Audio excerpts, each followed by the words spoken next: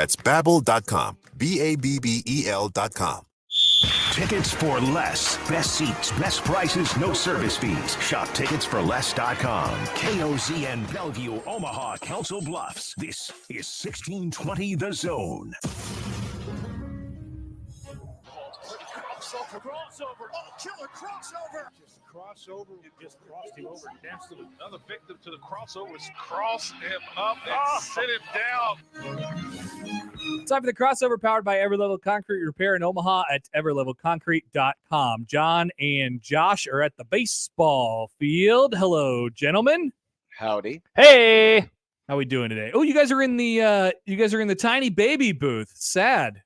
This is the original Creighton radio booth right here. What is this? The College World Series? No, that's actually we're in a different booth. We're in Nick. a different booth. See, look, this booth has the window. Has a window. You Yeah. can actually see the scoreboard Look without at that. leaning halfway out the window. Yeah, that's why we picked this booth back in 2011. Now, because why we could see out the window? Now you guys are the flow tonight. So why aren't you in the big TV booth? Well, I didn't know because of the separate broadcast. I didn't know if the other equipment was going to be in there. And I thought, you know what? Let's just have this in here. That way that booth can get ready for broadcast time, and this booth can be for us. Oh, for the Grum. Oh, got it. So you will be in the big booth tonight when you do. Oh, the yeah. And it's with you, right, Happer? Is it not with you? No, it's with Hanley. You lied. You lied to me. What? You said yesterday, I'm going to see you in the booth tomorrow. I said, great. No, I didn't. I didn't say that. I said, I'll see you on Josh Wednesday. remembers it that way, too. Yeah. He was the first one to bring it up. He said, now, wait a minute. I thought you said Connor was going to be in the booth. I said, yeah, because that's what he told us. That's what he said yesterday. I also thought the said same thing. no such thing. So see, many Go are to the tape. Go to the 3-1. tape. Check Let's bring the back tape. yesterday's Check the crossover. back Check seat. the tape. Check Yeah, the Nick, tape. Nick, just replay yesterday's crossover, and we'll all take a break right now. There you go. Somewhere in there, it'll be said. Good No, idea. I don't think it was said on the air. Oh, It had been said when we were just, off the air. doodling That off is the air. Interesting. That is Interesting. kind of convenient for us. That is a little convenient, isn't it? I said no such thing. I knew that I wasn't going to be on the call tonight. I'll be there tomorrow with you, John. Tomorrow. Interesting. Group I can see hallucination. already in the online chat that Husker fan is already triggered that tonight's game is on Flow Sports and they have to pay for the Flow Sports. Well, I think you should want to pay top dollar for our fine broadcasters, John Bishop and Nick Hanley. I'd pay a lot of money for that. Or just go to the game. And you'll be able to see two teams with 20 wins. You know, the difference is if this game were in Lincoln, it would be on that crappy BTN Plus. With the children. Nobody wants to watch that. Why isn't it on Nebraska Public Media tonight? What are they broadcasting? Some farmer garbage? Probably. Yes, we checked earlier, actually. You checked the back seat? The That's farmer's like the wife. oldest program they have on. It's been on for all 70 years of the channel's existence. So at 6 o'clock tonight, it'll be PBS NewsHour. At 7 o'clock, it'll be Finding Your Roots with Henry Louis Gates Jr. And at 8 o'clock, it'll be Julius Caesar, The Making of a Dictator, which is awfully convenient. The underhits. So John will be different dictator. Different dictator. Josh will be watching that anyway. Yeah. Yeah. You're not wrong. Why are they That's doing true. the Caesar thing so far after the Ides of March? Great question, I Nick. think that would have been a thing a couple weeks ago. You know, that would be great. You know, Nick, it used to be called Nebraska Educational Television. I guess they're not into the education. No, now it's just they're into public media. Yeah. Sad. The media has poisoned everyone once again. I did ask John Waterhole. when we were at Caesars last week. I said, "Do you think that they have a moment of silence for the Ides of March?" They should. They should. Remember, they have this giant statue of him there. Yeah. Then a bunch of statues where you can see guys as wieners, Yeah, tiny, you can. tiny baby wieners, but they're grown men. Tough luck for the ancients. That's all I got to say. Like a spry. Hey, Like so a spry boy. all right, so we talked about this earlier. I'm sure you guys will swish it around a little bit on your show today. Ooh, swish. Yeah, swish it around a little bit. But I came up with 11.5 for pitchers tonight. If you want to move it up or down, give me the case for it. But I'm gonna start there, and then we can move up or down. Well, this is something that we'll discuss with Michael Bruns coming up. As later we in the always Grum, do. because Hell yeah. That's kind of been our thing. Now, last year, I recall Brunsy and I set the line somewhere around 13 or 14. And the under hit, and right? the under hit easily. So knowing Under, that, that's why I went. That's why I brought it down a little bit. Yeah, I don't know. We'll find out. We're going to talk to Ed Service before first pitch tonight. Creighton did use a lot of pitchers over the weekend because one of their starters did not go very far in one of the games. And Creighton's playing again tomorrow. Yes. So there's probably going to be a lot of one-inning guys, maybe 4 to 5 out guys. And then on Nebraska's side of the ledger, they've used a lot of guys at the back end of their bullpen. Now, they hope that Walsh will probably go, I don't know, 3 or 4. That's what I was thinking. Furley says Will Walsh would go 6. I think he threw about 3 against Northwestern on Saturdays. Yeah, Furley says he has no hope in the Creighton offense. He says Will Walsh is going 6 tonight, and you can't stop him. So I see that the delusion from Nebraska ball fan is now morphed over into It Nebraska. appears Wow. You're just going to pick on all the Husker fans, John? They're because, picking on me first. Well, you had the bad tweet. Everyone had to I did hop not in have their a bad mentions tweet. I had because a of the very- bad tweet. I had a Check very- the bad tweet. I had a very good tweet, a very sensible tweet. Check the bad I'm tweet. sorry if you Midwesterners don't understand. Okay, you're from those- the Midwest. No, I'm from the Big East. Is there, I'm is an there- East Coaster. I'm an East Coast elite. Is there low key a lot on the line for the psyche of Nebraska fan tonight? If they lose to Creighton again, John will be chirping. Yeah, John will be after their butts. And I mean, you might have to put it away for a few weeks. Nebraska gets ranked for a second, and they lose to Creighton of all teams. Now, famously, the very first time Nebraska ever earned a number 1 ranking was 2001, and they played Creighton that night at the Buck, and Creighton won. So there is history. Very interesting. And the only reason John. I remember that is because I was doing the game on the other side. For I was doing Nebraska. Nebraska's Oh, ranking. turncoat. Will you guys all get together, all both the radio crews tonight, and I'll take a picture together and say we all know each other and we've all worked for many things and say, Maybe. okay, yeah, Hey, what was that? Where did that come from? I don't know.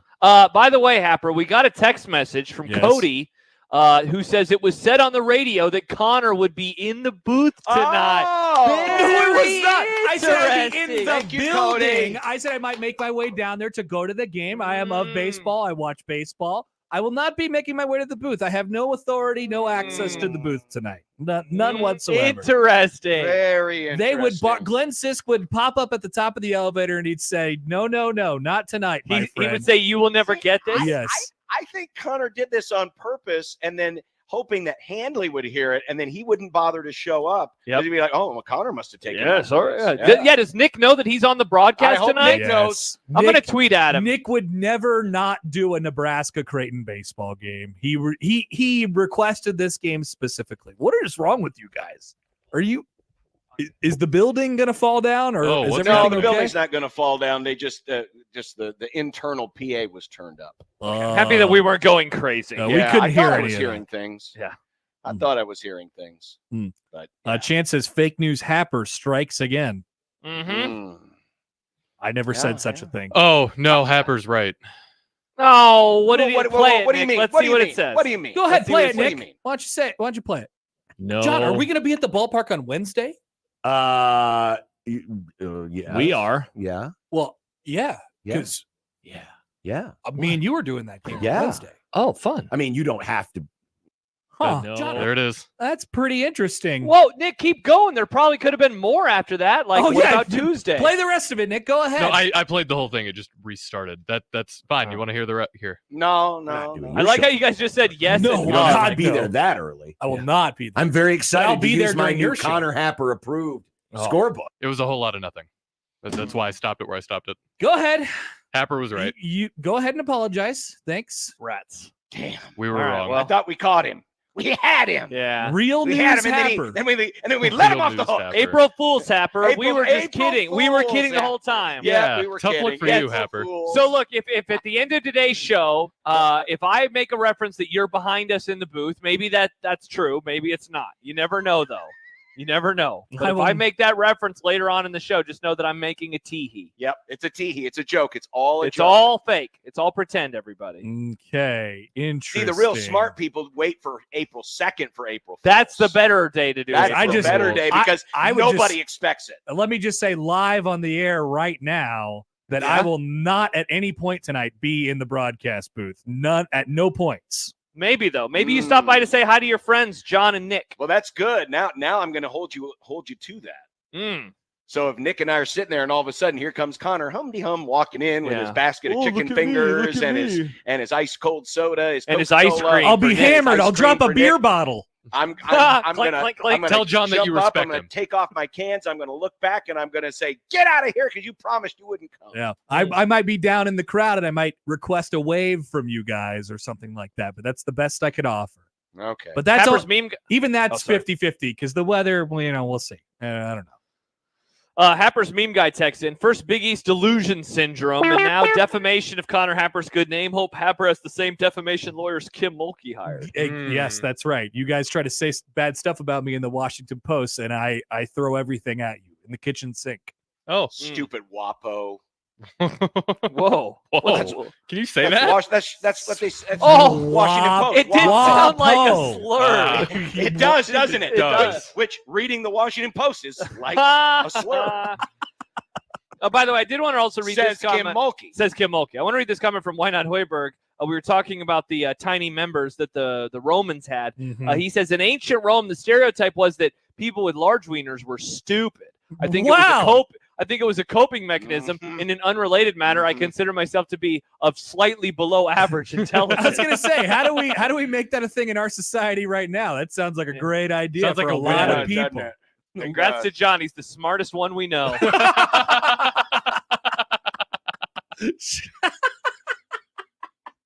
He's a genius. Nice job. Make sure John. you cut that part out. You just cut that part out. I am the smartest one you know. Why would I do Josh that? is gonna claim years down the line. I would never say such a thing, but the context around it is actually way more interesting. You can cut that one out, John. You were mean to me. You were pooping on me yesterday. Maybe more You pooping were. on You me. were. Yeah, we turned on the. Nick, I wasn't mean. That reminds me, I forgot to watch part 4 this morning. You didn't? Oh, I haven't seen the forgot vlog to. either. Yeah, I'm gonna save it into my folder right Where now. would so you I'll watch rank it. them, Nick? Where would you rank your vlogs in order from, like which one was the best? Was it 1, 2, 3, or 4? 3. 3 was the best. So where does You 4 like go? 3 in the best? scale? I like 2 best. 2 is my favorite. because I The got the Frol. yes, Oh, it's so all about funny. the Frol. That made me Yeah. sad. Because, See, like, John it- thinks it's funny that I lost a disc into a Well, I construction do because zone. every time I go golfing, I lose at least a half a dozen golf balls. Yeah. So I feel like it works now. Camaraderie. So it's a 3, 2, 1, 4. Because 4 is just it's like the goodbyes. It's the thank yous. It's the cap. Think circa. Mm. Why'd you make me sound like Kermit the Frog? I You didn't. do- I didn't. After John said that, Nick, I went and watched them, and I was like, okay, John is on to something. You do. There is a little bit of this in your voice, just a little. It's not over the top. Yeah. Just when you were doing the vlog, it doesn't come across as much here Mm-hmm. in the. It's just it's YouTube, Nick. YouTube Yeah. Nick Like is I said, you've obviously got a different 3 guy. characters. You've got this one, you've got this guy, and then you go, hey, everybody. Hey, you coming up next here I'm the on king. the king. Yeah. By the way- Vlog Nick is somebody that only lives in Vegas. I think that's a different. Vlog Nick Completely is probably different person. Vegas That's Nick. good. That's By fun. the way, one of my favorite parts about Vlog Nick in that video in particular was because you have the setup about you're going to go play Frol. You're just like so excited. You're like, I got new Yeah. frisbees. This Yeah. is going to be great. Nothing will ever go Yeah. bad. I skipped. I like Mike Schaefer skipped all the vlog parts. I still haven't watched them to this moment. You haven't watched any of the vlogs? Oh no, I haven't watched the froth parts. Sorry, I haven't watched the tickling chains parts. Oh, you need to go watch it, Happer. It's I funny. skipped it all. Because he's like, look at this decrepit land. My Oh. frisbee's over there. It's awful. It looked worse than my yard did 2 They're years building ago. a does look parking lot horrible. there, Oh. and it's just in the middle of the park where anybody Yeah. could lose anything. Yeah, it looks horrible. Yeah, it wasn't great. Was Makes not you a fun appreciate the course. Frol thing of the Midwest. We got good golf courses here. That one Do you, sucks. is there like I know magazines are kind of out now, but You hear are Life's coming back? Life is coming back? Yeah. Life was seriously. gone?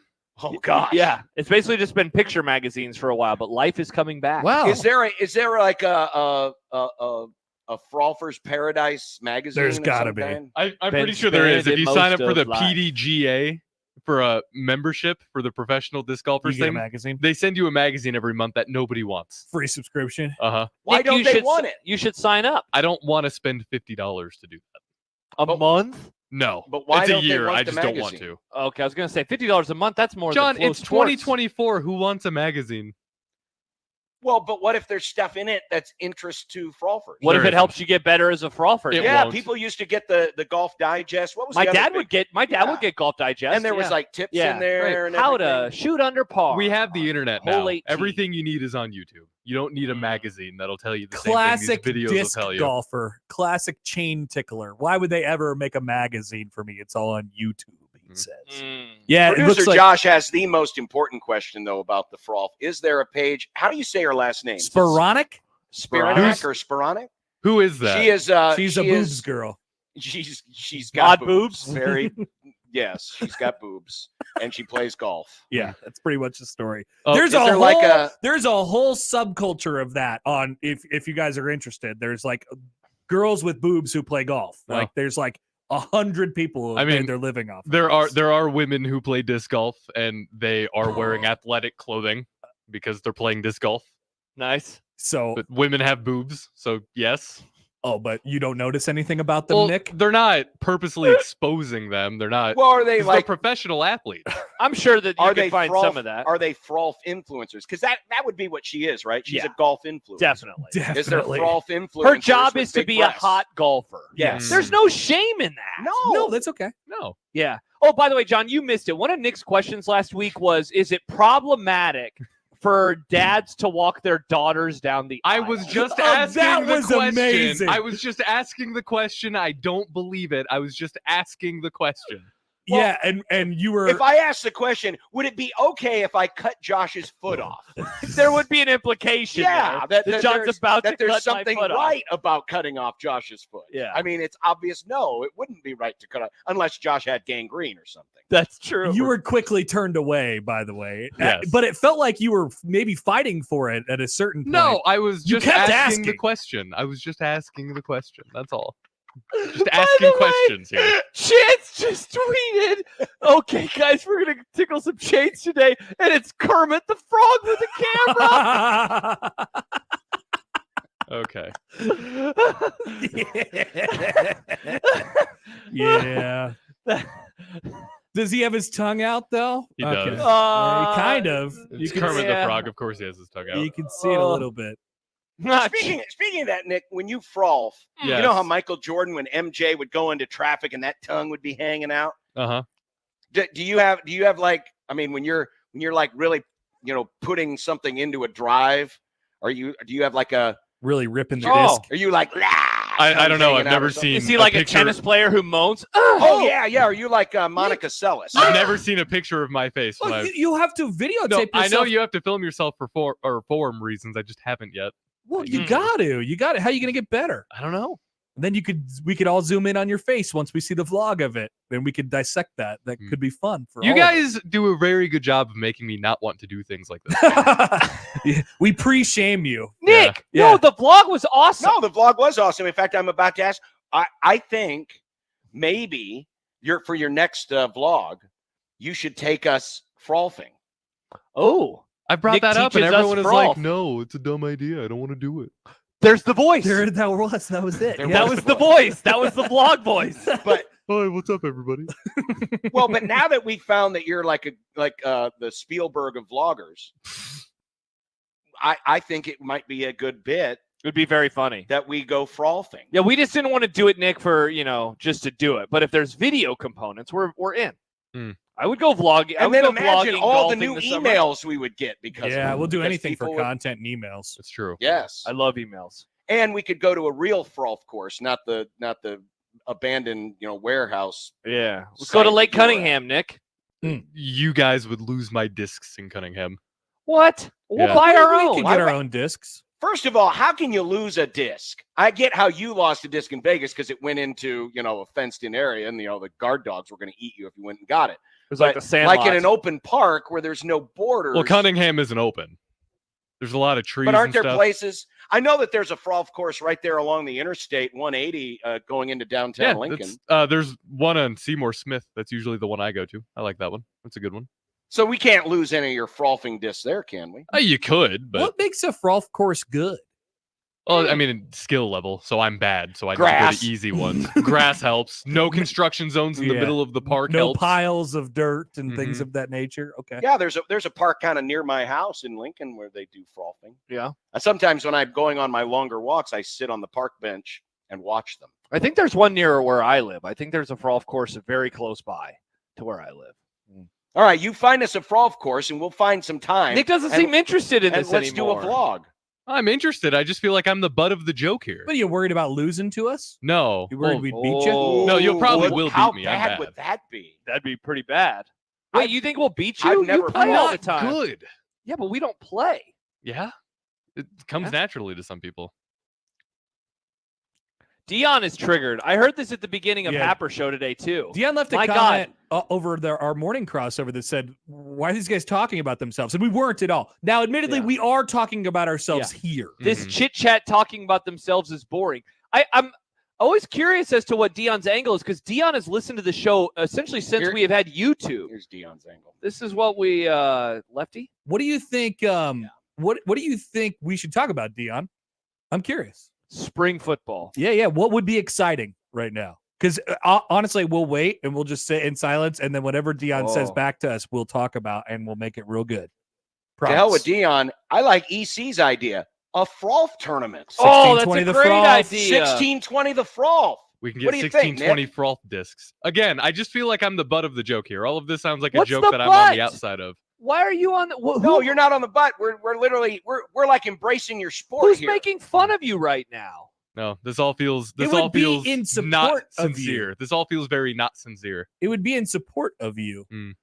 We could call our Frolf tournament, you know how they have the Bob Hope Classic and all that. We could call it the Nick Grimm Grimm? Classic. I like Because it. you're our original Frolfer. Nick Yeah. Grimm I Memorial. love this idea. The 16-20 the Frolf Nick Grimm Classic. We're The- finally embracing Nick, and he doesn't like it. I love this. Because about it doesn't this? feel like you're Nick, actually embracing What me. if I gave it a punny name? The Grimvitational. That's a good name. That's a really good name. Invitational. It's a great The idea. 16-20 the Frolf Grimvitational. That's a I'm really good very in. Okay, now is he back in? I'm not saying that I'm not in. I just want to feel like this is a genuine thing and not like you guys are Yes, just going to Nick, make you fun have of my me word. behind my back in a Scouts- group chat. No, Nick will Scouts make fun of you group to your chatting. face. Yes, it's happening. Yeah, right we'll in front make of fun of you to your face. Why Yeah. would we make fun of you behind your Scouts back? honor, That's all I Nick. want. If we Just make fun do of me to my this, face. If we do We this, are. I will be there. If Yeah. we do this, I will be there. I will participate. I People will can help sign promote up it. via emails. Yes. Someday emails will be currency, John. Someday emails will be currency, I and think we'll, that day is we'll right have now. the Grimvitational to thank for. I love this idea. Just go to Seymour Smith. That's a good park. Nick, how many people play in Frolf Invitationals usually? Well, I I- assume the same number of people. Is it who a play the shotgun golf start? Great question. The professional leagues, it's like same as just a normal How many Golf. holes are on a Frolf course? 18. Really? 9 or 18. Depends. wow. Sometimes they have 20 or 22, but it's usually 18. What? Yeah. I'm dead serious. I don't know why. We should do this. Shotgun It's a start. great, it's a This great is a- summer idea. This is a great July idea. It is. Do It we- really is. Do we bang Golf Flash in lieu of the Grimvitational or what? Ooh. Grimvitational Flash. Mm. Grim Flash. Oh, hello. Mm. I think that this is a great idea. We I don't can't know what day we're having a meeting this week. Mm. Do what? Well, I don't know what day we're having a meeting this week because we're going to be at the ballpark like every freaking We are day. going to be on. But we'll run this by our boss. I love this idea. I Mhm. want to do this. I would like to Frolf in the Grimvitational. I want to be the inaugural champion of the Grimvitational. We can make stickers. I played in the Grimvitational. I frolfed I in want the shirts. Grimvitational. I I tickled want a chains. shirt. I want Nick, tickled do you- chains to be on there somewhere. Nick, do you still have the bumper from your car? He got rid of that car. Oh, it's at I my know you dad's got rid of house. the car, whole but new did, car. did you keep the bumper? It's at my dad's house somewhere. Is that the trophy? Could the bumper be the trophy? Oh my gosh. What an awesome trophy! Congrats on winning the Grim Invitational. Here's the bumper from a 2003 Grand Am. It's pretty good. It's pretty I good. mean, we could get someone to maybe engrave, the Grim Invitational on it or something, make it look more trophy-esque. But can you imagine? I mean, people give away championship belts now, and they do the turnover chains. No one has ever given away a bumper off a Grand Am. It would be unique. It would be unique. That's true. Carl says the Grim Invitational slogan, tickle these chicks. If we do it again, though, we'd have to find another Grand Am bumper, and that's where it could get kind of hard. It's one trophy. It gets passed. It's like down. the Stanley Cup. Oh, okay. It's either like the Stanley Cup or like the Borg Warner, the trophy you get for the Indy 500. They don't actually get the big trophy. It's like symbolic, though. It's in the winner's circle. And we could give them like a little plaque, and maybe we just cut off little tiny baby pieces of the bumper. That's the best idea. Here's some and give it fiberglass to the winner. Because this is obviously going to be something that lasts decades. Mhm. So we're going to need plenty of little pieces off the bumper. I like this idea. What's our date for the Grim Invitational? Is it David says I will drive to Omaha from KC to play in the Yes! chain tickling. See, look at that, Nick. Yes! We got people that are in on this. And yet Nick doesn't want to participate. bring your own discs though? It's one of don't those- borrow. BYOD. Yeah, BYOD. There's no BYOD. And don't take that in a funny, inappropriate way. No. sickos. Good This Lord. is the Grim Invitational. We have very high standards for the Grim Invitational. Dave says that you guys can throw out the ceremonial first throw simultaneously, a la Palmer, Nicholas, and Player at the Masters. I want to play in this. I don't want to be a ceremonial tee Yeah, off. we're guy. not I wanna that old. play. We're I wanna young win. enough still. I want to win that bumper. I want that bumper. I've been dying for that bumper my whole life. That red bumper. It's like the Mm. green jacket. The red bumper. Yes. Yes. And then in future iterations, the person who had the bumper from the previous year can give it to the new person. And you who owns the slip it bumper. on Yep. the red. The other person. They give them the Put red. it on their bumper. head. Oh yeah, we could get like a little hat thing to fit on there, and the guy's like holding up the things like this. Finally got Nick, I think we got something here. Okay. Wow, look at Nick. He's not interested in this at You all. should be. It's gonna take some more. I'm interested if it's legitimate. If What you guys it is- genuinely want to do it. Yes! We're talking. We actually do want to do Scouts this. honor. It sounds like Why a good would idea. wait, Nick? Okay, real quick, Nick. What do you think we're doing? We're like gonna pretend, and then you're just gonna be the only one there. He Yeah, doesn't. He doesn't We're want gonna. to. No, it feels like it's disingenuous. Like, if it's No. a thing that ends up happening, you guys will just make fun of it the whole time. Like I tried to do these vlogs, and John's Make just making fun of it. I'm the going whole to time. win it. But John, We I'm love gonna win the it. vlog. I am going to win it. I am going to be the first champion of the Grim Invitational. This I guarantee. I am Joe Namath. I am guaranteeing a win in the Grim Invitational. I will say I'm this. challenging all you frolfers out there. I'll take you all out. Nick, also, we love the vlog. What are you talking about? Oh, We love You the guys vlogs. always make fun of me for frothing, and now suddenly you're in on it. No, You just want to do it. It just feels like I'm the Yes. butt of the joke here. There is all this a sounds- little feels bit like. of that you have to accept, Nick. Like we are doing this because of you. Yes. There's Yes.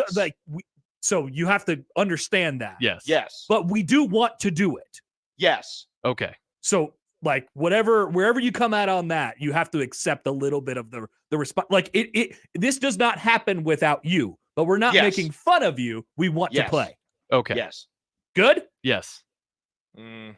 The Grim He didn't like it. Invitational. He didn't like it that much. But No, I'm fine doesn't with like it. it. It's a fun We got time, idea. I'm out. But I'm we out. got to figure it out.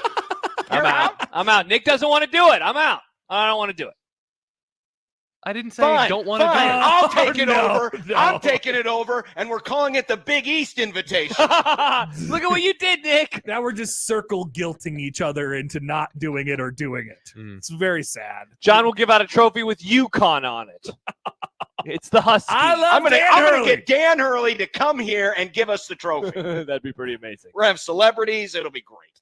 Celebrities. If Yeah, John did his own one-off Frolf tournament, it would be pretty funny. It'd be quite the spectacle. There's I'll a- give him It'd be that. me and one other guy. out The there. guy who owns the disc golf store next to Seymour Smith is a professional. Technically, he might know some people. Might be able to get some people for you, John. We want our listeners. We want everybody. We Yeah. want it. We want emails. We want people to join us. We want people to join us. We want Nick to be there. Oh, there's a We want the- graphic. We want the Who Grim. made a Invita- graphic? Josh. Oh, there we Did go. Odson- Look at that. Oh my God, that's great. James will be Were you not tickled. wearing a shirt during the Frolf? I was wearing a shirt. No, that's him in the pool. That's the pool. Oh, Oh my, that's an amazing graphic. I love Very that good. graphic. That's so good. Okay. BYOD. He's in. I'm in now. He likes That it. graphic did it. All right. Look at that. We get shirts that say "I tickled chains" with the Thank great you, Nick producer Grimm. Josh. God bless you. Thank you, Josh. You did this. You did do this. The Grimvitational is a thing. It's on. Nice. Happer's meme guy. If it's the Big East Invitational, there'll be 2 really great frolfers over the course of a decade, and then a bunch of mid-frolfers who will say, "But hey, look at the guy who won." Oh, Wow. man. Boom Shots roasted. fired. Shots Boom fired. roasted. John. That's funny. But there, you'd have to admit, there's another tier in there somewhere. You know, maybe like the second tier. Well, we know this much. Nebraska won't be invited to the Grimvitational. But once a decade. But once a decade, Once and a then they'll never win. By the way, here's the graphic. For those of you who've been amazing watching in the graphic. stream, 1620s is the zone. Grimvitational. BYOD. Chains will be tickled. Look at that. Look at that. Also, Yeah. great job editing Nick out of the water there, Josh Hodson. That's a very great good. job. Yeah, It looks like Nick was took that picture in front of a green screen. with how good Unless it's you look at edited. the reflection in my sunglasses. I wish we No, could have no, it got looks more good. tongue in there. You know, That's what she said. That's what she said. Yeah. It's not We're doing this. representative. Vegas Nick was a loose cannon. We're doing this. We have to. Mm-hmm. The Grimvitation. July would be July's a good month, right? Yeah. of course. Nothing March a happened in great month. July. We're past the College World Unless Series. Happer goes to the stupid Big Ten Media Days again. What do you Oh, mean? the Nebraska Disc Golf Company's in on it. Hello. Oh my gosh! See, look at That's this. the store I like to go to. I love that guy. He's great. Nebraska Disc Golf Company. Give Nick an endorsement. Yeah. Endorsement. Let's Yeah, go. I would love yeah. that. Or just subscribe today. That Either too. one. We'll Both. take your Why Or not? email. both. Yes. Both. A little bit of both. Wow, this is awesome. Nice. Look All at right, this. the Grimvitational came together. Wait. I mean, I might go to. We could do it outside of just the 3 days of the Big Ten Media Days. Josh, I'll probably go again. Wouldn't it be more interesting if we did do it during Big Ten Media Days? Honestly, that would fit pretty well. Kind of, yeah. yes. It's not like you and I want to talk about Big Ten Media Days. There's so- really not much usually to talk about. Hey, look, Scott Frost is doing stuff. There's Well, probably going to be now some that would be vacations in newsworthy there. if Scott It Frost would. was If doing Scott Frost stuff showed up this at year. Big Ten Media Days, that would be awesome. What about the questions about certain things that happened, that were not Matt Rule's responsibility, that are asked of Yeah. Matt Rule? Yeah. Could happen. You know what? What? We need Matt Rule to throw out the ceremonial first. Oh, straw. well, then we can't do it during Big Ten Media Days. He'll That's be right. busy. He for sure will be doing tongue things when he throws the disc. Well, yeah, because he's constantly licking his lips. Oh, yeah. Otson points out the new schools at Big Ten Media Days. I forgot about those new Mhm. schools. And it's Oregon. 3 days now. Oh, my God. If I could, days. I'm not going to all the days if I'm going. So either one of the days So or you just zero pick of the 2 days that Nebraska's not involved. Is that No. what you're gonna do? Mm.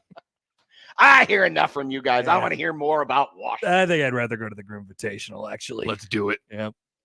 All right, so this is we have the kernel has started right Yes, here. The yes. kernel is right here. We have planted the seed Another great idea. for the 1620 Grimvitational Frolf tournament. Yes. This July, TBA at a park to be. I mean, TBA what if, and TBD. what if we could do it here? Wow, look at that comment. This will be more entertaining than Media Day. Well, there's not enough room for 18 holes here, John. Nick, could you set up a Frolf course here at the ballpark? I would need a lot of I only have a portable basket. I would need more Well, than no, one. I'm saying if you have, if We'll give you someone- the chains to tickle. You'll give me the how, chains how to big tickle? how big of an area do you need for a Frolf course? I mean, Could any you fit a Frolf course here at TD or at Sargent? This would be for Charles tiny Frolf? baby This would be boys. But it doesn't have to be on the field. It could also be in the stands. You could throw the discs to the stands. you could do a pretty solid 9-hole, but it would be more of a putting type. You know, the good people can throw 400 to 500 feet. Oh boy. Okay, Yeah. so what if we did half here and then half out in lot B over here? Oh, we could do that. Yeah, I'm just looking. Dave- I'm Dave just says- looking for unique places. Dave says, can't wait for those tight tea time splits. The course will be packed. We do love the tight splits. Mike here on Schaefer the would Grump. like to sponsor a hole already. yeah, it's all coming together. Yes! Oh my gosh. Yep. Wow. This It's going to is be great. the Hudson Schaefer hole. He's going to name Wow. it after his son. Look at Nebraska Disc Golf Company. This is incredible. Maybe we can finally do Josh versus This could baseball happen. during this thing too. Schaefer's idea of Josh Oh versus yeah, what's baseball. that idea where I You- run around you have during to- a whole game? You have to run a certain amount during an entire baseball game and see if baseball wins or something. I I'll can't kick remember what baseball's ass. I want to do this. Josh versus baseball. Also. I love that idea. Game's That's going to a go 20 innings. I It's think it gonna be was a fantastic. fundraiser. I am raising money for St. Jude again this summer, so we could do something. good where, idea. That's a uh, really like- good way to raise some money. Yeah, I need Yes, it. it is. Yeah, let's talk to Schaefer on that because we could do something with the Storm Chasers. I think that We would got be awesome. ideas. We got ideas, folks. Many ideas. We've Yep. got ideas, but one at a time. The Grimvitational. Grimvitational. Grim yes. The Invitational. Grimvitational. Let's Yes! go. Look at that. Nick's in now. Nick's I'm in. in. Look how excited he is. Nebraska Disc Golf Company says they can get us all the baskets. This is amazing. Fantastic store, by the way. Nebraska Disc Golf Company. Could we get discs with the 1620 The Zone logo on them? Interesting. How fun would that be? And How you fun can would put your that be? logo on there too. You Yes. know, we love Sure, why promotion.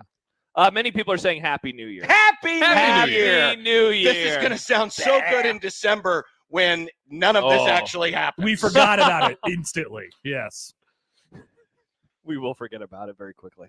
Oh, Once we follow not. through. Nick, we're tag teaming this, Okay. right? You got to be my partner. I can tell there's still a tone from Nick. There's still a Yeah. tone. There's still a tone. There's He's not still all a the way tone. in. He's not He all the really way. isn't. This We're- is very sad. We'll get him there. We'll get him there. Okay. We'll get him.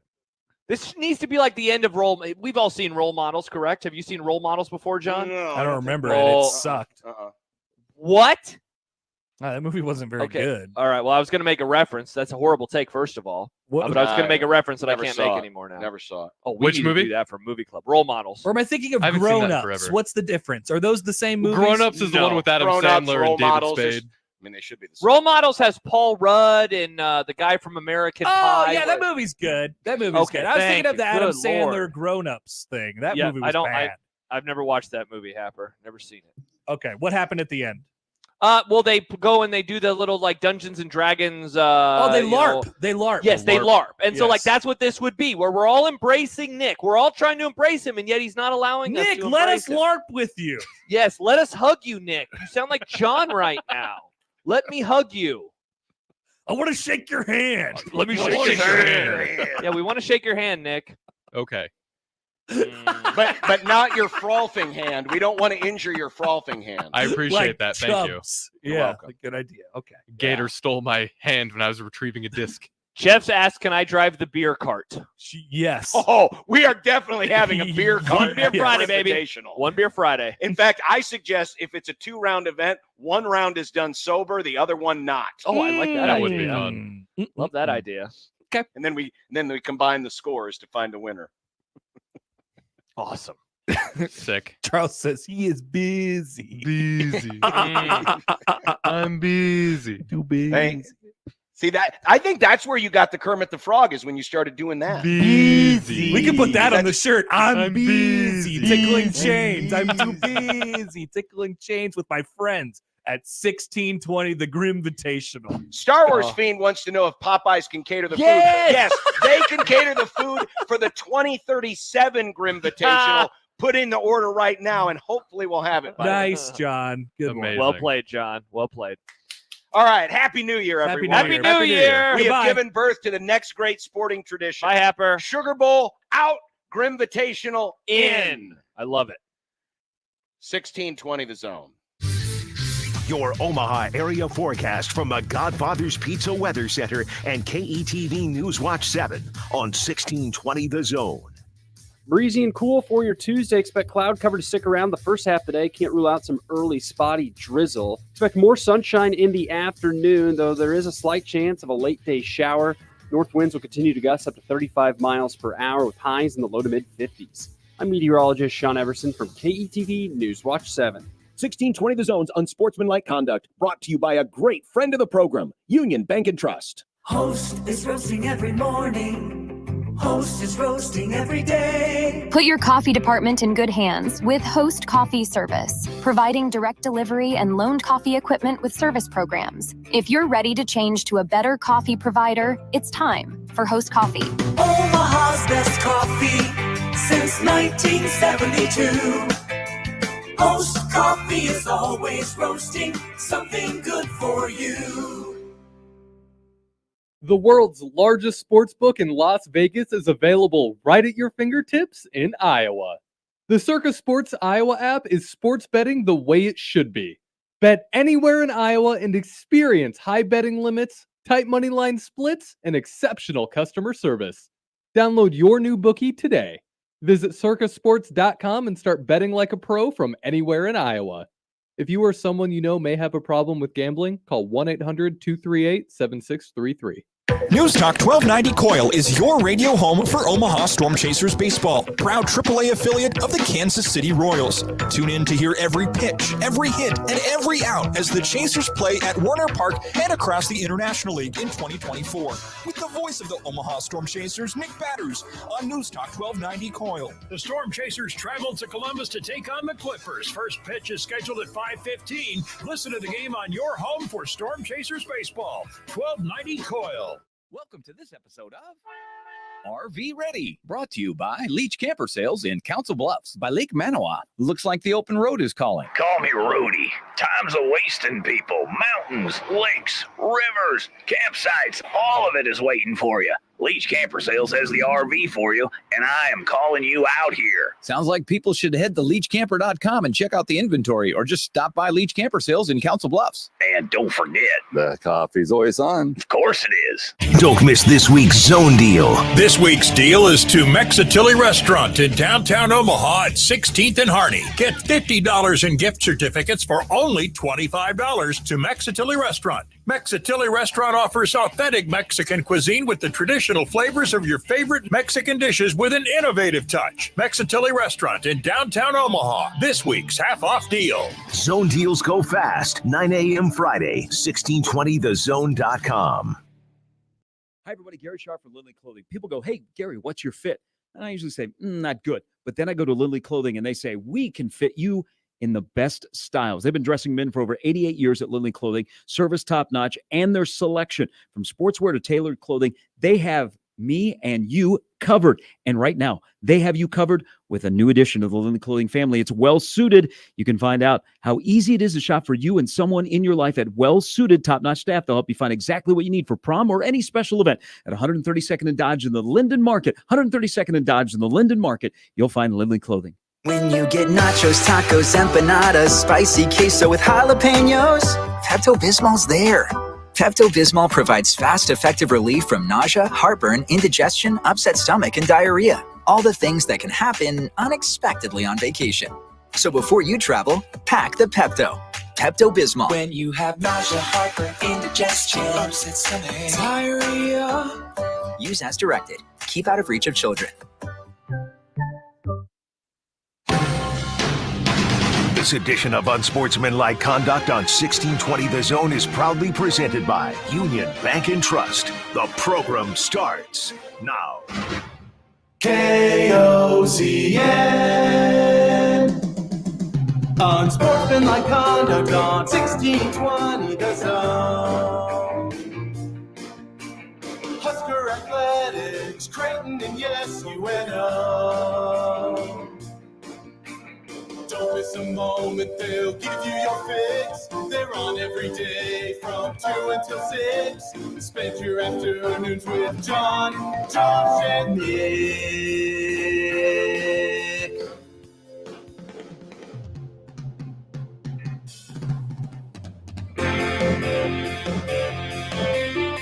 John, Josh, and Nick.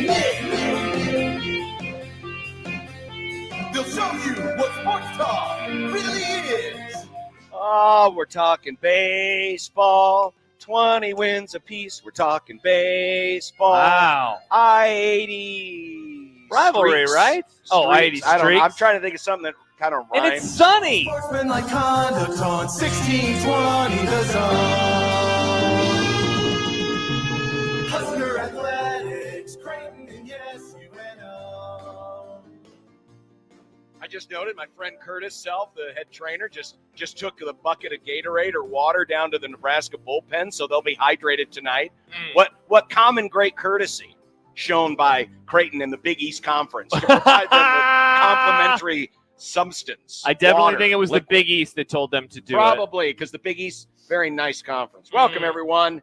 We are at Charles Schwab Field, where tonight it's game one of the I-80 rivalry. And, over the years, this series has kind of lost a little steam. It has. I mean, back in the day, the Rosenblatt would be packed, and people were excited for it. I remember going when I was a young, and there was 20-something thousand people at Rosenblatt. Now, the weather on that night that I was there, way better than the weather. And it was always the last game. But Correct. even the two games before that, the one in Lincoln and the other one in Omaha, because that's usually how it's worked out. It's been decent crowds, but it's never, the same anticipation, anxiety hasn't felt there. I'm just talking outside. I know that the Creighton players really look forward to it. I know the Nebraska players really look forward to it. But as far as like publicly, it doesn't feel like it has the same, anticipation as it did back in the day. And I know, Creighton hasn't been in a regional in 5 years. Nebraska 2019, hasn't been. The interest in Nebraska baseball isn't the same as it was back in the Big 12 days. It still got good interest, but it doesn't have the same, intensity as it did back in the Big 12 days when Nebraska was competing for College World Series. But tonight, both teams got 20 wins. It's the best combined record in over a decade between these two squads. They're both playing really, really well. One team is ranked and the other one isn't. One team is ranked. Yes, one team is ranked. D1 baseball still disrespecting the Jays.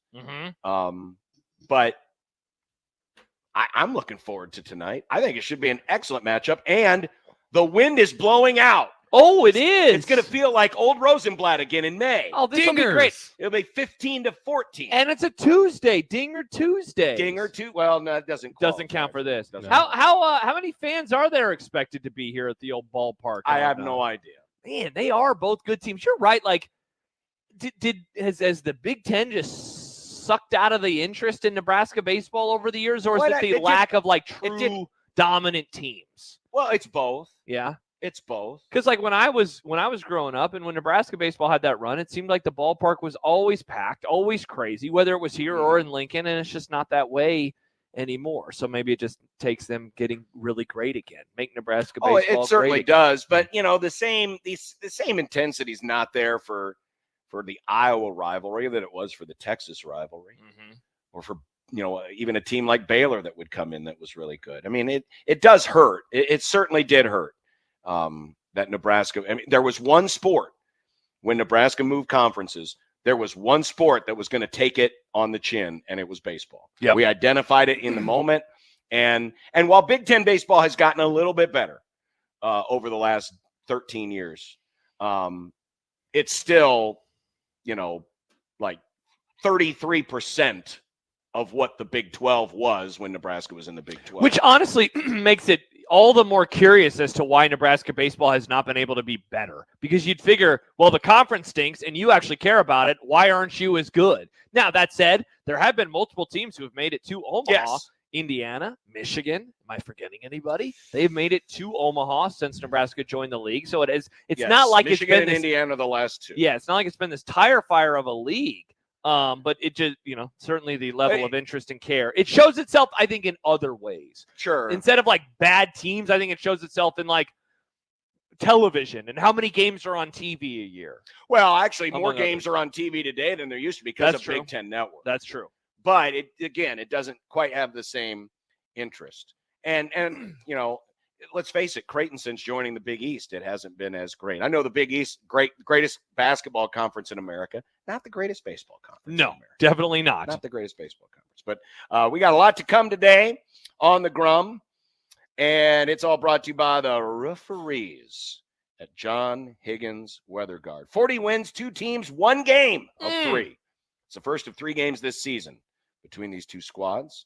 Mike Ferrin will join us From SiriusXM MLB Radio, yes, it's our regular visits now. They begin in earnest. Baseball. As the baseball season is we're 5 days old. So excited. We had a no-hitter pitch last night. by the Astros. By Yes. one player on the Astros, not the stupid team no-hitter, No, which it was I not don't a- acknowledge. It was not a team no-hitter. It was not a combo no-hitter. It was a single no-hitter. Michael Bruns will be along. Of course, we couldn't do a Nebraska Creighton preview without talking about how many pitchers. Yes. How many pitchers will be used. He has set a pretty aggressive line, in my opinion. We're going to talk it out. It's a large line. I believe 13 and a half is what he told me this morning.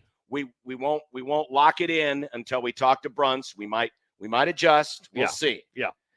Well, you can keep enjoying that trip to Council Bluffs. It's a good thing they're building the little addendum. Oh, to that's the Cary right. Bridge. The new bridge. Yeah, they're building the addendum so that you can walk over the Cary Bridge because you're going to need it. Oh, you're going to need it. Okay.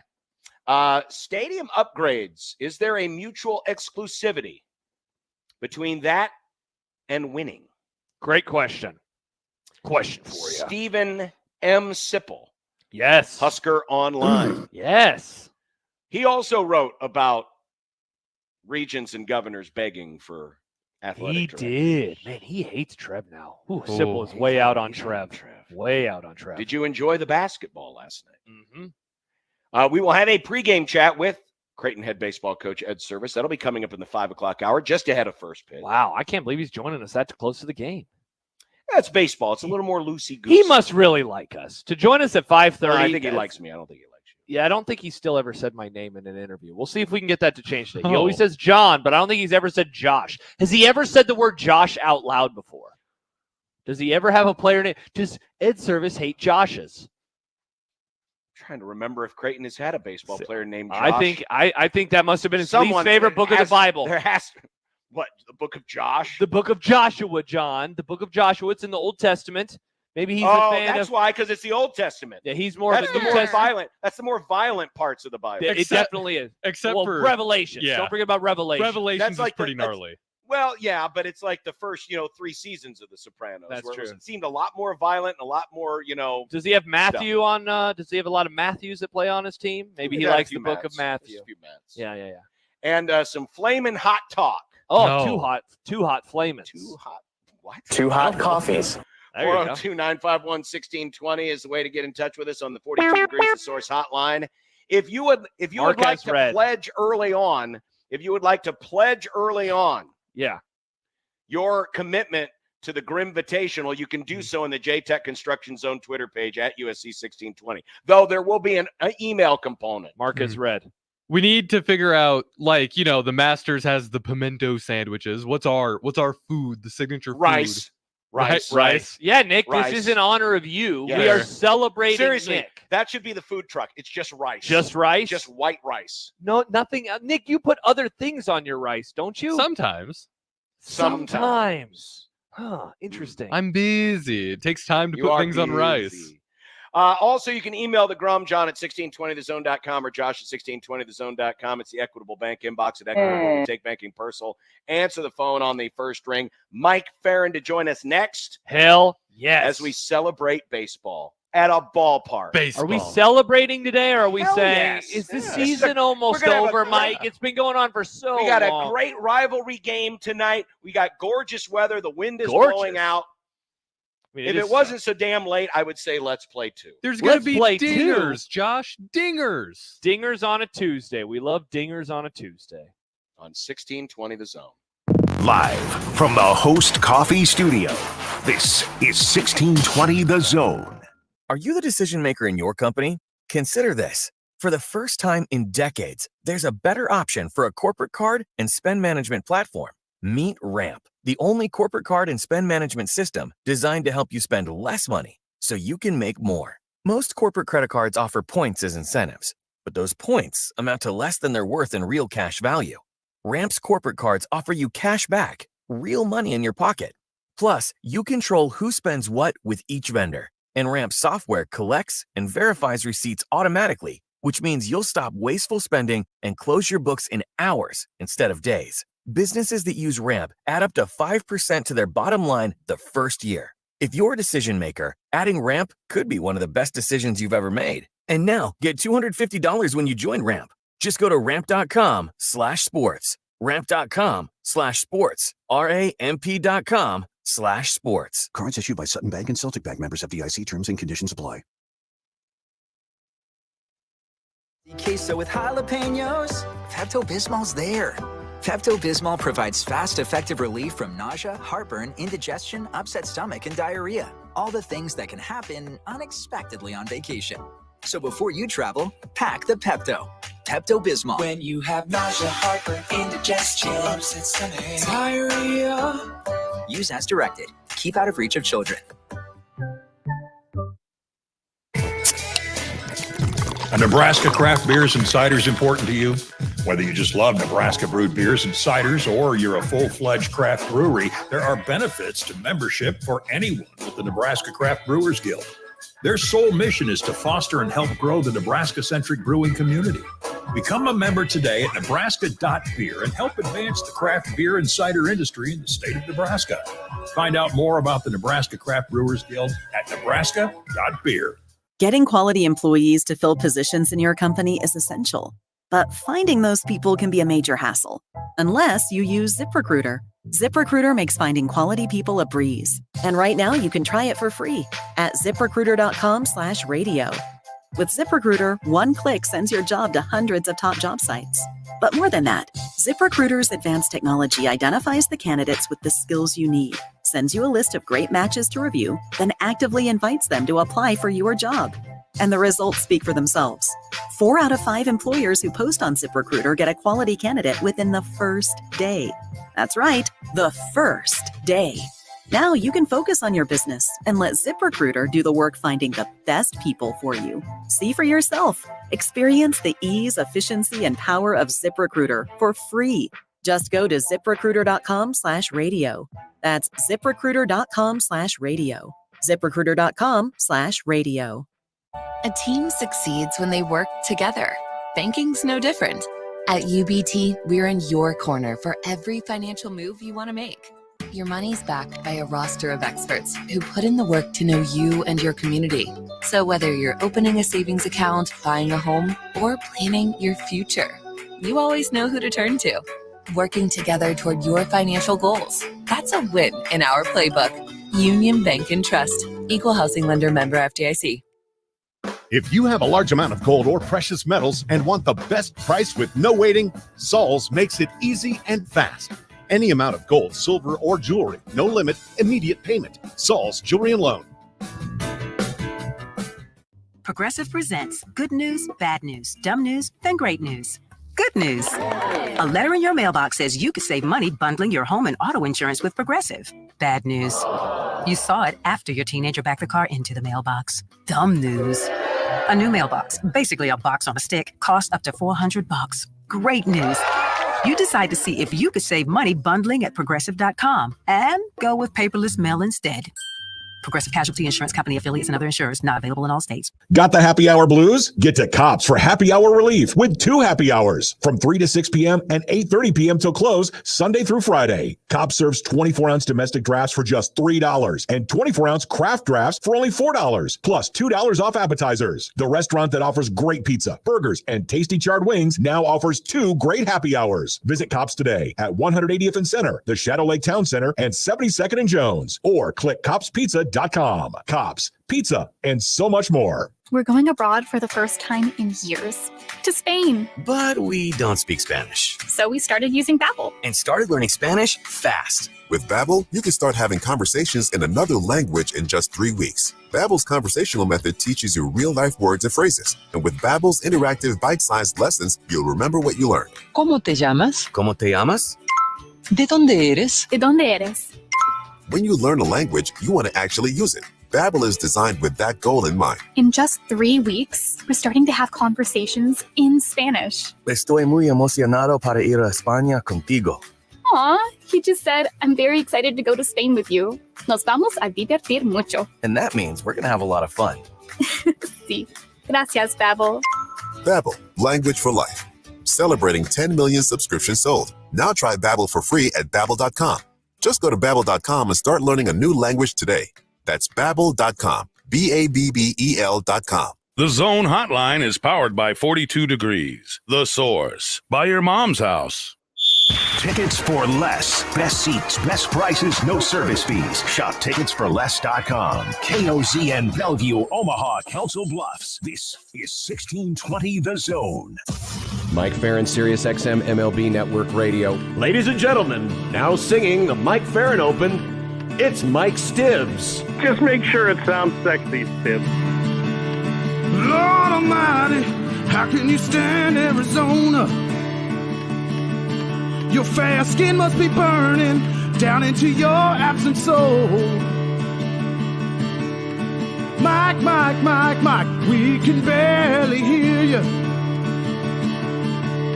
It sounds to me like you called us from inside a hole.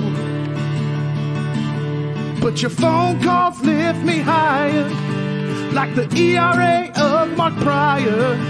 Your hair looks like it's on fire. You're Mike Ferrin.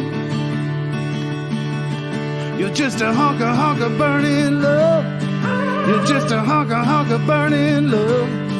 You're just a hunk of burning love. This is the first of our regular visits with our good friend Mike Ferrin of Sirius XM MLB Network Radio, certified Husker expert. Thank you. Thank you. I've worked very hard. I mean, not at all to get to that level. So You've proven what I've always known about prognosticators. What's that? They're as lucky as blackjack players. Yes. Maybe even luckier. Perhaps. By the way, the people are very excited about Mike Ferrin's return. A couple of the early responses, like this one from John, reads, Mike is always a good listen on the Grum, but I really, really miss him reading from the Scott Frost comic book. That was awesome. And Dave says, the first 8 Ferrin Tuesdays are amazing. I think every other answer he has is, it's too early to tell. Yes. Well, here's the thing is that I was thinking about that because really that is kind of the gist of the first 2 months of the season. Josh, I think you need to stop asking questions where the answer is obviously it's too early to tell. It's a great point. I did think, thank you, Glenn. I did think, 2020. That's amazing. Look at that. Mike, I got a 2020 media pass. How fun is this? 2020, wow. Oh, I finally got my media pass for March Madness in Omaha 4 years ago. But Mike, so I was thinking about that this morning and how I ask a lot of questions and you're always like, it's too early to tell. And sometimes John asks questions and you say it's too early to tell. So let me try to come up with a question where you won't say it's too early to tell. At what point do you allow priors that you had coming into the season maybe give in a little bit based on the feedback of the start of a campaign? When does that start happening? Do you think where you're like, it is no longer too early to tell? I mean, I think it depends on a couple of different things, right? So, like, I think if you're looking at real micro changes with players, whether it's increased velocity, success of a new pitch, the ability to control the strike zone better, those things, I think most of the data will tell you that starts to stabilize for pitchers in like 3 or 4 games, and for position players, it might be 75 plate appearances. So after a month, I think you can start to determine whether or not changes are real. But I think it's much healthier to get more information before you say anything definitive. So to me, the first third of the season is really a feeling out process. There's a great Billy Bean line about it, right? Is like the first third of the season, you figure out what it is that you need. The next third, you go and get what you need. And then the last third, you give them hell. And I'm paraphrasing a little bit but that's kind of what it is that you, over the course of the first 50 or so games, you get a feel for how your team is. And then if you feel like you're going to be in the mix, then you're looking to improve it. And if you feel like you're not, then you're looking to improve your organization so that next year isn't the same, or 2 years from now isn't the same if you're going through a deep rebuild. And then the last third of the season is when it's really exciting, because it's that's the sprint part of the marathon, right? The last third of the year. So I really think when you compartmentalize it like that, it's you try to give yourself as much a leeway as possible to try and determine how real some of the changes are. And I think that there are things you can make, I guess I would say, guesses at earlier than others, but it's really, as always, the more data you have, the better informed you're going to be, and the better information you have, the more right you're going to be. Well, speaking of giving them hell, nice. Ronel Blanco gave him hell last night. He sure did, John. No hitter last night. I did not know this about the Astros. I guess I should have known because I think Nolan Ryan's probably responsible for half of them. This franchise has 16 no-hitters in the regular 17. season. And 17 if you got the World Series. Right, but this is 16 regular season no-hitters since 1962, which is the most by any franchise. 62 was the first year of the Colt 45/Astros franchise, which is pretty impressive. But it's the fourth time that a team has gotten their first win with a no-hitter. The Astros, of course, they didn't win over the weekend, get their first win. The Red Sox in 0-1 with Hideo Nomo. Yeah. I can guess the other two. Right. I think I can guess the other two. I was going to say, you just gave it away. You said Cubs in 72, so that's Bert Hooton. Yes. Do you remember who against? I don't. I remember asking Hooton about that no-hitter, and he said, well, I couldn't give up any hits because I walked 7, so that was all the base runners that I allowed. And I want to say one was Bob Feller opening day of 48? 40. 1940 at the White Sox. So pretty impressive. But which was more surprising, that it was Blanco that threw the no-hitter, or that was the first win of the year for the Astros? I think probably that. And that's the first time that a new manager has had their first win be a no-hitter. That's Joe Espada's first win as manager of the Astros too. So, I think the fact that they got swept in a 4-game series at home against the Yankees is pretty surprising. That's, you look at that and go, well, if it's a split, that's kind of what you would anticipate with teams of that quality. They hadn't gotten their offense going until last night, and they beat up on Bowden Francis pretty good. But that I think was the most surprising thing, was that we're 5 games into the season, and this team that's been to 7 straight American League Championship Series and still should be a pretty good team, wasn't good over the course of the first weekend. That's going to happen over the course of the season. Good teams get swept in 4-game sets. It's something that occurs. It's just you're not used to seeing it on opening weekend. And it was a bit of a surprise. But I also think, listen, I think one of the things that we know is like the Yankees have a chance to be pretty good this year. If their starting pitching, outside of the Garrett Cole injury, stays healthy, this offense is far better, and they really did a good job against Houston pitching in that series, and last night against Arizona in the opener of that series as well. First time since 92 that the Yankees have been 5-0 to start a season, which surprises me a little bit. All those great teams in the 90s, early 2000s that they didn't.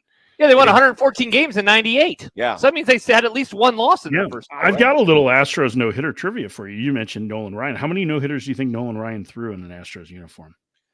Well, didn't he throw 7 overall? 7 overall. I'm going to guess 4. I'm going to go. He had 2 Rangers. That sound 2 right? Rangers. Yep. Okay, so we're down to 5. I'm going to go 2 Rangers. I went too high, I think. I'm going to go 3 Angels and then 2 Astros. It's actually 4 Angels. 4 Angels, so only 1 with Houston. 1 in Houston. The all-time no-hitter leader in Astros history is Mike the late. Scott? Nope, he threw 1, and a very important one. It was a clincher, if I remember right, in 1986.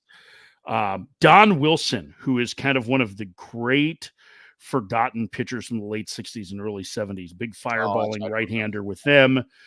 Threw a couple of no-hitters. He passed away in his mid-30s. It was like 1975 under kind of mysterious circumstances.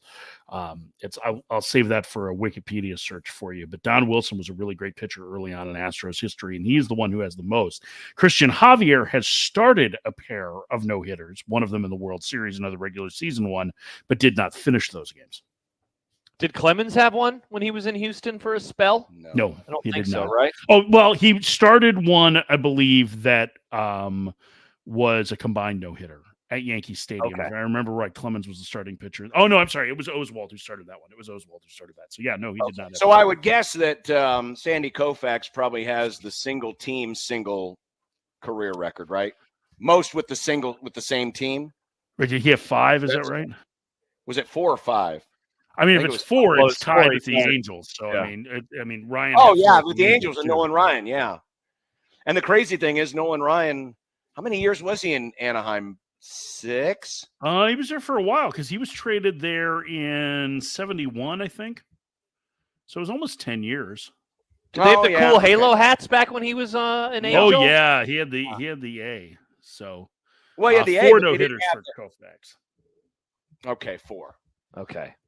But yeah, interesting stuff. And it completely wiped off what should have been the highlight of yesterday, and that it was Imanaga's debut with the Cubs. He had the most. This is from my friend Zach Zaidman, the voice of the DePaul Blue Demons.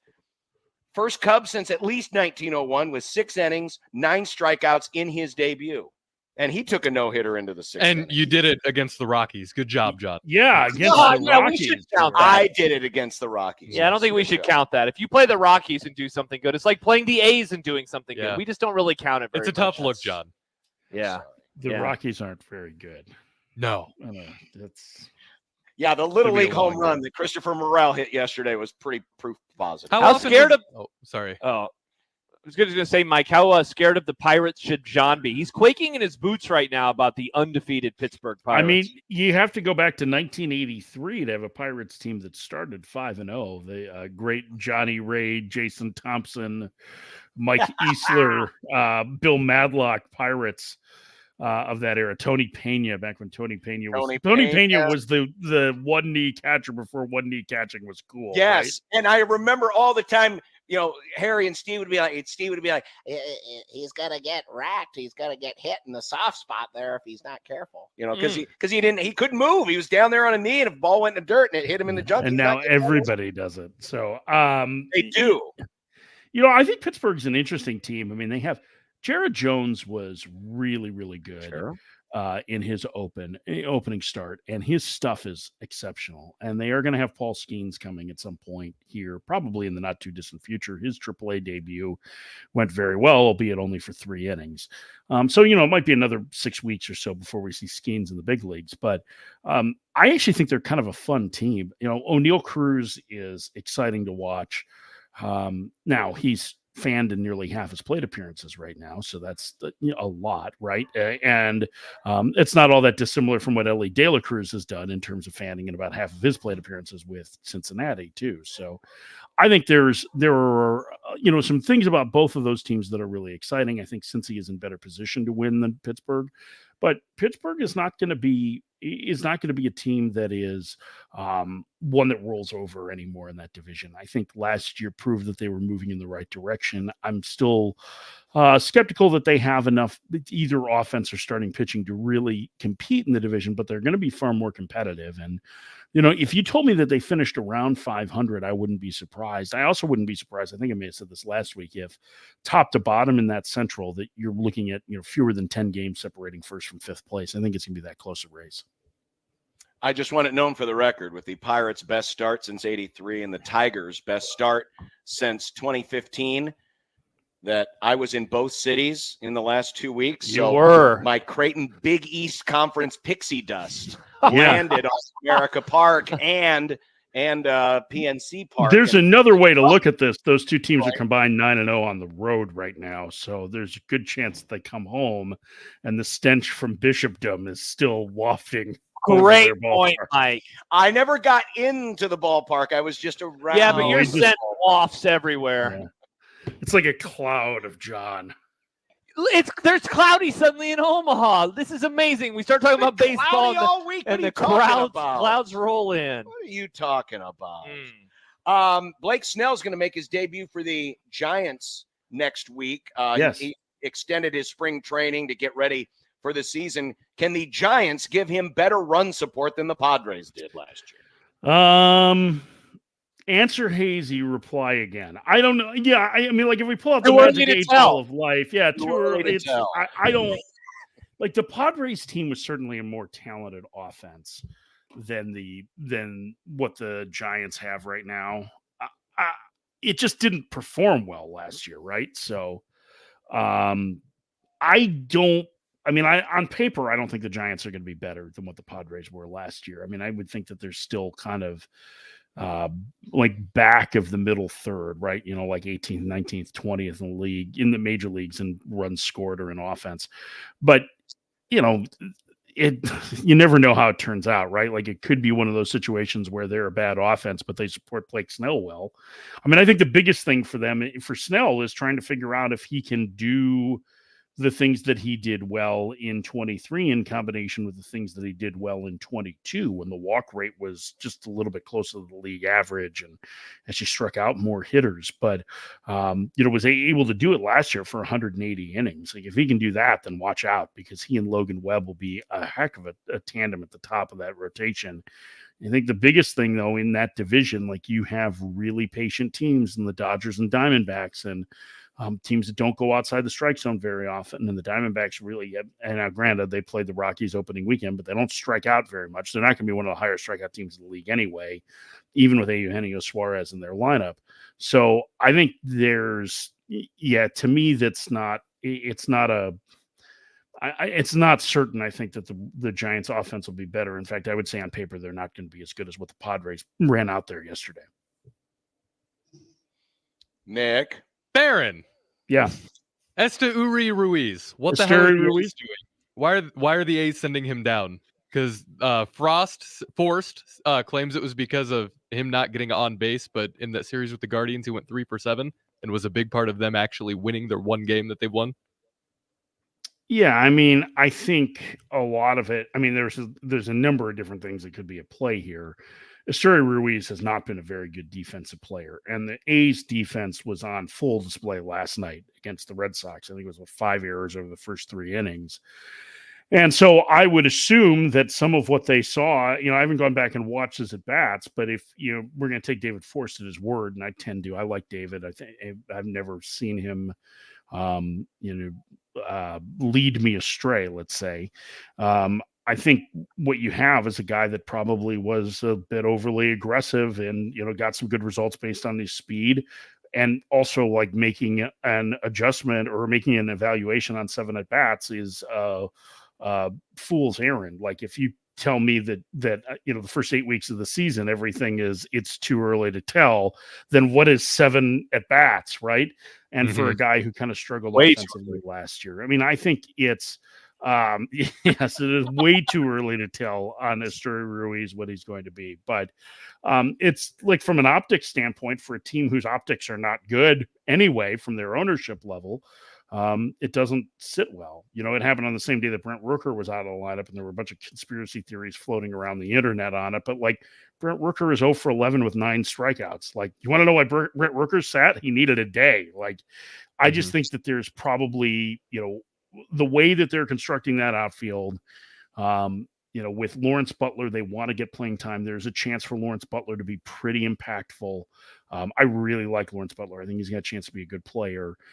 They want to get some extended run for J.J. Bleday in center.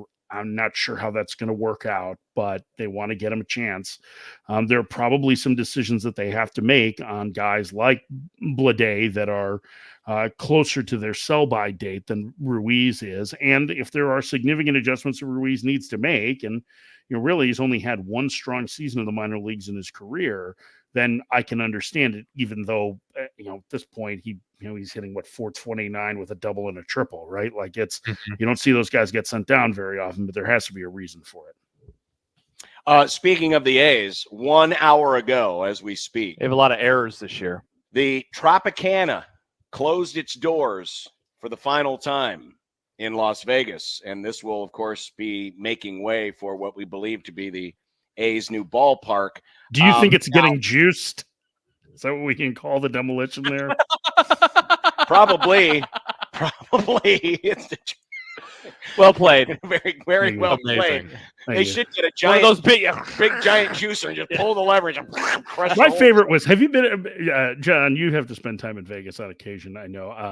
Josh, you were just there, right? Did you? I was just there. We were actually We were over by that area. Yeah, We saw Happer the was like, that's where the A's new ballpark. I like that every introduction of the Tropicana is usually like a news story you would see on the old 5 o'clock news. The Rat Pack era hotel, which just means old and decrepit, right? Like that's what it is. People hate going there now. Yes, it does feel out of date, but there is still a chance. There is still a chance that there is going to be tomorrow more people inside the Tropicana than there will be at the average A's game this weekend. Is there what is going to become of this vagabond team? I mean, this new ballpark's not going to open until what, 28 if it's on schedule? Yeah, if it's on schedule. If it's on schedule. What are the chances we could get an attended A's game in the Coliseum of less than 100 people? I don't know that it's going to be that, but it is too early to tell exactly what's going to happen with the A's. So one of the things that they're doing is they are trying to work out, or at least negotiating with the city of Oakland on a lease extension. The city's offer was for significantly more rent than what they're currently being paid by the A's. The A's own half of that site too. Yeah, right. Like it's like, oh, you need a bailout. Here's the thing. This is what it boils down to, right? It all comes down to numbers. It all comes down to the money. If the A's leave the Bay Area market, they're going to forfeit a huge chunk of the nearly $70 million they get a year in local television revenue.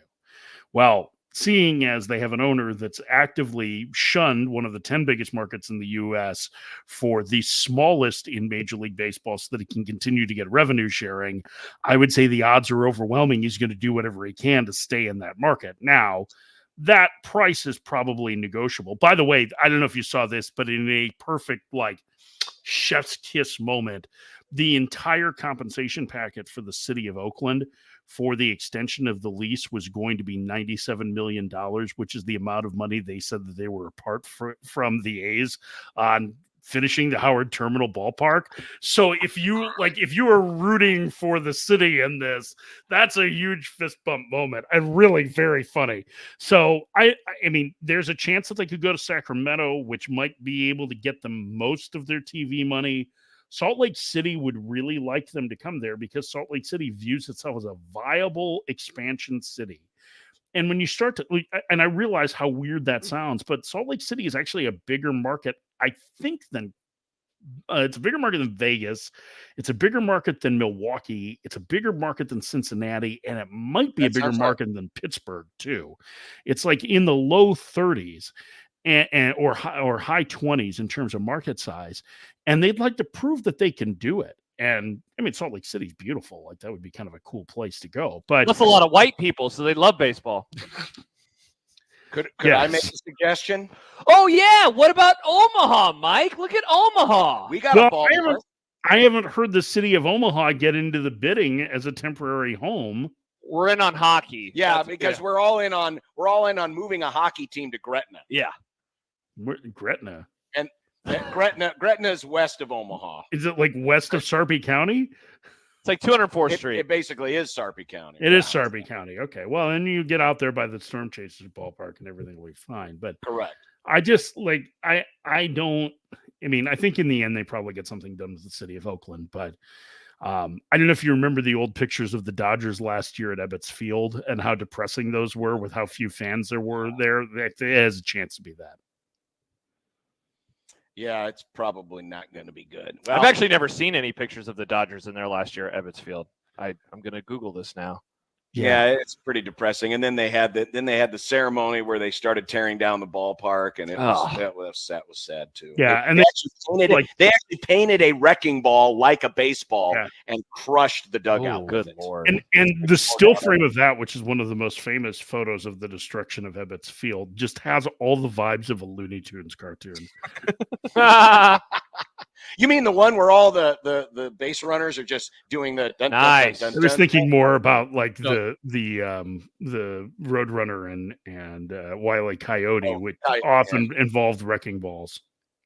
A lot of wrecking balls and Acme products that never seem to work right. By the way, Ebbets Field, what a gorgeous looking ballpark. It was. Oh, so cool. That's why some of the design cues of that went into the Mets new stadium. Yeah. Before we let you go, we want to know, Josh. Do you like you don't care? Like he didn't care about what you just said. I care. No. pictures of Ebbets Field. Yeah, and I've seen Citi Field from an airplane. I've never been there. What a though. beautiful Great ballpark. Yeah, it does look awesome. Though. It's a great ballpark. I'd love to go. What do we got? Well, we're in the early infantile embryonic stages, if you will. Oh yes. Of the Nick Grimm Grimm Vitational Frol tournament. We want to do a Frol tournament this summer after the College World Series. Oh. So if you're interested in tickling some chains with Nick and us, you can just hang out after the College World just stay in Series. Omaha, Yeah, Mike. just You got to stay in bring your Omaha. own disc. Well, We'll I gotta get my accommodations figured out. I am not a guarantee for Omaha this year, so I don't have anything set Who would up. John call the game with, Mike? Me? Well, nobody's Me? asked me. John, let's do it. I mean, I'm not John's staying at going to Nick's. angrily call you on his way home tonight. Now, Mike. Well, he can angrily call me. I mean, I would like to be there, but I have to figure out accommodations. So, and if that's the case, then I will froth it up. Bunk with John. You guys could have sleepovers. And you could ride in the same you're telling car. me it's April the 2nd and certain things haven't been fleshed out yet? I'm color me shocked. I know. This It's isn't really good. It's really bad. surprising, but I would like to be there because I'm your big bad ACC daddy now. So that's right. Yeah, I was going to ask you, Mike, and I guess we're out of time, so I can do it next week. But No, let's how keep you going. paying attention to? How are you paying attention to college baseball right? Like, what is the breakdown of major league versus college product right now, and how much you're giving it a night? I have a lot of video that I watch on college games. So, like I'm doing 2 games a week generally right now. So I'm pretty locked in on ACC stuff, paying attention to it. I mean, we're halfway through the season, right, in college baseball. So I've got a pretty good basis for what's happened so far this year. But yeah, I mean, it's definitely, this is a time when my wife does not see me very often for 2 months. In fact, that might be what you call it, the happiest time of year for her. She'll say, "Stay in Omaha and tickle those chains." I'm happy. I mean, it's like the problem is like tonight I should be going. Like I've got Virginia, North Carolina on Thursday night, which is actually a huge game. Like that's a really good one. And I have not watched as much of Virginia as I would like to. I just had North Carolina last week, but so I need to go back and watch a bunch of UVA. But the Yankees are in town, and I want to go give Aaron Boone a hard time. So like I need to get down to the ballpark. So tomorrow is going to be a day where I end up watching a ton of video and doing coaches calls and stuff like that. But it's this is not a complaint. It's baseball. Like you've got to budget some time for the game of the day in college baseball. 20-4 Creighton versus 20-5 Nebraska. Does he have a Flow Sports subscription? They are ranked. They are ranked. I do Mr. actually. Rogers finally saw it in his cold black heart to put him in the Mike, poll. could you share that with me so I could watch the game tonight? No. You can Pay just for it stay on here your own. and watch the game. You can do what I do every Oh, year, Josh, which is subscribe to Flow Sports, and then in September wonder why there's a $30 charge on my credit card because I forgot What to is cancel this? it.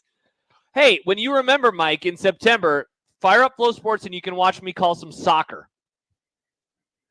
Okay. That sounds great, Josh. I'd love to be a supportive friend for you. Thank you. It's too early to tell. It's too early to tell if he'll be watching soccer. It's too early to tell if I'll be at Omaha. That's the too early to tell. Man, this isn't good. It's April 2nd. We got to get to work. I need you in the booth with us. I'd love to All be right, there. you guys are going to have to do a little more heavy lifting on the Frol, the Grimm Invitational. Maybe working another angle here. All right, Mike Ferrin, ladies and gentlemen, Sirius XM MLB Radio, and ACC baseball on ESPN, ESPN Plus, and probably the ACC network. Yeah. Real quick, because I'm a football expert. Do you get? I saw you, John, commenting on the University of Arizona president resigning. You know what's going on at U of A, right? That they have actually, I don't. Those were all jokes about Nebraska. This is amazing. They have $177 million budget shortfall. That's why Hickey got fired. That's why the president is resigning when his term is up in 2026. But they basically one of the issues that they had was they gave really great financial aid packages to super smart kids to come to U of A, and then they lost all of that money that they would get from putting super smart kids there, and then they took all of this other stuff and poured it into sports. It's a big mess. It's one of the biggest stories in our state right now is what's going on at U of A. So he's going to stay on the job until 2026? That's when his term expires. So but he said if the Board of be- Regents finds and he somebody will not before, then he's accept having a nomination to be Listen, your president. This is the situation that we're going in. Nebraska has had more athletic directors in the last 3 months than ASU has had since Ray Anderson announced that he was retiring. Like, they're still trying to figure out at the other major state school who the AD is going to be. So things are going great. Sounds fantastic. What a time to be alive. Mike Ferrin, SiriusXM MLB Network Radio. We'll see you next week. Bye, Mike. All right. Bye-bye. Meantime, as we get ready for Creighton and Nebraska tonight, we look across the river. That's where you can take your FanDuel Sportsbook app. You can open that puppy up and enjoy all the great sports going on right now. From the MLB, which has just started, the playoffs are getting ready to gear up in the NBA and the NHL, UFL action, and still a little bit of college basketball. And right now, for new customers, you can get $200 in bonus bets back with your first $5 winning bet. That's all it takes, just a $5 winning bet. Nets you $200 in bonus bets back. And new customers, all you have to do is cross that beautiful river, go right across that beautiful Bob Carey Bridge, and go to FanDuel.com/1620. John, don't forget about the games on Friday night as well. South Carolina minus 11.5 versus North Carolina State. But the main event on Friday night, Iowa. How about the Iowa Hawkeyes minus 2.5 versus UConn? Woo, baby. Paige Becker's the best player I've ever seen in person versus Caitlin Clark, the best player. Period. But she ain't in the Big East.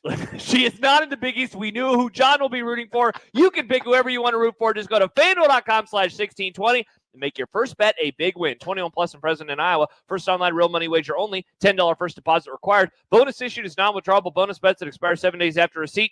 See terms at sportsbook.fanduel.com. Gambling problem? Call 1-800-BETS-OFF. Your Omaha area forecast from the Godfather's Pizza Weather Center and KETV News Watch 7 on 1620 The Zone. Breezy and cool for your Tuesday. Expect cloud cover to stick around the first half of the day. Can't rule out some early spotty drizzle. Expect more sunshine in the afternoon, though there is a slight chance of a late day shower. North winds will continue to gust up to 35 miles per hour with highs in the low to mid 50s. I'm meteorologist Sean Everson from KETV News Watch 7. 1620 The Zone's Unsportsmanlike Conduct, brought to you by a great friend of the program, Union Bank and Trust. For the Jays, the Huskers, and even you Jayskers, we are 1620 The Zone. What moves you? Whether it's running a race or playing with your grandkids, orthopedic specialists at CHI Health are dedicated to helping you keep life moving. We offer the latest surgical and non-surgical treatments, so you have options for painful shoulders, knees, hips, and every joint in between. Don't let joint pain put life on pause. Count on our team of orthopedic specialists to begin your journey back to what moves you today. It's Champions replacement window season, and we're celebrating with buy 2 windows, get 2 free. If your windows are drafty, difficult to operate, or costing you money on your energy bill, it's time to replace them. Champion Windows is here to help. Champion builds our own windows right here in the USA. We make the process easy. We help you choose the best design options for your home. We then build your project in our very own factory. Our install team manages your project every step of the way, and it's all backed by our lifetime guarantee. Turn your house into your dream home with more livable space in a new Champion sunroom, or enhance your curb appeal with new siding, now 30% off. Don't wait, this sale won't last long. Buy 2 windows, get 2 free, and 30% off sunrooms and siding. Call 877-GO-CHAMPION or visit championsavenow.com to schedule a free in-home estimate today. All discounts apply to our regular prices. Select styles apply. Minimum purchase required. Cannot be combined with other advertised offers. See store or website for details. College basketball's biggest tournament is coming, and it's time to start betting like a pro with the world's largest sports book right at your fingertips. Circa Sports Iowa. It's sports betting the way it should be. High betting limits, tight money line splits, exceptional customer service, and more. Fund and bet like a pro anywhere, anytime. It's never been easier. Download your new bookie before all of the March action at circasports.com. If you or someone you know may have a problem with gambling, call 1-800-238-7600 1633. She posted about us just now. Celebrities can't get enough of Bianna's bespoke skincare line. She has 147 million followers. How do we monetize? She needs a social media associate to help her with the hype. We should repost this. Do we need a hashtag? Indeed can help her hire great people fast. I need Indeed. Indeed you do. You can schedule and conduct virtual interviews all from your employer dashboard. Visit Indeed.com/credit and get $75 towards your first sponsored job. Terms and conditions apply. O'Reilly. Check engine light on? Take the guesswork out of your check engine light with O'Reilly Veriscan. It's free and provides a report with solutions based on over 650 million vehicle scans verified by ASE certified master technicians. And if you need help, we can recommend a shop for you. Ask for O'Reilly Veriscan today.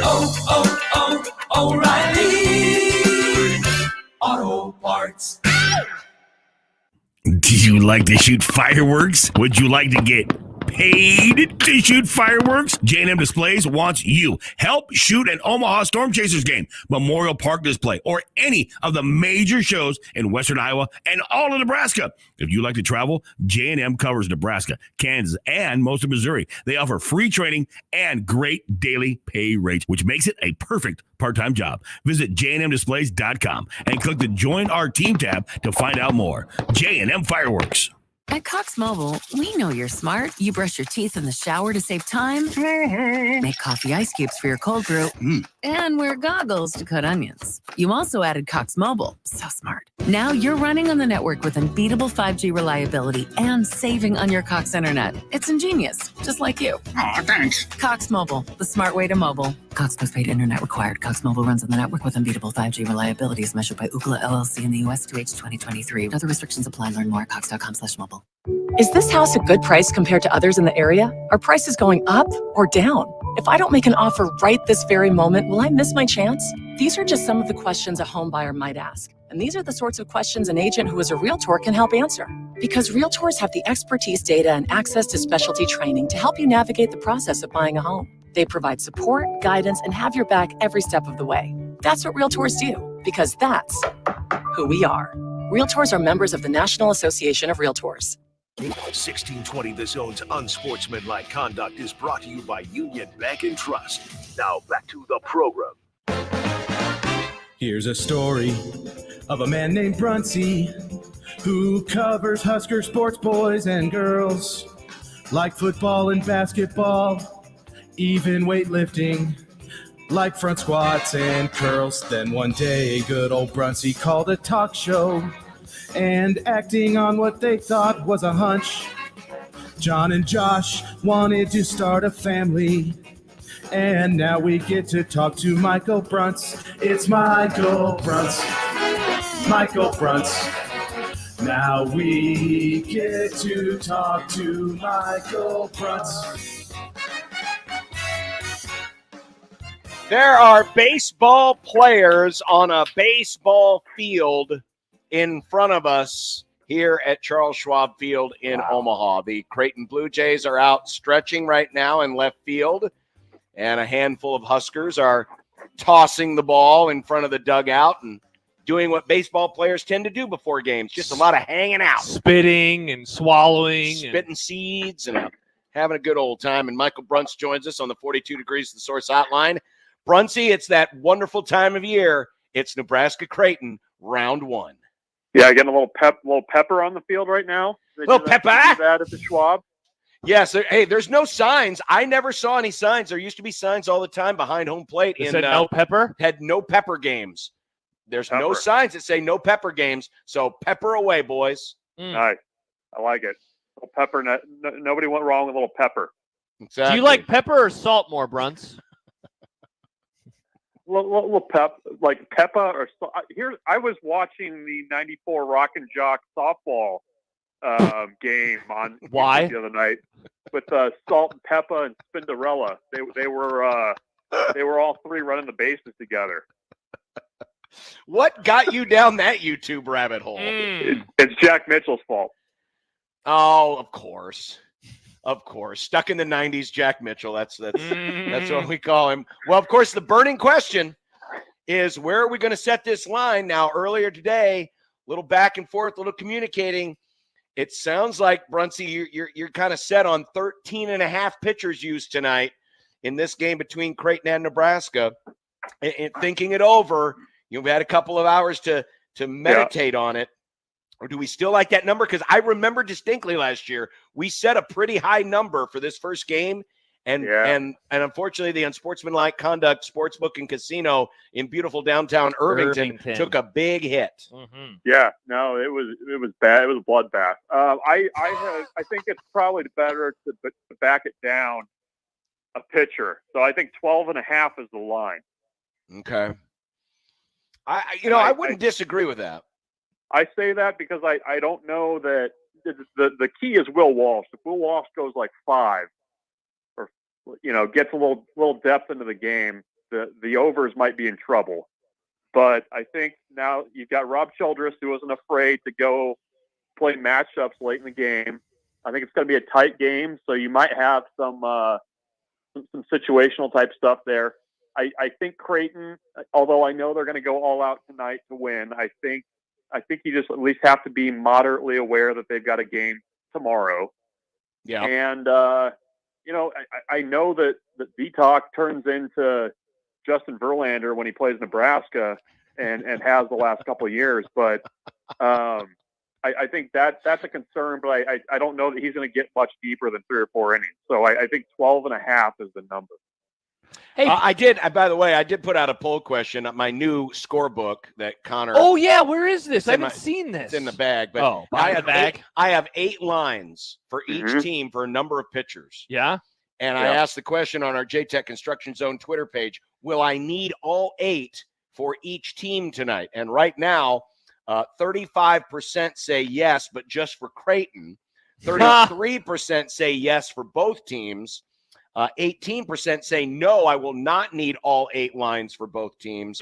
And 14% say yes, I'll need all 8 for Nebraska only. Okay. So it's pretty split. You should ask that to Ed Service when we have him on the show later. I think I'll do that. All right. Hey, Bruns. I've got a parlay for you as well. If you want a little same game parlay. Get them in now before they take away all our prop bets. Yes. Before they're banned, I'll give you a little prop bet. Over under Riley Silva combined stolen bases and hit by pitches 1.5. Oh wow, that's quite the prop bet you got there, Brunsy. Yeah. I'm gonna. You gonna write that in your scorebook? Well, I'm gonna think about it. I'm gonna think about it right now, and I'll give you an answer at the end. All right, perfect. Hey, Bruns, why has this series turned the way of the Blue Jays in recent years? They've been on a nice stretch lately. Obviously, Nebraska did win the last game that they have played, the last game they played last year. But what would you chalk up to the success that the Blue Jays have had versus the Huskers on the diamond? So it's 8 of the last 10. They didn't play in 21. COVID and in 21, right? Yeah. So you're going all the way back to 19. The last year for Nebraska, I think part of the issue that they ran into in midweeks is they just did not have any bullpen depth. And I think that hurt them a lot. And it wasn't just Creighton that it hurt them. I mean, that was a big reason why, that they struggled with seemingly everybody in the Summit League last year. I was going to say, yes. In the midweeks. You could only, count on Shea Shanneman to give you so much out of a bullpen. And you didn't really have great options starting-wise in midweek. It just nobody was good there. So that made it tough. I maybe that bled into the year before too, but certainly that was the issue last year. I think I don't know. I mean, I think that I think this year's team too, I think, is more willing to kind of warm to the fight a little bit with the in-state rivalry stuff. And I don't know that I necessarily felt that as much in the past couple of years. So I'm expecting a close game, and I'm expecting a little bit of a tense setting tonight in Omaha. And I don't know. I think I think the pitching piece of it has been, at least from the Nebraska side of things, kind of an issue. And like I said, not just Creighton, but I mean, they really kind of had to really kind of bear down and try to win those midweeks just because they haven't had the depth. I think they do this year, though. This year's team offensively, Nebraska is constructed just a little bit differently. Obviously, last year they had great slugging, great mashers. especially in the middle of that lineup. And the home runs aren't nearly as prevalent this year. The slugging percentage is down, but I think this might be, and I'm not exaggerating, folks, this might be the first time that I've done a Creighton, Nebraska game where Nebraska had more sacrifice bunts than Creighton. Yeah. They've embraced a little bit more of the small ball game. And you mentioned Riley Silva, who is 16 of 17 on the base paths this season. So the approach is a little bit more small ball. I wouldn't say it's gone all the way small ball because no one really does that anymore. But it is certainly a little more small ball than last year's team was. Yeah, it's part of their game. I mean, I think that was by design. I mean, you look at last year's team, and it was, you know, they ran. I mean, Bryce Matthews had 20 steals on his own last year, but I mean, it wasn't a team that could really force the issue in close games offensively. I mean, that was a great team. If they got up early, they would just, you know, bludgeon teams with power. And I think this year's group is a little bit more able to not have to score 4 or 5 runs in an inning. They can do that, but I think they're more comfortable with, you know, taking a run here or there. I mean, anecdotally, there's been a number of times this year where, you know, Riley Silva gets hit by a pitch, he steals second base, and ends up scoring on a 2-out single. I mean, when you look at Nebraska's numbers this year, they've been exceptional with 2 outs, and a lot of their runs have come with 2 outs. And I think that's approach-based. I think it's the fact that they have a little bit more depth in their lineup. I mean, that they're having trouble getting guys at bats that they would like to get at bats. I mean, they would love to have Case Sanderson in the lineup every day, but they just don't have the space to get him a ton of at bats. So it's a different approach. I think that was by design, though. I mean, I think they got a little bit frustrated last season with how dependent they were on the home run. So that's been a change for sure this year. Hey, Bruns, you know, one of the things that we've talked about a lot over the last couple of months is how much the basketball team took away from the conversation regarding the football team. And, you know, by the point we get to the start of spring ball, it's like, wow, spring ball is here, and yet everyone's attention is on basketball. I use that as a long windup to ask, can the baseball team do something similar? Like, I know Schaefer mentioned, I can't remember if it was on your guys' pod this week or if it was with Happer on his show yesterday, but basically, like, he texted you at some point in the season and you were like, look, they're good. And you just got to, like, this is going to be a good team. Like, how much can they capture the imagination of Husker baseball fans this year? Yeah, I mean, I think they're like every Nebraska team. I mean, I think if they can win and play with some expectation, I think you're going to see that bandwagon fill up real fast. You know, and unfortunately with baseball season around here, I mean, you don't really get the warm temperatures and the great afternoons at the ballpark until you're like 3 or 4 conference series into the schedule. And, you know, I think that's how what this team has to do. I mean, you know, winning tonight would be really big in terms of perception and people jumping on board. I think there's a little bit of hesitancy. I think this is, you know, Schaefer's thing too, is like you kind of need to see it a little bit before you kind of jump all in and start believing. And I get that. I mean, I think when, you know, they've had their struggles the way they have the last couple of years, it's kind of natural to do that. But it's a team that I think is easy to root for. You know, I think they've got guys that play baseball the way that people like to watch it be played. It's not all just home runs and strikeouts. It's the small ball stuff. They steal bases and all that other stuff. So I think that helps. But yeah, I mean, I think the biggest thing is now that they're ranked, if you can kind of keep things rolling down the track a little bit, I think the conversation kind of rolls over on itself. Because I mean, you're what, 7-8 weeks away from the end of the conference season already, and the baseball tournament, and you're going to start hearing a lot of, like, you know, is it possible to host? You know, what do the NCAA tournament projections look like? And that kind of adds to the fire a little bit. Michael Bruns of Husker 24/7 joining us. There was a media session today after spring ball practice. Mr. White.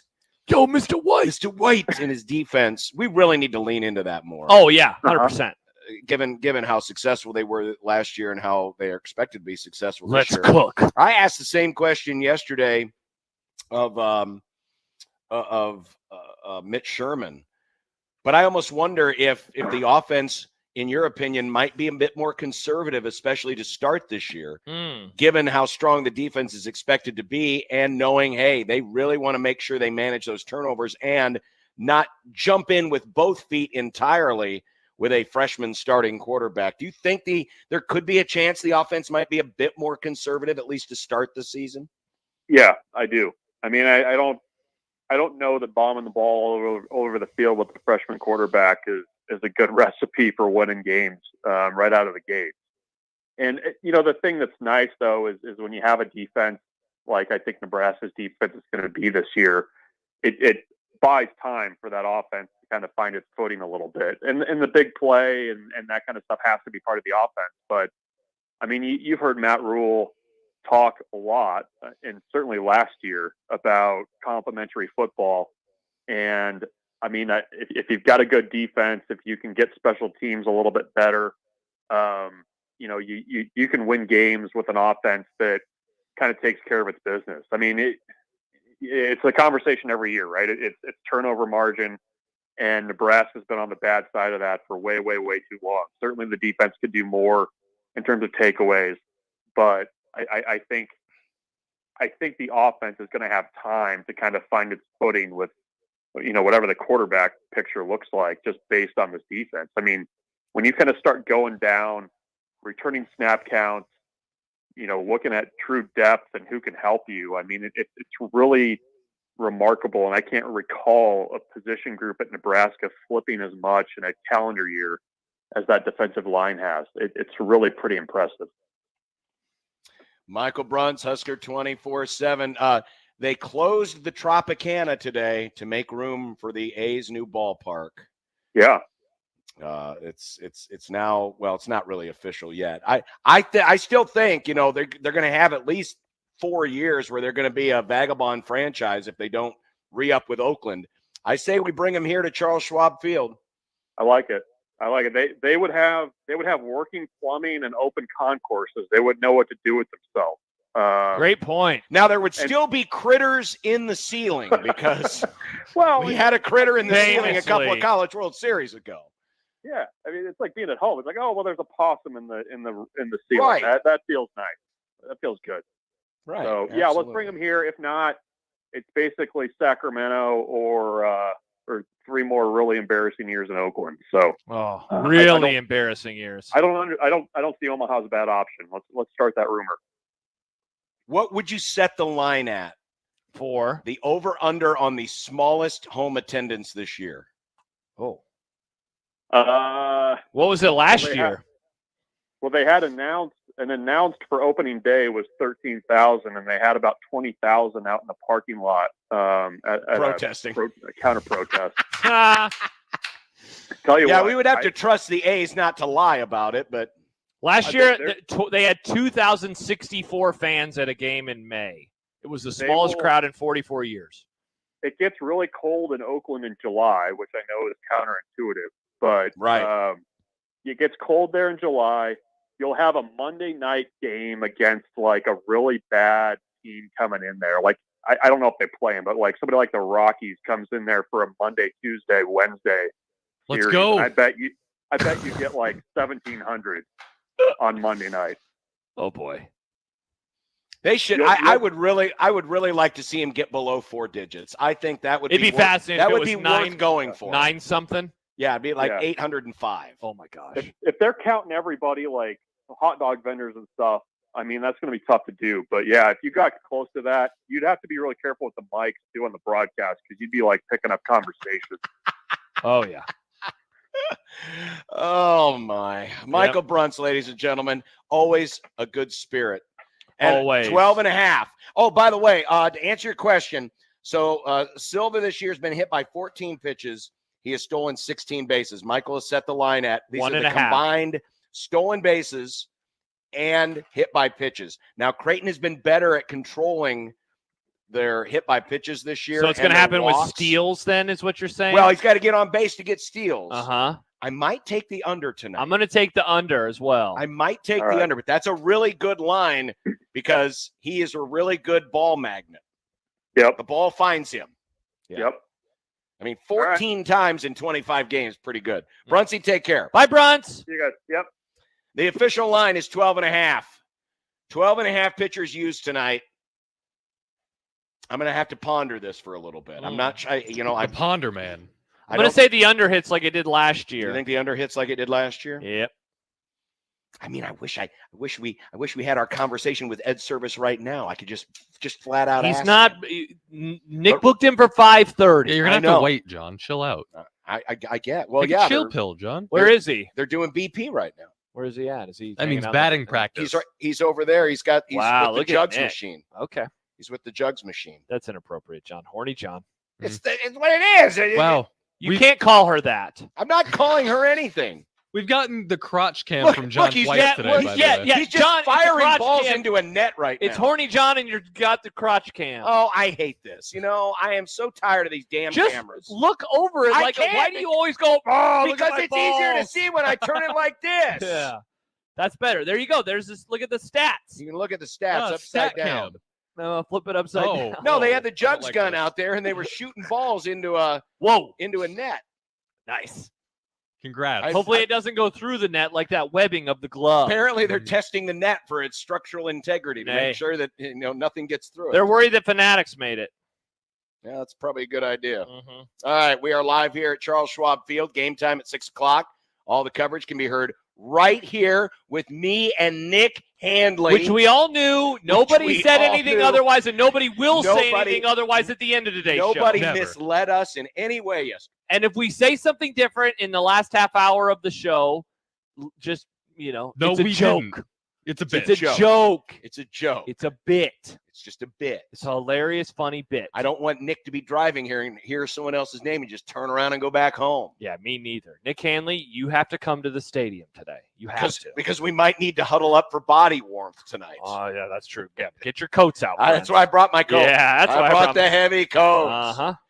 It's unsportsmanlike conduct. Sadly, things aren't going to be changing on the old gambling front here in this state. And will things be changing on the South Stadium front down there in Lincoln Land? We'll find out. Next on 1620 The Zone. Live from the Host Coffee Studio, this is 1620 The Zone. 1620 The Zone. Traffic. From the Pyramid Roofing Time-Saving Traffic Center, looks like Hamilton Street is currently closed for some bridge work, closed between 28th and 26th, so find an alternate route. Delays on L Street for both directions around 90th. If you're east on 370, you can see delays from 96th all the way to 72nd. Same goes if you're east on Industrial Road around 156th. And then delays on westbound Dodge between 680 and 108th. I'm Mike Neville. This time-saving traffic is brought to you by Saul's Jewelry and Loan. So with Saul's Jewelry and Loan dealing with designer bags, what is another option that our clients have if they don't want to actually sell their item? If you're looking to borrow some money, you don't necessarily want to get rid of it. We can hold on to it for safekeeping until you're ready to come pick it back up. She posted about us just now. Celebrities can't get enough of Biana's bespoke skincare line. She has 147 million followers. How do we monetize? She needs a social media associate to help her with the hype. We should repost this. Do we need a hashtag? Indeed can help her hire great people fast. I need Indeed. Indeed you do. You can schedule and conduct virtual interviews all from your employer dashboard. Visit Indeed.com/credit and get $75 towards your first sponsored job. Terms and conditions apply. More than 80,000 people in Douglas County experience food insecurity. So, local scouts are collecting food across the metro during this year's Scouting for Food Drive. In partnership with United Way of the Midlands and sponsors Warner Enterprises, Target, and Bakers, scouts will collect donations on Saturday, April 13th in local neighborhoods and also from 8 a.m. to 1 p.m. at Target locations at 168th in Maple, 180th in Center, 120th in L, and 72nd in Dodge. For more information, visit macbsa.org. At Union Bank, people don't have your money. Your money has people. First home people, investment people, people who answer the phone and your chats, dream car people, dream retirement people, driving your dream car in your dream retirement people, small business people, credit card people, and all the other people you need. At Union Bank, our people help you do more than you dreamed possible. So stop in and say hello. We can't wait to see you. Union Bank and Trust. Member FDIC. Getting quality employees to fill positions in your company is essential, but finding those people can be a major hassle, unless you use ZipRecruiter. ZipRecruiter makes finding quality people a breeze. And right now you can try it for free at ziprecruiter.com/radio. With ZipRecruiter, one click sends your job to hundreds of top job sites. But more than that, ZipRecruiter's advanced technology identifies the candidates with the skills you need, sends you a list of great matches to review, then actively invites them to apply for your job. And the results speak for themselves. 4 out of 5 employers who post on ZipRecruiter get a quality candidate within the first day. That's right, the first day. Now you can focus on your business and let ZipRecruiter do the work finding the best people for you. See for yourself. Experience the ease, efficiency, and power of ZipRecruiter for free. Just go to ziprecruiter.com/radio. That's ziprecruiter.com/radio. ziprecruiter.com/radio. Email Unsportsmanlike Conduct on the Equitable Bank Zone Inbox with whatever is on your mind, from your hot takes to what you think is one. The Zone Inbox is brought to you by Equitable Bank. We take banking personally. We want to hear from you on the Equitable Bank Zone Inbox. Hey, baseball fans, join the Blur Tailgate at Hilton Omaha this June for our 12th annual hospitality event during the College Baseball Championship Series. Book an experience for your clients or employees with an inclusive bar, buffet, TVs, music, and tailgate games. Secure your spot today and let Blur Events take care of all the work so you can enjoy the day. Plus, we're just steps away from Charles Schwab Field. Visit blurevents.com to book your group, buy tickets, or learn about sponsorships. That's blurevents.com, your college baseball and football tailgate destination. Are you the decision maker in your company? Consider this. For the first time in decades, there's a better option for a corporate card and spend management platform. Meet Ramp, the only corporate card and spend management system designed to help you spend less money so you can make more. Most corporate credit cards offer points as incentives, but those points amount to less than their worth in real cash value. Ramp's corporate cards offer you cash back, real money in your pocket. Plus, you control who spends what with each vendor, and Ramp software collects and verifies receipts automatically, which means you'll stop wasteful spending and close your books in hours instead of days. Businesses that use Ramp add up to 5% to their bottom line the first year. If you're a decision maker, adding Ramp could be one of the best decisions you've ever made. And now, get $250 when you join Ramp. Just go to ramp.com/sports. ramp.com/sports. ramp.com/sports. Cards issued by Sutton Bank and Celtic Bank, members of FDIC. Terms and conditions apply. Tickets for less. Best seats, best prices, no service fees. Shop ticketsforless.com. KOZN Bellevue, Omaha, Council Bluffs. This is 1620 The Zone. Welcome back to the Chuck. John and Josh with you. Nick back in our studios at 50th and Dodge or Capitol, whichever one entrance you want to use. Tonight, Creighton, Nebraska. We'll have all the coverage right here on 1620 The Zone mobile app, and 1620thezone.com. And make sure you subscribe today. Yes, because John. if you don't, you might miss out on the Grimvitational Frol tournament this summer. That's still in the embryonic stages of planning. But we're really pumped for this. Yeah. Until we find out how much work we have to do to put into it, and then we'll probably lose interest. Well, but until then, yeah, we are very pumped for the Grimvitational, and we want this to happen. And the only way you're going to be able to register is to subscribe today. To 1620 the email, John. Right, but it says subscribe today on the website. To 1620 the so email. If you go to 1620thezone.com and then look for subscribe today, you will then join 1620 the email, where you'll get more details about the Grimvitational. Plus, hopefully more vlogs. I hope that you didn't bully Nick into not doing any more vlogs. Well, if you remember, the whole conversation that led us to the Grimvitational was you bullying Nick. Yes. So you're welcome. You're welcome. Wow. Amazing. We just started the next great sports entertainment extravaganza in the country. I mean, it's going to rival WrestleMania at some point. Oh, yeah. It started because of it, just like WrestleMania started because Roddy Piper bullied Cyndi Lauper. Is that what happened? Yes. So what's I happening? bullied Nick, so I am Roddy Piper. Nick is Cyndi Lauper. Congrats, and Nick. the Grimvitational is this new WrestleMania. That's awesome. Nick, are you in on this idea yet? I'm in on the idea. I just want to make sure it's a legit idea and that I'm not just the butt of some joke. So what I guess, Nick, what's the fear that you have that you're gonna get there and it's gonna be like one of those situations where the sprinkler system turns on and you just get sprayed with water? No, it doesn't feel like a genuine thing. If you guys are for sure genuine about it, but it feels more like look at these goofballs throw a disc around kind of thing, so you guys can watch. It doesn't feel like there will be in on goofballs throwing a disc around, Nick, and we will be among participate. the goofballs. What are you expecting? There to be a bunch of professionals that show up at this event? No, the tone of this feels very much like you want to watch the people who are there for the disc golf. You just want to people watch. It's got that kind of vibe. It feels. Why would I want to waste time people watching? I don't know. Play the only thing I want to watch is me whooping ass and winning the bumper off the back of your car. What makes me feel this way is because you guys like to make jokes about me playing disc golf, and then John bullied me for vlogging, and then these two things just came together to become great this thing. tastes that taste great together. That's how we got the Reese's peanut butter cup. John just has this tone where it sounds like he's just doing this as a bit just to make fun of me. John just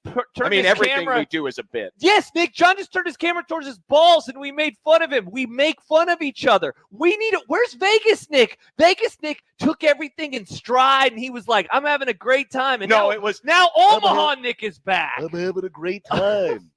And I'm really close to my camera. He's Bob Dylan. I am in on this idea if it's a genuine idea, is what I'm saying. I literally just sent an email to William. We've been emailing the guy for 2 hours. Who runs the Nebraska He's a Disc great Golf guy. Company. And I said, we need to sit down and meet about this. Yep. Will's a great guy. I love him. Travis says, Nick, the program is of bit. The program is of bits. We are, Nick. This is our whole bit.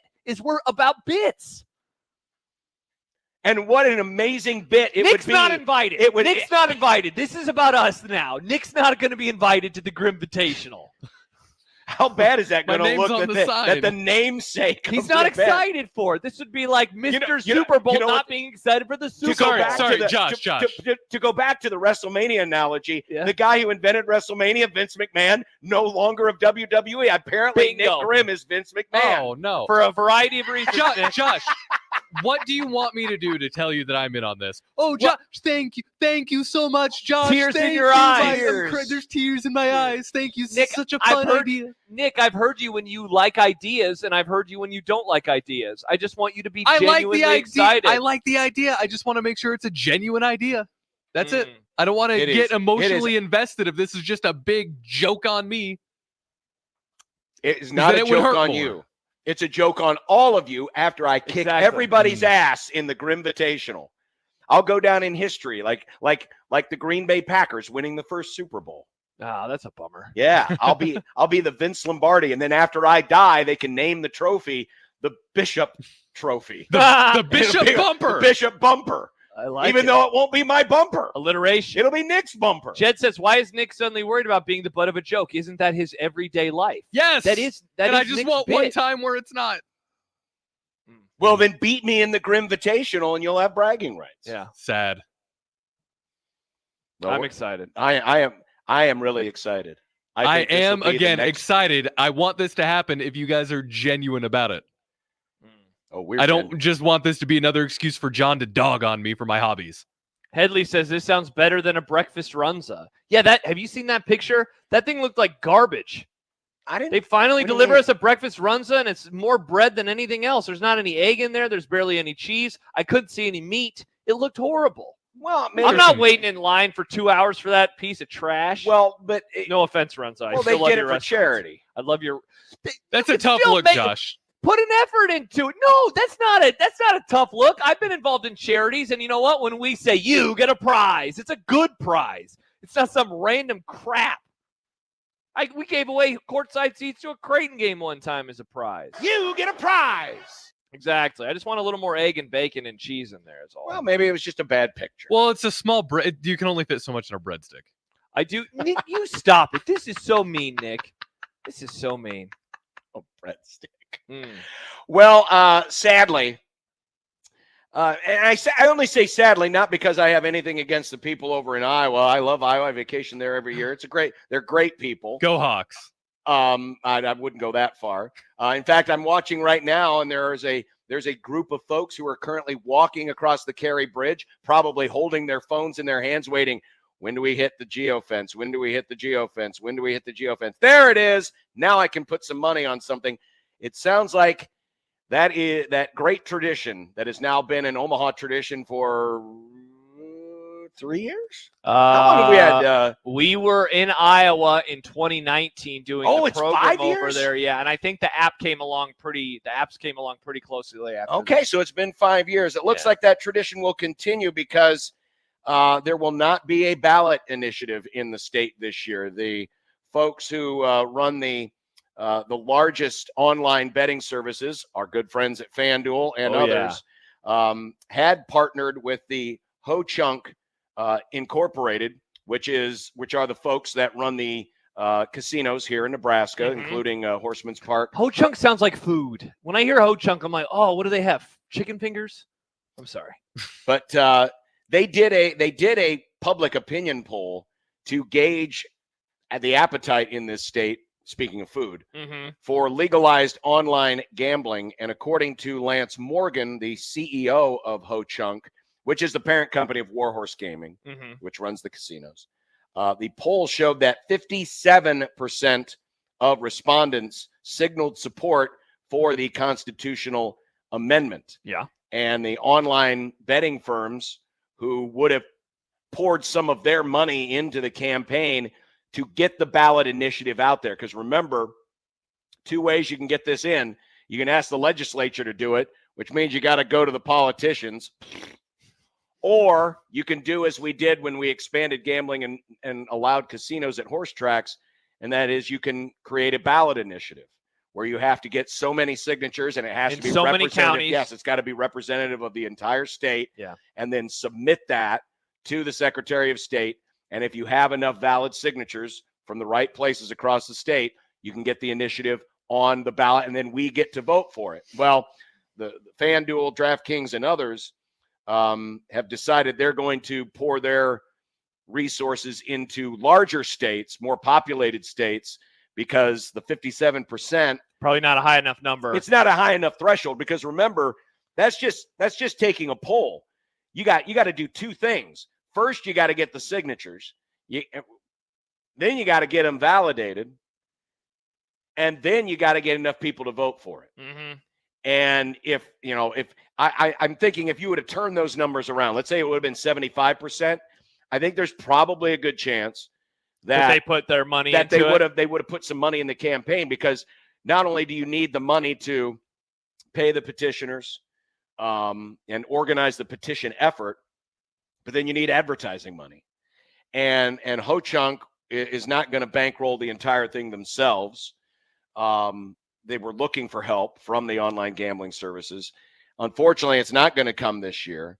They estimate that it would cost between $5 and $7 million to run a successful campaign in order to, get the ballot, get the petition out there, get enough signatures, get it on the ballot, and then run the advertising to get people to vote for it. So long story short, online gaming not coming to Nebraska, at least after this next election cycle. We'll probably have to wait until 2026.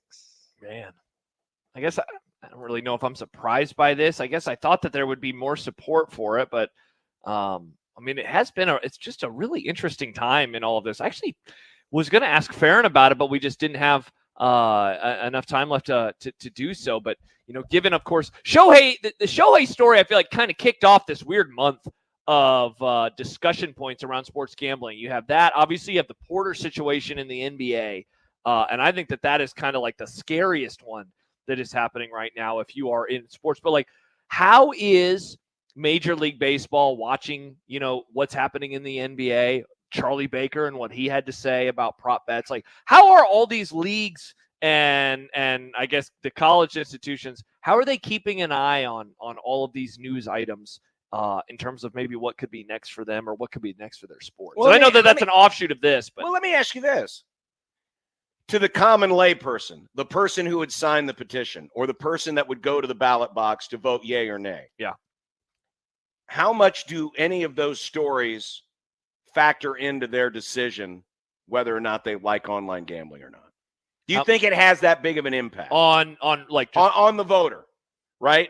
I get why the Shohei story is important from a baseball perspective. I get why a voter, the Jonte Porter story is interesting or important from a player and a league perspective. But are those types of things, is the common voter who doesn't have a strong opinion either way, are those stories going to be the kind that make them go, oh, should we have more of this or less of this? I'm genuinely curious. I don't know the answer. Yeah, I wouldn't be surprised if there have been people in recent weeks that have maybe changed their tune compared to how they felt a few years ago. Because we should keep in mind that what Shohei is involved with is, I mean, the gambling side of it is illegal because it was an illegal bookmaker.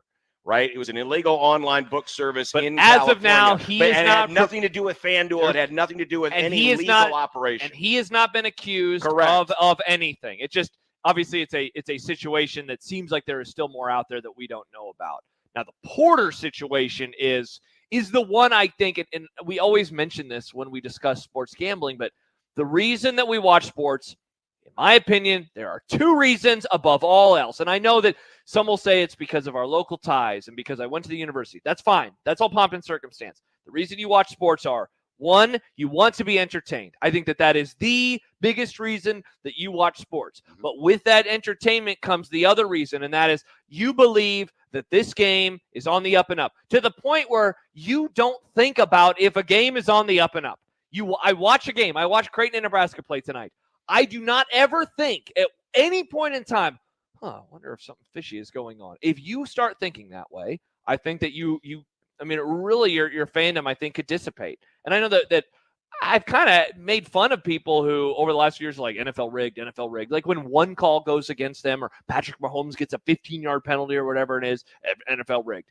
But if you as a fan are saying, oh my gosh, these games could be affected, then I wonder if they view these initiatives and say, no, I'm okay. Even though, as we always talk about, and we have with Todd Ferrin many, many times, legalizing so much of this is actually better for us in terms of finding if something irregular has happened. Exactly, because everything used to be below board and everything used to be done illegally. And there was more it was more likely that a game was going to be fixed or something was going to be fixed when it was under the table, because there were no safeguards. There wasn't U.S. Integrity, which is the outfit that basically oversees a lot of and kind of is the watchdog for any suspicious betting activity. It's the group that caught Brad Bohannon, the Alabama baseball coach, when that story broke last year. If this had been 10 years ago, Brad Bohannon might still be the head coach at Alabama right now, and we may have never, ever heard of this. It may have only come out later.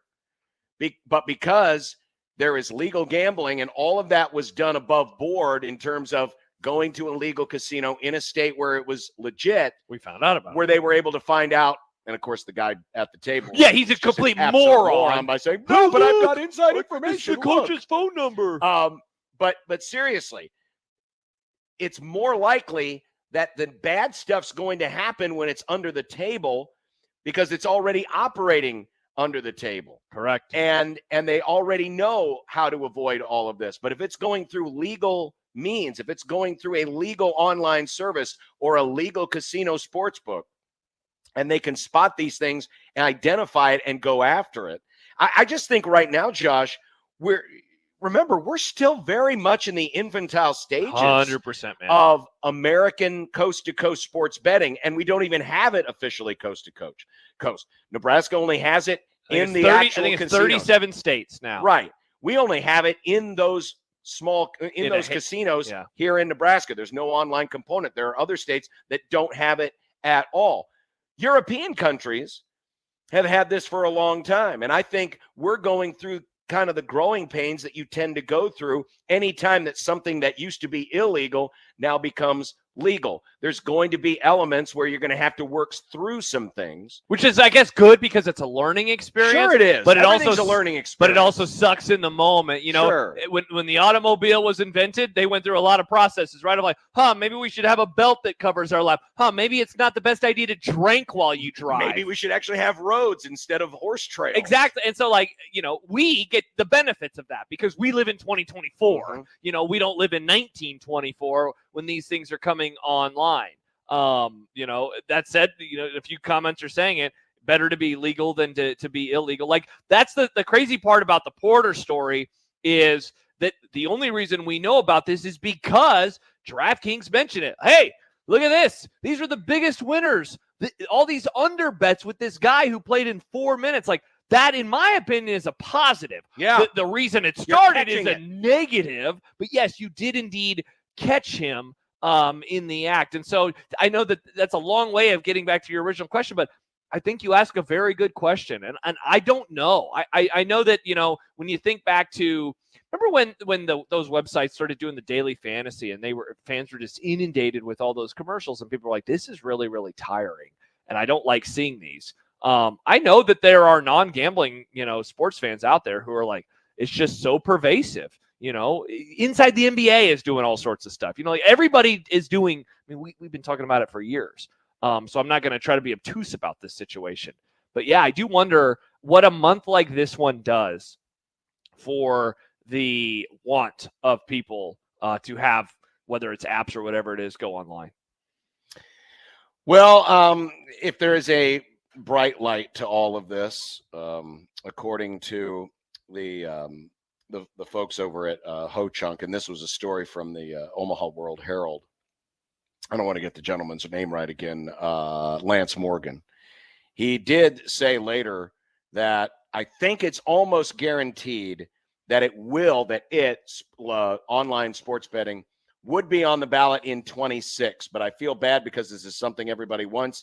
And if we do it in 26, we will be 4 years behind Iowa, and that's unfortunate. Yeah, no. Another way of looking at it is obviously 4 years less of revenue that you can have that Iowa would have versus staying in. By the way, there was a geolocation analysis conducted last year. Yeah, 64,000. 64,000. So in other words, basically the population of Bellevue. Okay.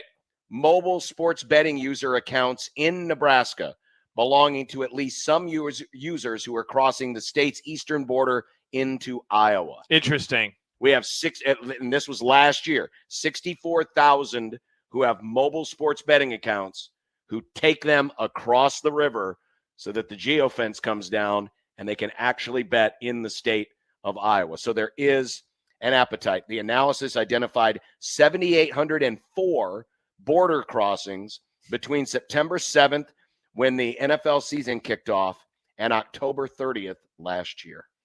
Kenneth says guilty. Yeah, I mean, I've done it. You know, you go down Abbott Drive, and there's that little part where it's like you're in Iowa, and there's this nice little, I don't even know what to call it. It's just kind of this little. It's called Carter Lake. Yeah, no, not even Carter Lake. I mean, I know that that's the Carter Lake area, but there's this little area where you can just pull your car in, and then you do what you need to do, and then you head on out.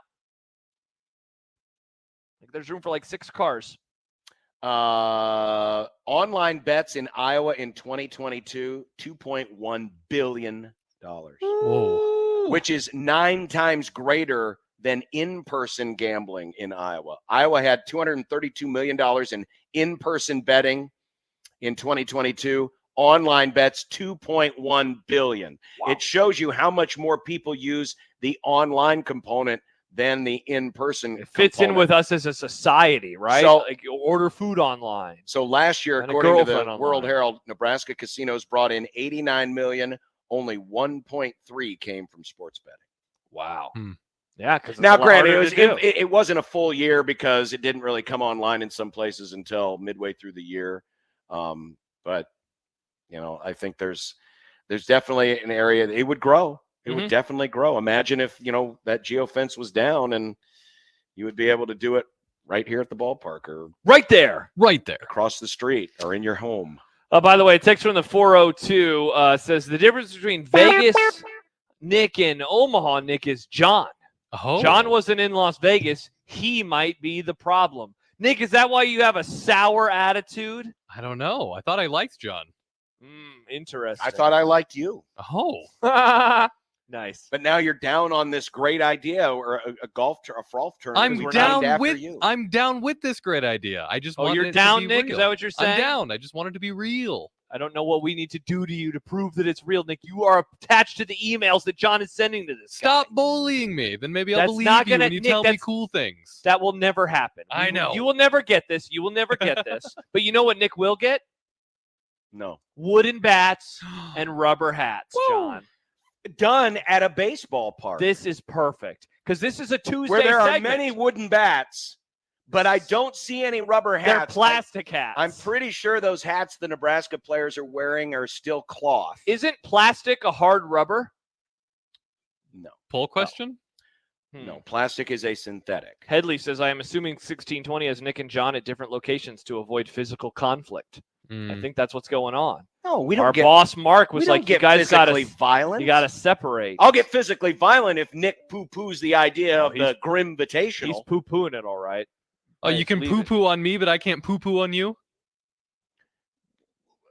You're poo-pooing on my idea. You're poo-pooing on your namesake. Yeah, you're poo-pooing on something that you would love, Nick. This is I'm an not odd look. poo-pooing on it. I'm poo-pooing on that it came out of nowhere so sudden. You guys make fun of it, and then suddenly you're in on it. Do you know, Everything Nick, comes out of nowhere, Nick. Do you know came out of nowhere. Do you know what other great invention this program made that literally came out of nowhere during a nonsensical conversation? The alphabet playoff. Oh, what about One Beer Friday, John? That One came out Beer of nowhere. Friday, that literally came out of me going down the street, getting a 6-pack of Pabst Blue Ribbon, and coming back and drinking beer on Friday. And now it's become a cultural phenomenon. Meanwhile, Nick would have been our producer at the time. He would have said, "What's going on here? Why are you wanting to drink? What's going to happen?" It's different. It's different contexts that would not have happened. I enjoy One Beer Friday a lot. I need and you'll beer. enjoy the Grim Vitational. You love disc golf. I do love disc golf. Frolf. Frolf. Thank you. The Grim Vitational Frolf event. Nice. I love it. It'd be funny. It would be, Nick. It would be funny. We'll be back with rubber hats or wooden bats and rubber hats. Bingo. Wooden bats and rubber hats. Josh tried to curse my Blue Jays last week. They swept. I did not do any curses. You did. I like Yes, you talking did. about good. No, you Nick did. is the one. You threatened it. You were laughing. You were going, "Oh, I'm going to curse them." And then what did they do? They swept Charleston Southern. They swept them off the field despite your best effort. So I don't think you don't have the same Kavorka you do with the weather. I will say this. Mike Ferrin brought up the team that we are talking about today in wooden bats and rubber hats. We are talking about a team that he brought up next. The Arizona Diamondbacks? Not them, John. This is a college baseball segment. Next on 1620 The Zone. Nick Grimm for Circus Sports Iowa. You know, we've talked a lot of baseball today, and you've got baseball fever, then the Circus Sports Iowa app is for you. When Josh Happer and I were in Vegas, I made some nice money on opening day using their kiosks. And you know what? Their app, the Circus Sports Iowa app, is very similar to those kiosks. Very easy, very quick to use, intuitive, and you can be like me on opening day and make some nice money. And the app, it's great. They have tons of fun props, tight money line splits, and they don't keep as much money on large market bets as some of the other apps and sports books like to do. All of this just to say, they are all about real money, and this is the app for you if you want to make real money. None of the fake money gimmicks that the other apps have either. Real money. There's also people behind the Circus Sports Iowa app. If you ever have any issues, reach out through email or Twitter, and you will be taken care of. It is literally, quite literally, like having the hospitality of Las Vegas in the palm of your hand anywhere in the state of Iowa. Check out the Circus Sports Iowa app today and never go back. If you or someone you know may have a problem with gambling, call 1-800-238-7633. You get a lot of junk in your inbox. This one, not junk at all. 1620 The Email. Exclusive content, contests, other stuff probably. Subscribe today at 1620thezone.com. Your Omaha area forecast from the Godfather's Pizza Weather Center and KETV News Watch 7 on 1620 The Zone. Partly cloudy and windy this evening. Temperatures in the 50s. There could be a spotty shower. Partly cloudy later tonight. Still pretty windy. Lows in the low 30s. And then partly to mostly sunny, windy on Wednesday. High temperature in the low 50s. I am Chief Meteorologist Bill Ranby from KETV News Watch 7. 1620 The Zone's Unsportsmanlike Conduct, brought to you by a great friend of the program, Union Bank and Trust. 1620 The Zone traffic. From the Pyramid Roofing Time-Saving Traffic Center, looks like Hamilton Street is closed for both directions for some bridge work. It's closed between 28th and 26th, so find an alternate route. Otherwise, delays on westbound Dodge going from 680 all the way to 120th. If you're west on L Street, delays from 90th to 108th. Also delays on eastbound West Center Road around 180th. And then if you're south on 204th, delays from West Center to about Q Street. I'm Mike Neville. This time-saving traffic is brought to you by Lanahan Nurseries. Spring has arrived and Lanahan has everything you need to revitalize your landscape. Color perennials, shrubs, flowers, and fresh dug trees, all grown right here in Nebraska. Lanahan Nurseries, your homegrown headquarters since 1974. How powerful is Cox Fiber? Powerful enough to let your band members in Vegas, Phoenix, and Omaha jam like you're all in the same garage. Introducing Cox Fiber, from the company with the fastest download speeds 8 years in a row. It's internet built for tomorrow, today. Cox, always building better. Limited availability in select areas. Speeds vary and are not guaranteed. Cox terms and restrictions may apply. Analysis by Ookla Speed Test Intelligence in Las Vegas, Omaha, Phoenix. Fixed median download speeds Q2 2016 to Q3 2023. Get signed up for this year's Leahy Clausen Maverick Run, Saturday, April 20th at Baxter Arena. This race has something for every type of runner, with a 1-mile kids race, a 5K walker run, or a 10K run. New this year, the 5K and 10K courses are certified, and there's a kids zone inside Baxter Arena. The event starts at 8 a.m. Saturday, April 20th. Go to omavs.com/Maverick Run for more information and get signed up. Proceeds go to Omaha Women's Athletics. It's the Maverick Run at Baxter Arena, April 20th. See you there.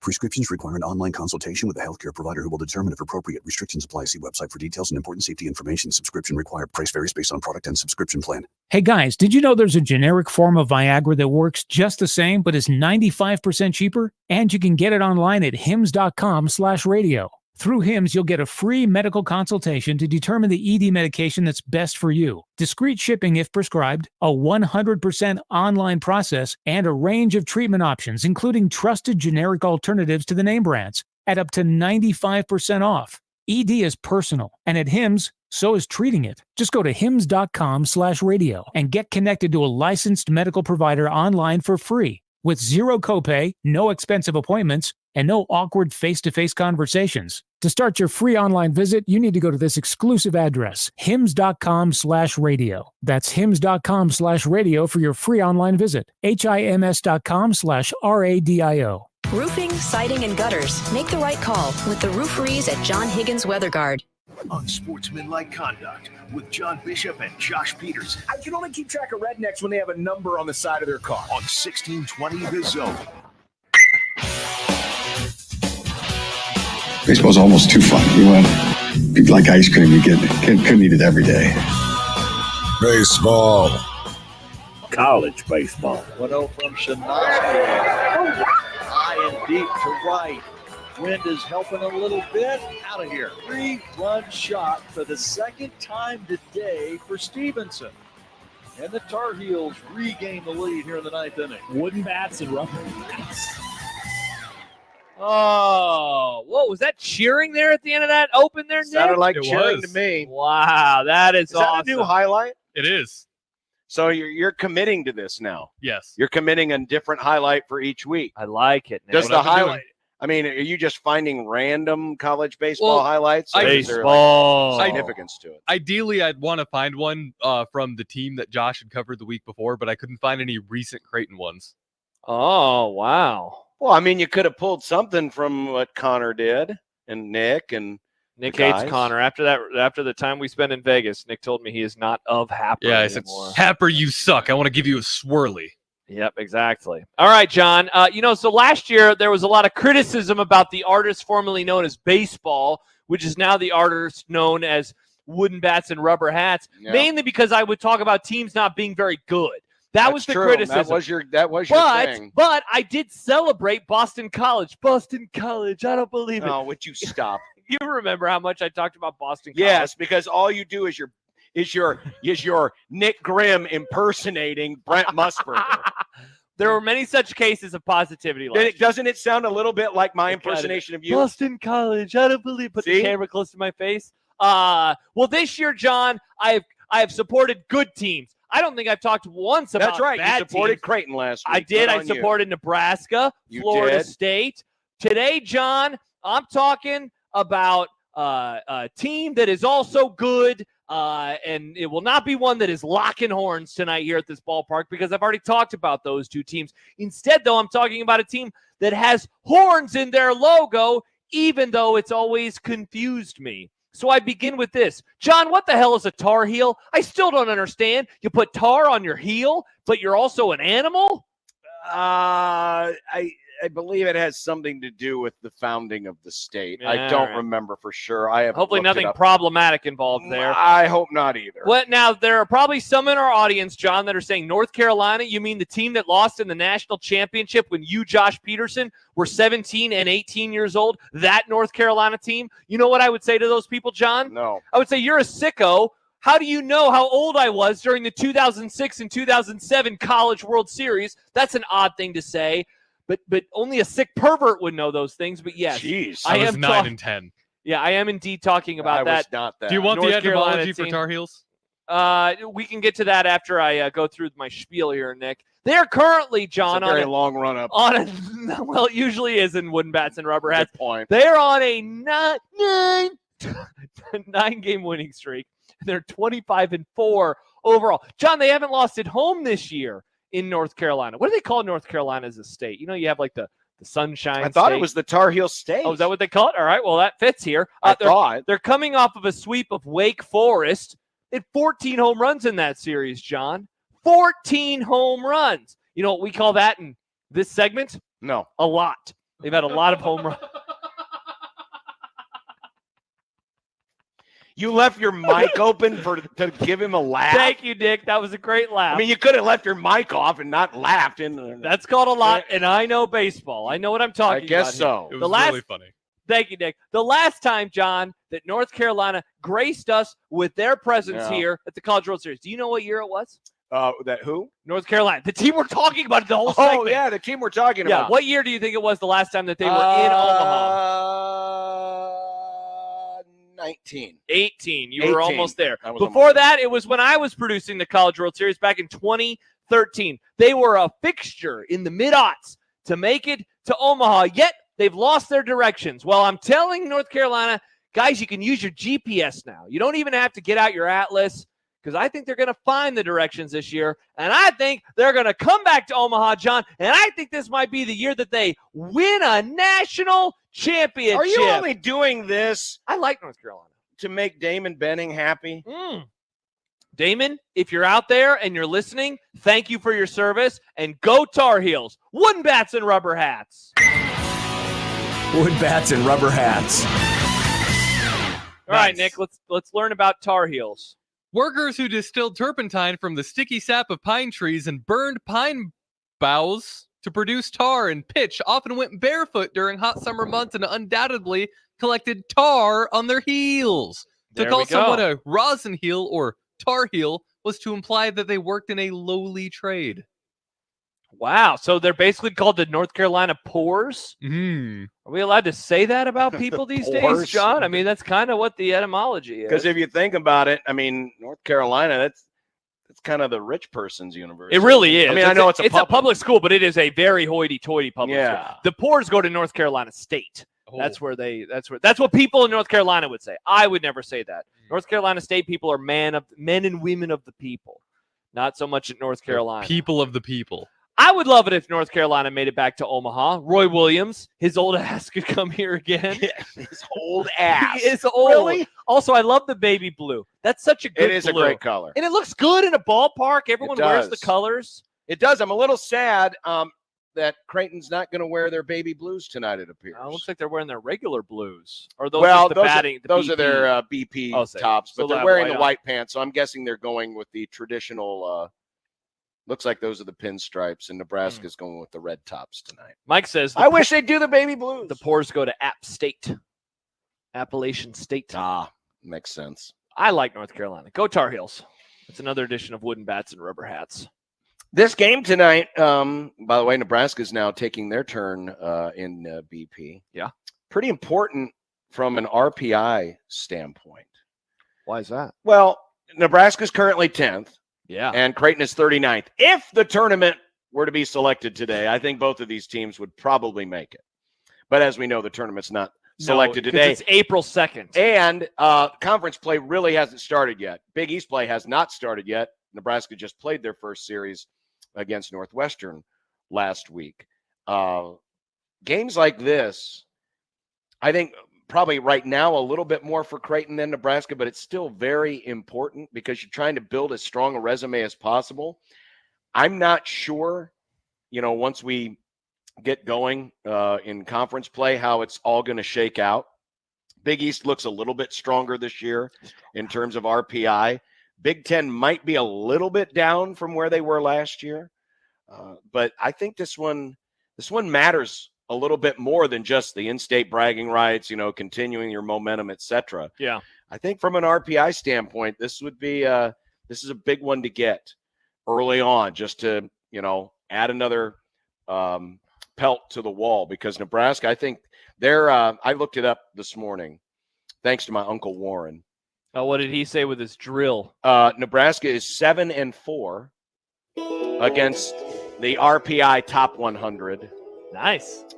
And 3-0 versus teams rated 200 or worse. Oh, so they don't have any bad losses. Don't have any bad losses. Don't have a lot of games either against, which is why their RPI is higher than Creighton's right now. No quad 4 losses, yeah. Creighton is 5-2 against RPI top 100 and 7-1 against sub 200 RPI teams. So that was a lot longer than I remembered it being. What? A little jingle jangle from the banjo. Oh, yeah, the banjo just kind of goes on forever. Well, Uncle Warren does what Uncle Warren, it's what Uncle Warren wants. All right, there you go. A little more insight into tonight's game. We'll hear from Ed Service in an hour prior to first pitch tonight.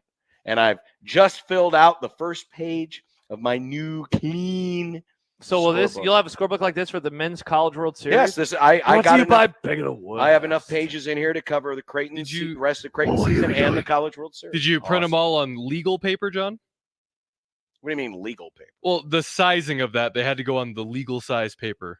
No, this is the big paper. Yeah. See, so for those watching in the stream, here's a regular 8x11.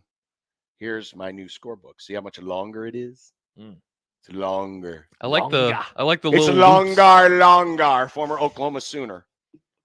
One of my favorite names in college basketball history. Longar. It's a good name. It's a great name. Mm-hmm. It's a great show. The Great Grum. Oh, many are saying. And Steve Sipple's coming up. He is, but before that.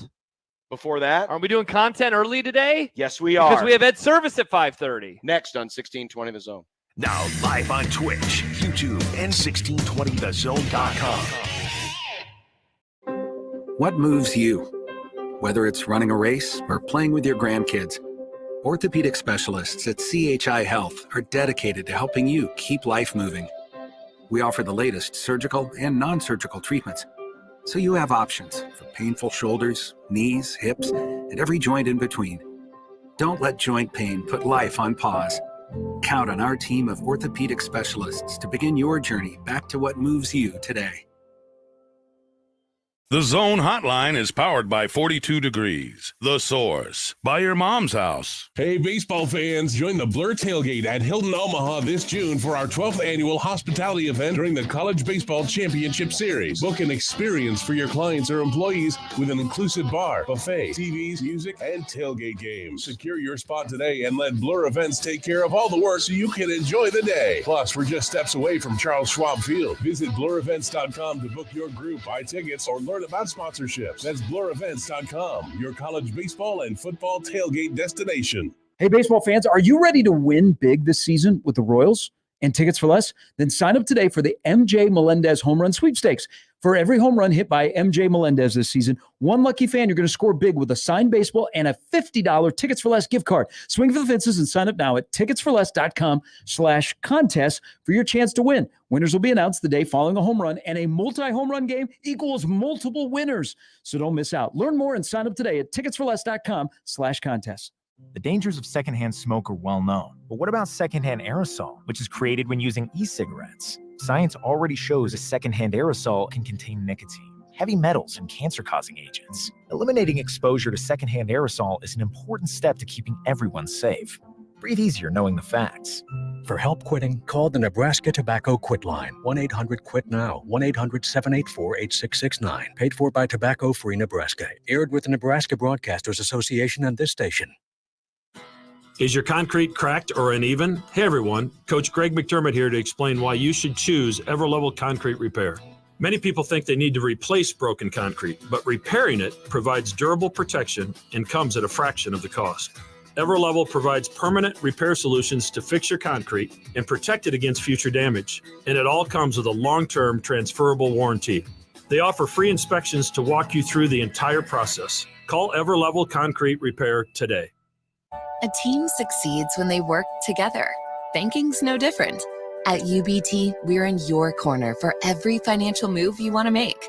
Your money's backed by a roster of experts who put in the work to know you and your community. So whether you're opening a savings account, buying a home, or planning your future, you always know who to turn to. Working together toward your financial goals. That's a win in our playbook. Union Bank and Trust. Equal housing lender, member FDIC. 1620 The Zone's Unsportsmanlike Conduct is brought to you by Union Bank and Trust. Now back to the program. Look, I made you some Unsportsmanlike content. Unsportsmanlike content. Unsportsmanlike content. Content that's unsportsmanlike. You know, Josh, I'm getting a little hungry right now. Are you? I'm feeling a little Mexican. Oh, well, this week's zone deal is for Mexitli Restaurant, which is located in downtown Omaha. Fascinating. They have authentic Mexican food prepared in an artisanal way and with fresh products highlighting the original flavors of the Mexican cuisine. This deal, you get two $25 vouchers for just $25. Goes on sale at Friday at 9 on 1620thezone.com. You can head there right now to get more of the details, and stay tuned for a little over an hour from now for What's for Dinner, as we describe what we'll be eating tonight for dinner. Nice. Nick is going to be describing other things now. It's time for an early edition of content to make room for Coach Ed's service in about 50 minutes. Iowa is back in the Final Four for the second straight season, and this time get to face UConn in the semis. Caitlin Blake versus Paige Buckers for a trip. Caitlin Clark. I don't know why this is Caitlin Blake. I don't know if that was another player. Maybe you typed it wrong, Nick. Maybe I was looking at something else. What did you screw up yesterday? Yeah. Anyway, back to the question. Beckers, Nick. Paige Beckers. Caitlin Clark versus Paige Beckers for a trip to the national title. Biggies. Jeez. In a year full of highly anticipated matchups in women's basketball, will this end up being the most anticipated of them all? Well, yeah. I don't know, man. Last night, I know. And last night had a lot of anticipation because it was a rematch of the title game, and you had two very polarizing teams / players. I mean, as popular as Caitlin Clark is, there's also many people who are detractors, and the same could be said for Angel Reese and Ms. Mulkey. Could be said for UConn, though. Ms. Mulkey. I mean, I don't know why anyone would have a problem with her. By the way, yeah, for her, understatedly dressed. I noticed the same thing. I mean, there was no feather boas, there was no sparklies, none of that. I was surprised. I think you were surprised. I think that's why they lost. Oh, did she lose them the game by not having a better outfit? She needed to look more like someone David from WWE Bowie or that too. Yeah, you lay out a good argument. I'll just take the other side just for S's and G's. I mean, this is the preeminent program. I know that UConn has not had in recent years as much success as they did, throughout the late 90s and throughout basically the entire aughts. but this is still the preeminent program, in my opinion, in women's college basketball. They have a player that before Caitlin Clark was supposed to be the national superstar, and that is Paige Beckers. And then the story of them not recruiting her, Gina Auriemma never visiting her, and that being like a huge thing for her development. So certainly it's going to be anticipated. I'm happy it's the late game on Friday night.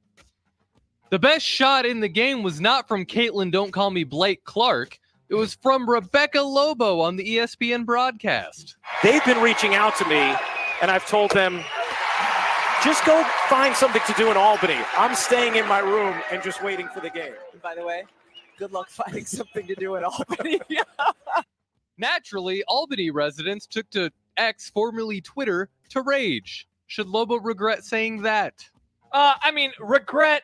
No, like, I'm surprised she did. How mean is that? But, I mean, look, I'll be honest, John. I don't want to go hang out in Albany either. I did see a tweet yesterday that said it's wild that the biggest women's basketball game of all time is in Albany. You know, the biggest college baseball game of the season is in Omaha. Yeah, but there's it's some always people been that think here. there's some people think of Omaha. Oh my God, Omaha. Can you imagine the uproar if you know, let's say on the College World Series broadcast, if Kyle Peterson had said, Omaha, what does there do to Omaha? Yeah, people would be really mad. They would be pissed. Kyle, I'll give you $5 if you do it this summer. That would be awesome. Kyle Peterson challenge. Yes. Do what Rebecca. I don't know what you're doing. There's nothing to do in What am I Omaha. supposed to do in Omaha? It's boring as hell. What do you expect to happen with Chiefs wide receiver Rashee Rice after it was reported he was involved in a car accident in Dallas this weekend, only to leave the scene without determining if anyone needed medical attention? He also didn't provide any of his information. Not good things. No. I hope there's some kind of a game suspension. You know, I think hell, that. I mean, will he end up in jail for this? Well, yeah, I mean, forget about the legal side of things. But from an NFL side, I hope there is a serious punishment for this. And I'm blanking right now. Who was the Raiders receiver? Oh, who's in jail? Who's in prison? Yes. Yeah, I can't remember his And name. and no one died in this particular accident, but that kind of Henry Ruggs. Thank you. That kind of idiotic, reckless behavior, driving that stupidly on a public freeway in daytime. I mean, forget about no one else being out there, like sometimes happens in the middle of the night, as was the case with the Ruggs deal, which does not excuse it. But to do it in the middle of broad daylight and in busy traffic, I hope there's a heavy fine / suspension. That cannot be allowed. No, it certainly cannot. And not only to do that, but then to leave as well. Incredible. Absolutely incredible. Yeah, it shows how little regard for other people that Rashee Rice has. Yeah, I don't know what the punishment is from a legal perspective, but I imagine that it will be fairly hefty. But yeah, you got to make an example of somebody for doing this, I think. Remember Joel Embiid getting hurt and seemingly missing the rest of the season? Well, he could be back on the floor tonight. How much, if at all, does this change the race in the East? Don't think it's going to change it a whole lot. They're a team that is near the bottom of the Eastern Conference standings right now. They would be in the playoffs. They'd be in the play-in game if it started today. But I really think it's going to come down to the Celtics and the Bucks. Though maybe the Knicks could, maybe they could become a pain in the ass for Boston given their style of play. But no, I don't think that the Sixers have enough talent regardless with him coming back. But hey, at least we'll get to watch Joel in the playoffs for a little bit. It's time for John's holy crap every 8-week check on the NBA standings. What stands out to you today, John? Damn, the Celtics are 11 and a half games up in the East. They are historically having a great season, but I don't trust. I mean, them they're not to going do to break anything. any records. They've already got 16 losses, so they're not going to do But that. in terms of their point differential, all that stuff, it's pretty wild how good they have been. They have also shot and made, I believe, the most threes in the league, and they also have made the fewest amount of twos or something like that. They're By the way, disparity is pretty wild. The gap from first to second is larger than the gap from second to eighth. Wow.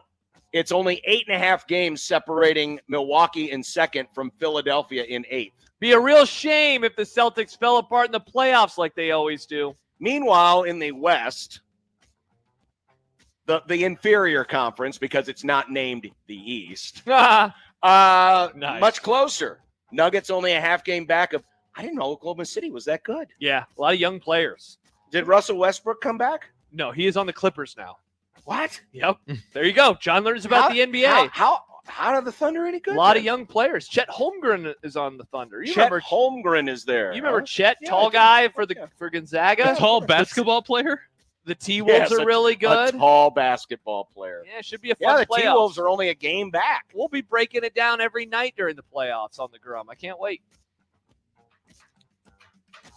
Sure. Remember yesterday when John and Jack bared their teeth and barked at each other for half an hour? Rough. Well, in the end, we barely even discussed the teams that made the Final Four. You got any takes beyond UConn is really, really good about these 4 teams? Well, Creighton's got wins against 2 of them. They do. One against Bama, one against UConn.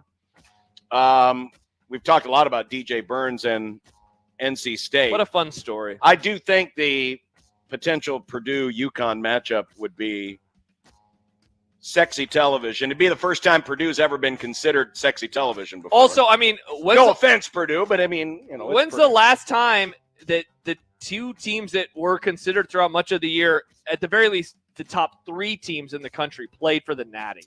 We don't really get this very often. No, we don't. So That's a great point. We are 2 games away from getting a national championship where it actually feels like it's 1 versus 2. And I think that is cool. And they've actually already played this year as well. Yes. Purdue gave UConn one of their 3 losses, correct? Didn't Purdue beat them back in my misremembering? No, I don't. They didn't play this year, did they? They didn't? I thought that they did. Okay, maybe I'm wrong. For some reason, I thought that they played. Okay, well, that's even better then. Because they haven't played. God, am I misremembering? They haven't. You're right, John. Okay, well, I'm an idiot. because UConn what lost. am I thinking of? UConn lost to Kansas. Well, Purdue played Tennessee. That's who I was thinking of. My bad. They haven't played since 2009. Hell yeah, I want that title game so bad. No offense to NC State. I do too, no so we can kick some Big Ten ass. That's a week from yesterday. Big East. Big East. Big East.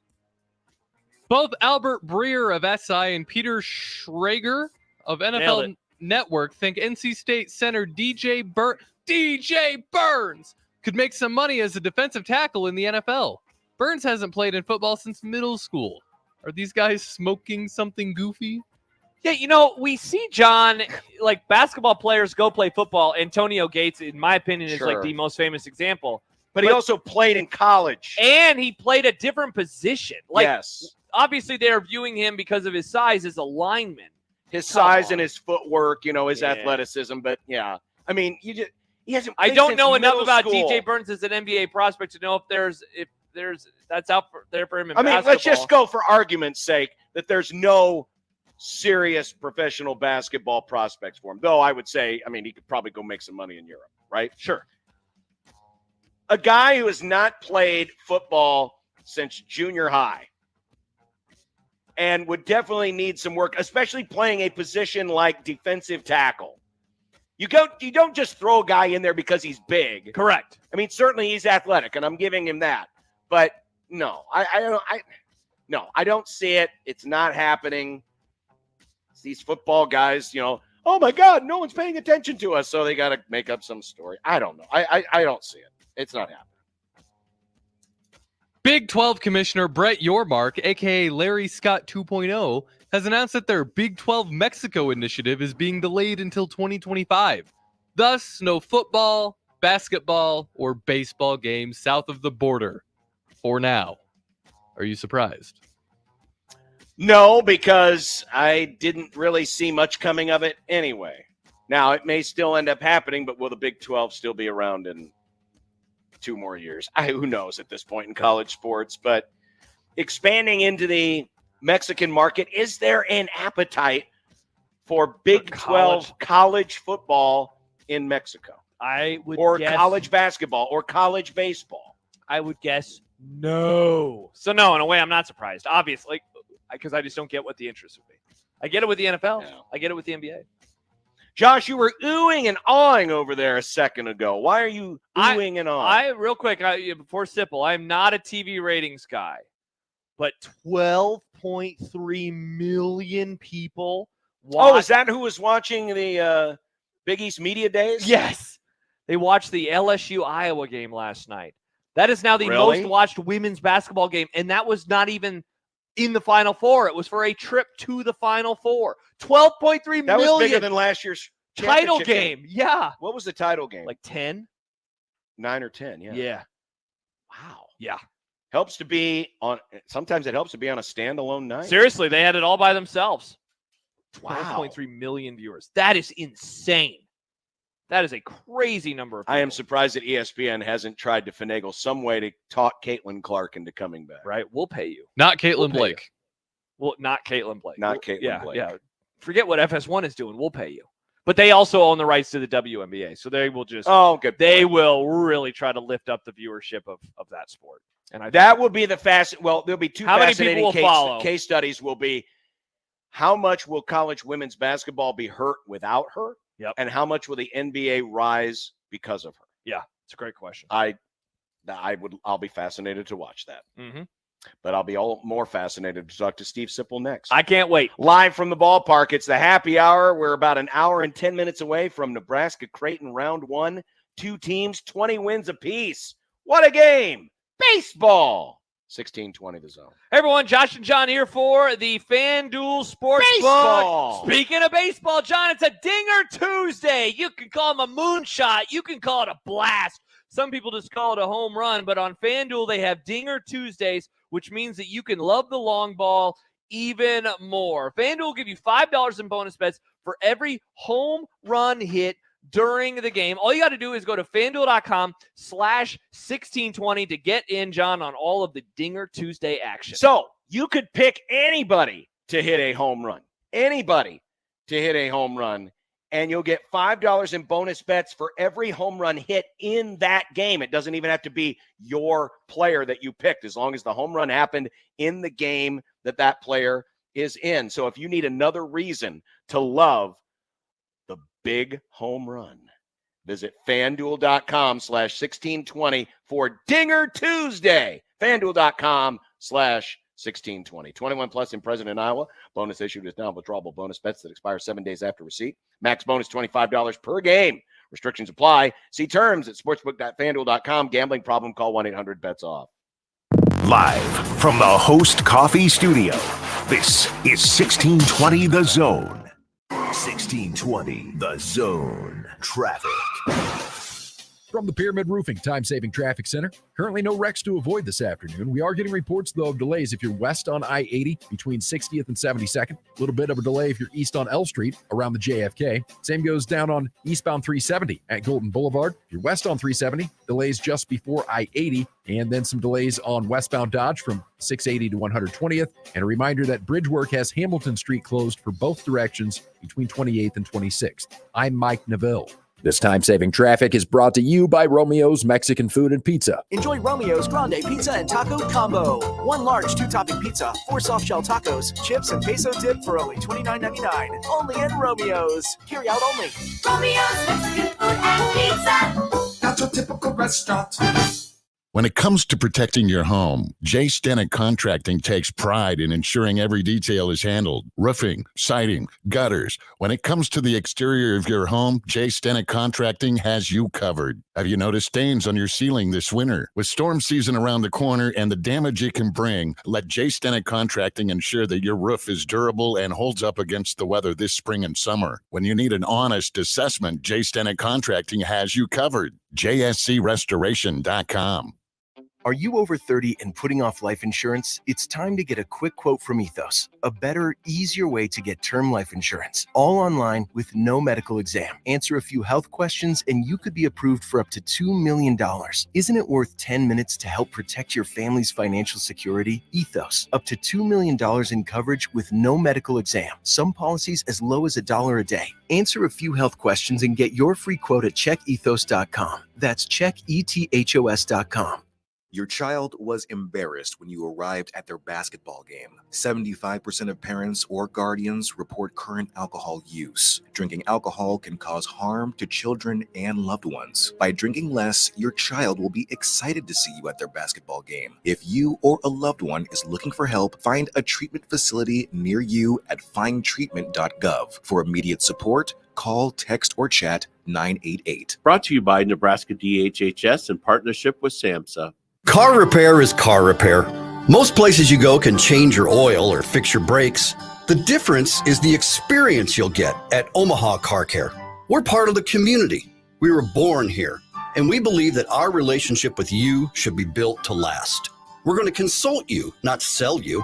We're going to give you a free loaner car. We're going to treat you like a valued friend that we want to continue to see in the years to come. I'm Rick Betker, owner of Omaha Car Care, and we'll be along for the ride. Tickets for less. Best seats, best prices, no service fees. Shop ticketsforless.com. KOZN Bellevue, Omaha, Council Bluffs. This is 1620 The Zone.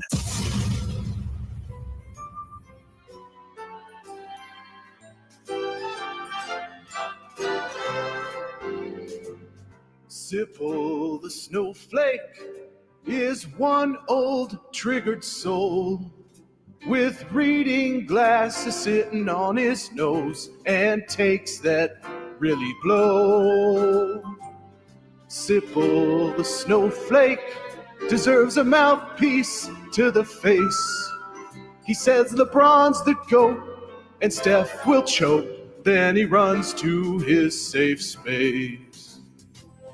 Hey, we gotta be careful here. He tells us when we speak. But when 10 games air in a day, he thinks that's too many. Oh, Sipple the snowflake says words like mature. He's a blogger now and an honor too, and also really old.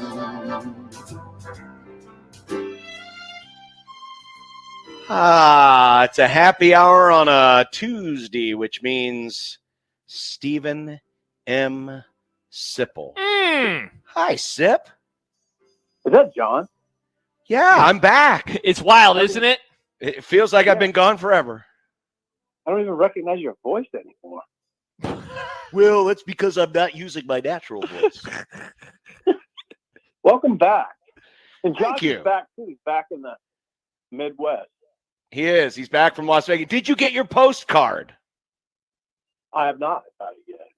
Wait, so they beat the postcard back? I think Happer brought it back with him. I think he's going to deliver it to Sipple in person. I don't know how. You're supposed to mail a postcard. Don't blame me. It was Happer who bought it. Are you trying to get Jed run out of business? When people stop mailing, Jed's not going to have a job. That's a great point, John. Sip, I'm sorry that the postcard's not being mailed to you as postcards should be.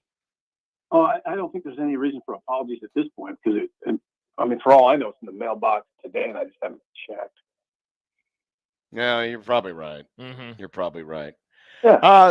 So, spring observations so far through a couple of observations that you've had at practice. What stood out to you?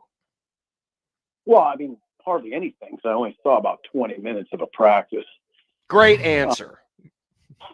Well, I don't know how to. I never know how to do that. Well, how did they look? I hear they looked yoked and big and strong, big, strong men. Well, yeah, they look fine. I wouldn't.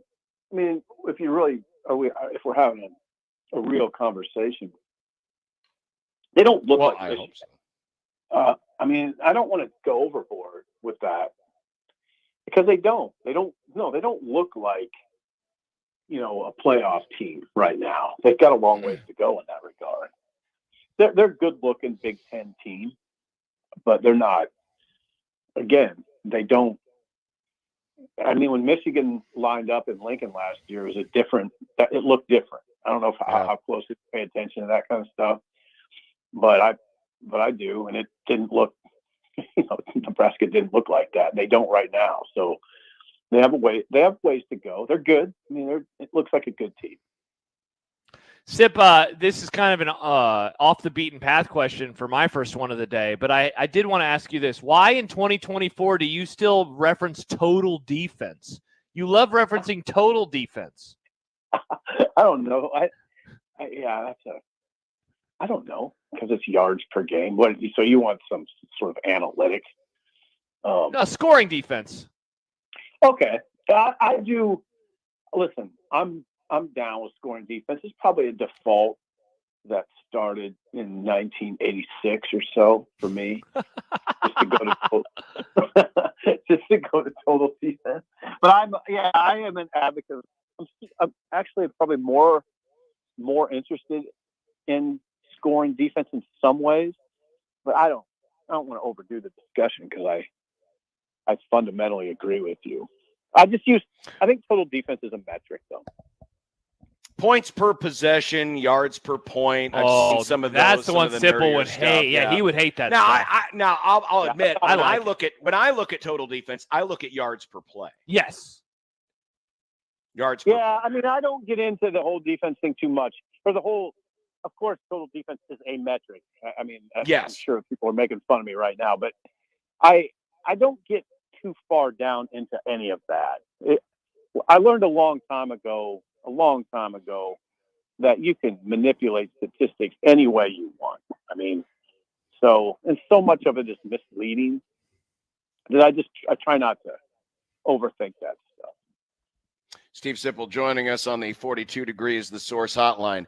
The running back room versus the wide receiver room. Which one of those two is likely to be more overhyped?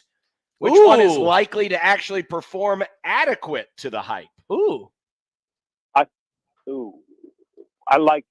say the receiver room. I'm not saying is more likely to be overhyped? No. I think it's more likely at the end of the season we're coming away going, oh yeah, that was okay. Strong room. I don't think it's by a wide margin. I think they're both all right. I think they'll both be pretty good. But, I think that the receiver room has the best player of those two groups in Jamal Banks. So they have the best player. I like that young bunch of guys that they have. I like a couple of those guys to make a pretty big jump. I don't know that, and I always have to mention Carter Nelson. I don't know exactly how you group him. He's a hybrid, so if you're building an argument, you can use him as a receiver, which I'll do. I'd say receivers by a slight margin. Hey, Sip, I'm sorry. I have like a weird question for you about Dylan Raiola because I was thinking about him this morning and how much he has been discussed that I wonder if like there is this like we almost feel like we know so much about him that I wonder what kind of questions we'll have about his battle or whatever throughout this spring. Like, I guess I'm wondering if we're even going to learn a whole lot about him to the point where it's not that he's so much on the back burner, but he's almost like taken for granted in the 2024 preview of it all. Yeah, it's not a bad question. I don't look at it quite that way. I look at it more in the immediate. I don't think we know a lot about him in the immediate, meaning how is he? I mean, I don't know how you got to do this. You got to kind of do this deftly, but you got to figure out how he's responding to the college game. How is he responding to Jamari Butler in his face as opposed to a high school kid? Nash Hutmacher, right across the line of scrimmage from him. How is that? How's he responding to speed? All that. So no, I think you can learn a lot from talking to him and talking to others about him. We do know a lot about him from his past, but we don't know a lot about him right now in his present environment. So no, there's a lot I'd like to know actually. I haven't talked to his dad lately, so I don't know how it's going for him. I really don't. My based on what Rule has said, it must be going pretty well. And I mean, I know Dylan fairly well, so I'd be surprised if it's not going well. He's a guy you can count on. Like, you don't have to worry about it. He's going to work. So you couple the talent with the hunger and the work ethic, I just don't think you got to worry too much about it. But I would like to know. God, I'd love to know. I just love to be able to go over. I don't want to do this because I'm sure it just sounds incredibly obnoxious to listeners, but I'd love, like, if we could go watch practice. We used to be able to do that. It would be fascinating, but yeah, you just kind of got to wait for the spring game.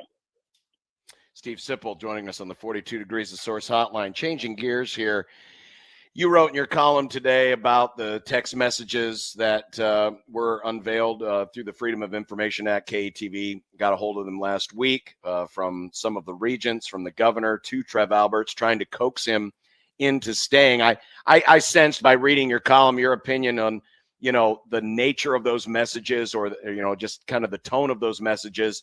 It didn't quite hit you right in terms of just how it went about. Did it come across to you as if they were almost begging him?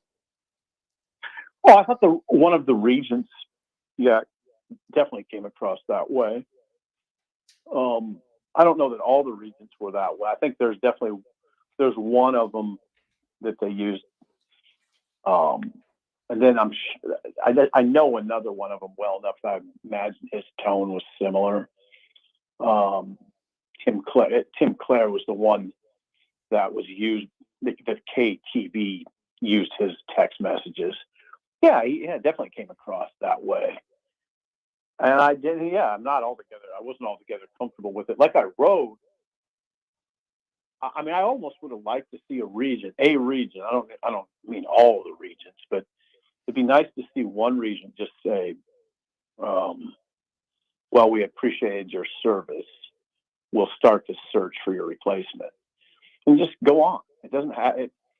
I mean, I wrote it on March 13th when it happened, that you can really go overboard in these situations. He's an administrator. I mean, he was a high level. Granted, he was a high level administrator, but nonetheless, he was an administrator. They're replaceable. I mean, it's not. They're all over the place. They had applicants that week that were stronger. So, I understood though. I mean, I understood because I talked to people that on March 13th, the day it all went down. For instance, my brother, who was having a hard time with it, and he was having a hard time. I was like, man, come on, it's not that bad. I had to talk some people off the ledge.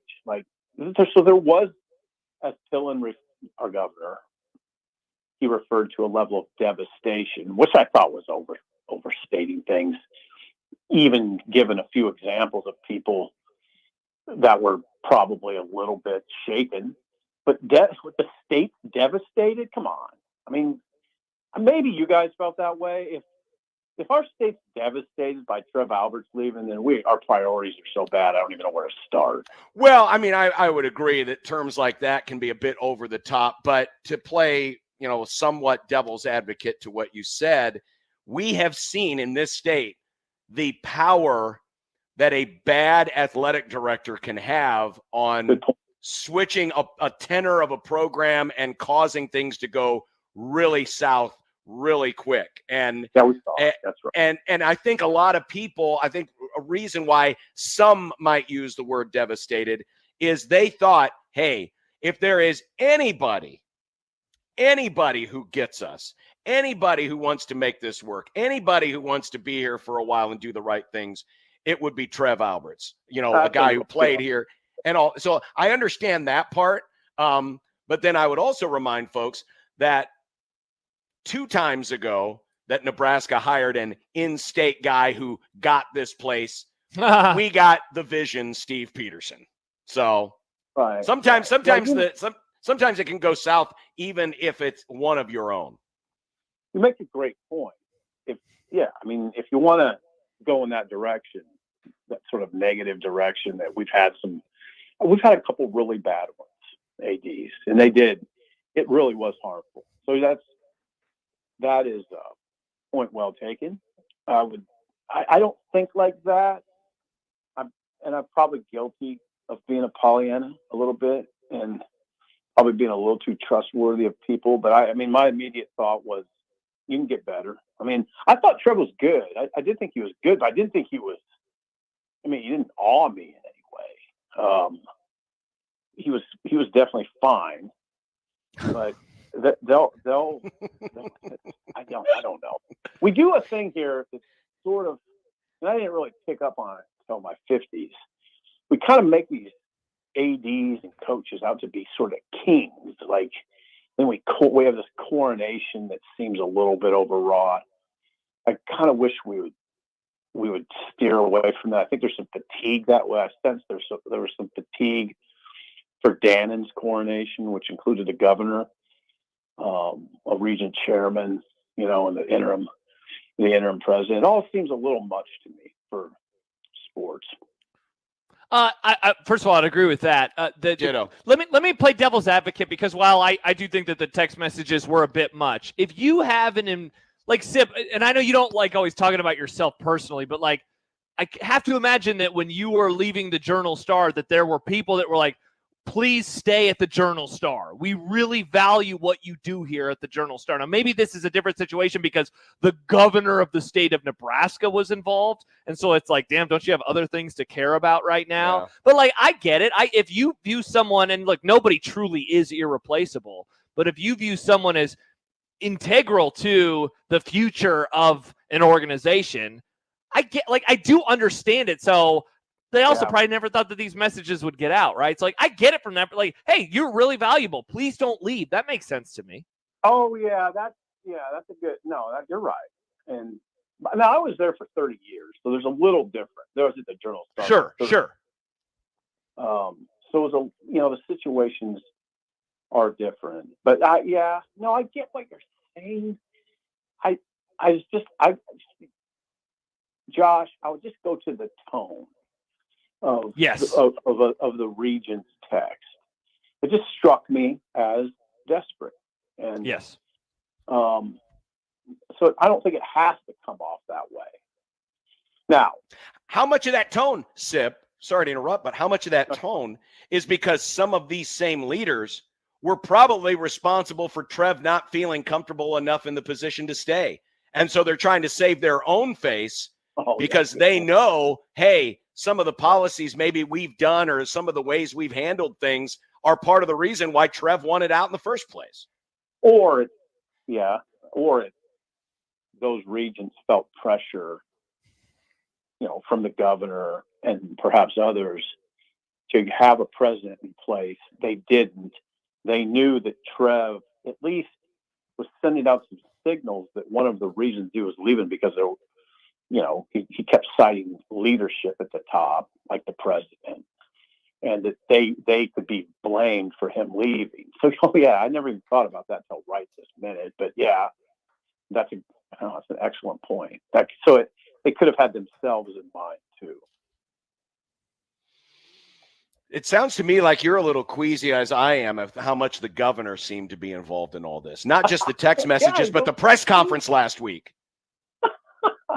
Yeah, I don't know. This place is so odd. But you got that right. But the reason that you have high ratings and people read Husker online, there's a voracious appetite. Yes, it's a very passionate fan base. So I got to be kind of careful not to bite the hand that feeds me. These fans care at a high level, and the governor's a former Husker, and he does care about the University of Nebraska deeply. I mean, he does. It's not contrived. So, I mean, it is. I'll tell you what, though. I've never felt overly comfortable with the amount of attention there is in these situations. Like when there's a new coach and a new AD, it always seems a little odd to me. Always has. And I'm sorry. Go ahead. No. Well, I think there's some fatigue now. I do think there's a little fatigue. Yeah, there is that, and I get that Pillen's a former player and he was a former regent recently, but I don't remember Ben. The only time I remember seeing Ben Nelson get involved with any of this was when they were at the championship ceremonies, or Bob Carey, or any of the other governors. We didn't have this. We didn't have them at introductory press conferences, or if they were standing in the back of the room. They weren't front and center. And I don't know, that part of it just makes me feel really uncomfortable, because the more politicians get involved in sports, the worse things tend to get. Yeah, and it's happening more and more. It is. Yeah, it is. It is. So yeah, I share that. It's hard to define why exactly. It's kind of like you just kind of know it when you see it. Like but it worked out fine. I got a new AD. It looks like everything's okay-ish. Although, and I've talked about this too. I think I wrote it. I hope I wrote it. I'm not going to just sign off on him being a success. Well, I just think we got to quit doing that too. They got to, and saying things like, "Well, I think they made a great hire." I don't know. Sure, couldn't agree more. Yeah, how do you know? Yeah. We didn't know this guy's name 2 weeks ago. Why am I going to pretend like I think he's going to be awesome or bad? I'd never heard of him. I'd never heard. It shocked me when it happened. I just felt like I was in a twilight zone almost. It happened very quickly. I don't mind saying I was caught off guard. I never would have dreamed within 6 days or 7 days of Trev's departure that they would have this person in place. I didn't see it coming whatsoever. I told Sean Callahan, I've never felt so detached. I was like, usually I kind of have an idea what's going on. This moves so fast, and I never would have. I did not. I mean, I don't mind saying on the radio, it's kind of embarrassing, but I didn't anticipate it at all. Steve Sipple from HuskerOnline.com. All right, Sip, appreciate it. Enjoy the rest of your Tuesday night. I hope at least you'll be listening to the baseball game tonight. It's a pretty big baseball game tonight here in Omaha. Josh, there's a chance I'll be listening. Nice. That makes one of us.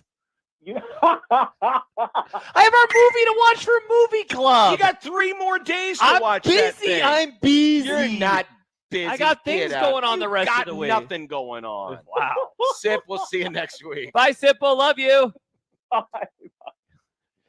Wow. Am I not allowed to have things going on? I have things We've been sitting here all day. We've been talking about this great game. We're going to have Ed Service joining us here from the ballpark in about 14 minutes. Yep. And you won't hear me say, I can't wait to listen to the game tonight, Ed. Wow. I won't say that. I have things to do. Josh, I got to watch our movie. I'm going to be there. You can watch tonight. it tomorrow. No, tomorrow I'm busy. What are you Thursday, doing? I am reading a book about cannibalism? No, Yeah. I don't read books about cannibalism Anymore. What can you possibly have to do that's more important than a 20-4 Creighton playing 20-5? I said I have to watch the movie. I'm watching the movie tonight because if I didn't do that, then I'd have to wake up at like 4 a.m. this week to watch it before I work. You're not busy. I'm going to be busy. I have things to do. You have nothing to do. Wow. This is unreal. I'm not allowed to do things now. You're not allowed to do things that aren't of baseball. Nebraska Creighton baseball. Sam says, man, that was a good segment. Thank you. We appreciate And it. he also adds, for me, it was text after text getting ghosted and them not cooling off. That was the most embarrassing. My favorite part of the text is still the asterisk your. Like That is 9 really hours good. later. 9 hours later. So These are adult men texting They like are. middle schoolers, and it is hilarious. It would be like John, an adult man, having a Frol tournament named after him, but not being excited to participate. That's what the Board of Regents and governor of the state have come across as lately. It does give off that Just kind off of the top of my head, a random okay. example. It does give off that kind of vibe. Yeah, indeed. All right, still to come, we've got Ed Service joining us here from the ballpark as we preview Creighton, Nebraska, 6 o'clock. Just On keep the radio. Just keep it right here, baby. Just right here on Right there. 1620 The Zone. And me and Nick Hanley, not Connor Happer. Not Connor Me Happer. and Nick Hanley will handle all the play-by-play You'll for you here. Hanley the play-by-play. Wow. 1620 The Zone. Mornings with Sharp and Handley. I wanted Nebraska to settle in, make some shots early, and then get into a moderate pace because they're not built. Like start with their Air Jordans and then slip on the Skechers or the Hokas. Nebraska got sped up at the beginning of that game, and they got into, hey, let's just trade threes. And they did it to themselves early, and it became hero ball. Mornings with Sharp and Handley. Weekdays 6 to 10 on 1620 The Zone. Your Omaha area forecast from the Godfather's Pizza Weather Center and KETV News Watch 7 on 1620 The Zone. Partly cloudy and windy this evening. Temperatures in the 50s. There could be a spotty shower. Partly cloudy later tonight. Still pretty windy. Lows in the low 30s. And then partly to mostly sunny, windy on Wednesday. High temperature in the low 50s. I am Chief Meteorologist Bill Ranby from KETV News Watch 7. 1620 The Zone's Unsportsmanlike Conduct, brought to you by a great friend of the program, Union Bank and Trust. 1620 The Zone traffic. From the Pyramid Roofing Time-Saving Traffic Center, looks like a wreck has the left shoulder blocked on westbound I-80 at Giles, causing delays through there. Also, be ready for slow going on westbound Dodge going from 24th all the way to 72nd. If you're west on Dodge, stop-and-go traffic goes from the JFK all the way to 132nd. Delays on eastbound L Street between I-80 and 90th. And then roadwork has Hamilton Street closed between 28th and 26th for both directions. I'm Mike Neville. This time-saving traffic is brought to you by Omaha Transmission. You've probably heard about Omaha Transmission saving people money. Call Omaha Transmission and see why people have been recommending them for almost 20 years. Omaha Transmission, shifting to running smooth. When I heard the words, "you have breast cancer," I said, I have no idea what I'm going to do. My OBGYN called me and said, I know exactly what we're going to do, which led me to Nebraska Cancer Specialists. From day one, I felt that I was at the right place. There were some pretty rough times, but together we are stronger and they are there for you. You do not feel that you are alone. NebraskaCancer.com. How powerful is Cox Fiber? Powerful enough to let your band members in Vegas, Phoenix, and Omaha jam like you're all in the same garage. Introducing Cox Fiber, from the company with the fastest download speeds 8 years in a row. It's internet built for tomorrow, today. Cox, always building better. Limited availability in select areas. Speeds vary and are not guaranteed. Cox terms and other restrictions may apply. Analysis by Ookla of Speed Test Intelligence in Las Vegas, Omaha, Phoenix. Fixed median download speeds Q2 2016 to Q3 2023. What does Saul's loan on? Almost everything, like jewelry, gold chains, bracelets, earrings, wedding rings, and high-end watches, guns, electronics, $10 to $50,000, super fast and easy with no credit check. Saul's loans on almost everything. Getting quality employees to fill positions in your company is essential, but finding those people can be a major hassle unless you use ZipRecruiter. ZipRecruiter makes finding quality people a breeze. ZipRecruiter's advanced technology identifies candidates with the right skills, sends you great matches, then you can easily invite them to apply. 4 out of 5 employers who post on ZipRecruiter get a quality candidate within the first day. See for yourself. Go to ZipRecruiter.com/free to try ZipRecruiter for free. That's ZipRecruiter.com/free.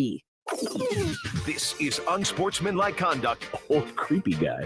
The 1620 The Zone. I don't think we don't have a chance to get into it today, but Tom Chattel had some interesting thoughts regarding the South Stadium project and whether or not that's ever going to happen, the stadium improvement that Trev Alberts wanted, and whether or not that and winning can work hand in hand. I think there's an interesting conversation to be had here because it seems like to some people that it's an either-or process. Yes, you have to have the winning to get the stadium. Right, that you know, if you do the stadium, you can't have the winning, and if you can't, you know, vice versa. You can't do it until you win. Exactly. So we'll get into that tomorrow. Throw this in there too, John. Happer and I discussed this a tiny bit in Vegas last week, but can you have the stadium and NIL in terms of like large dollar figures? Because that's the other thing that seems to be kind of an either or proposition where a lot of people have I said, guess when you talk NIL, you're talking about trying to win. Exactly. Yes, that's a great point. And so it's like, can you have, you know, because I have seen a lot of people say, whoa, why would I want $450 million to go to a stadium? Why not just pay the players that amount of money? And I understand the question, but I think, I don't know, we like you said, we can expand on this on tomorrow's show.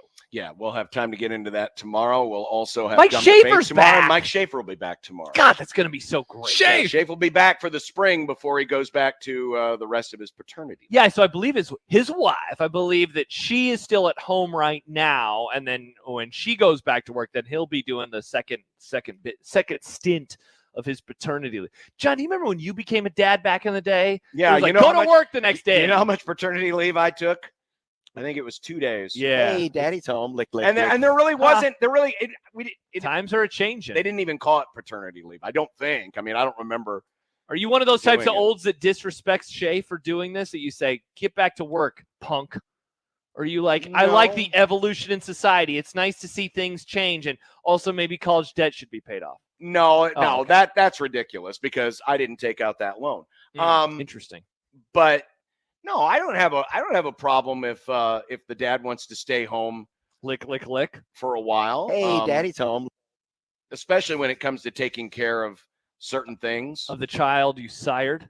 Why are you being so cryptic? Oh, when it comes to taking care of certain things. Certain things. You are. You said certain things. Yeah, I know certain things like the housework, like because I don't know if you know this, but after a woman gives birth, that's a very stressful process on the human body. I've heard this and I've not seen this and heard about this. And it's not like you're going to give birth and then got to go back to doing whatever I used to do around the house. Go fold the laundry. Yep, time to do some laundry and all that other stuff, or whatever, or go back to work. Kenneth says John abandoned his wife to go back to work. Looks like you've got this covered around here, honey. Is that what you said to your wife? See you later, wife. I got to go host a radio show with Jack You Mitchell. get back home. Oh, what'd you make for dinner, dear? I wasn't on with Jack. I didn't know Jack. John was texting I didn't know her, Jack when my children. What's were born. for dinner? I'm starving. I didn't. I was a good dad around the house. Good Changed daddy. Diapers. I mean, Hey, back lick, in lick. my day, yeah, when I was the baby, where I've always meant to add, probably asked this and forgot the answer. I don't know if my father ever changed my diaper. Wow, it was a different time back then when you were a son. Yes. A young boy, a tiny baby boy. They still had reusable diapers back then. Ugh, is that true, John? You're sitting in your filth. Okay, true story. We did have cloth diapers. Oh, cloth diapers. I guess people still And that's do that. reusable. That's true. I guess it is. Yeah.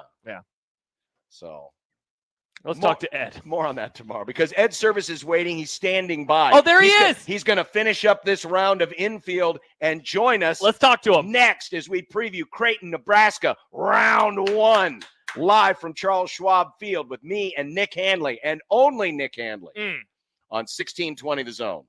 Omaha's most listened to all sports radio station. Again and again and again. 1620 The Zone. Host is roasting every morning. Host is roasting every day. Since 1972, family-owned and locally roasted Host Coffee Service has been roasting the finest coffee for businesses and restaurants. If you're ready to change to a better coffee provider, it's time for Host Coffee. Omaha's best coffee since 1972. Host Coffee is always roasting something good for you. The world's largest sports book in Las Vegas is available right at your fingertips in Iowa. The Circa Sports Iowa app is sports betting the way it should be. Bet anywhere in Iowa and experience high betting limits, tight money line splits, and exceptional customer service. Download your new bookie today. Visit circasports.com and start betting like a pro from anywhere in Iowa. If you or someone you know may have a problem with gambling, call 1-800-238-7633. Hey there, Greg Wagner joining you from the Nebraska Game and Parks Commission. Time now for another Nebraska Outdoor Update. Well, it's time to get all your new permits and stamps for hunting, fishing, fur harvesting, and state parks. Time to check your motorboat registration for renewal. Time to make those cabin and camping reservations in the state parks if you haven't done that already. And time to go over all of your outdoor gear for spring and summer. There you go. Have a good one in the great outdoors. I'm Greg Wagner. Equitable Bank. We take banking personally. EquitableOnline.com. Hi, this is Stacey McElligott, Director of Sales for NRG Media Omaha. NRG Media is looking for an accomplished bilingual new business development salesperson who wants to take their success and skills to the next level. Is this you? Our multimedia account executives work with local businesses to create marketing plans to help them get more customers. On air, digital, on site, audio, video, it's all part of what you could sell. A sales career with NRG Media lets you make a real difference in our community. Get more info and apply online at nrgmedia.com. NRG Media is an equal opportunity employer. Hi, friends. Kent Pavelka courtside getting ready for this year's matchup between the Average Roofing Companies and the Rooferees at John Higgins Weather Guard. The Average Roofers are just that, average at best, not very impressive. The Rooferees, above and beyond the opponent. More dependable, service that exceeds the norm. Good sportsmanship, fairness, and integrity. You know them, you love them, and they're ready to win for you. Make the right call with John Higgins Weather Guard. It's tip-off time with the Rooferees at John Higgins Weather Guard. Make the right call. 1620 The Zone's Unsportsmanlike Conduct is brought to you by Union Bank and Trust. Now back to the program.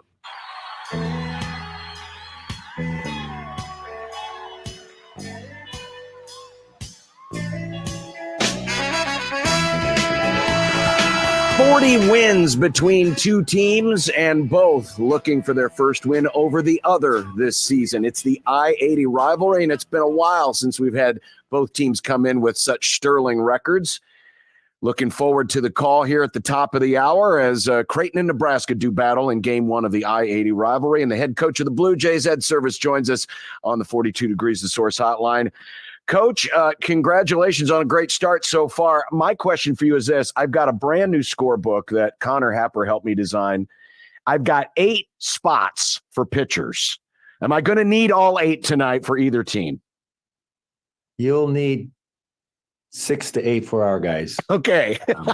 I can't speak for Nebraska, John, but you're going to need a few for our guys because we went through a lot of pitchers this weekend. So we're going to have to, ask our guys to go out there a little bit tonight, but we're not going to stretch anybody out too far, I don't think.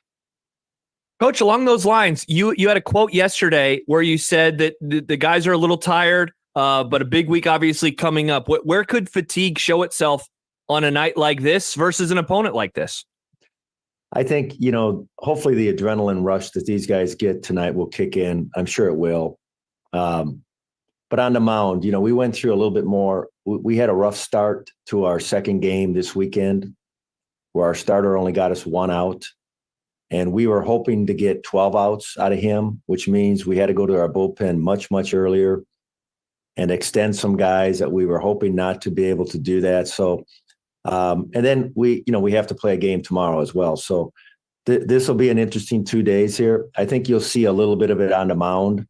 Some guys maybe don't have the same kind of velocity that they would if they had maybe an extra day or two of rest.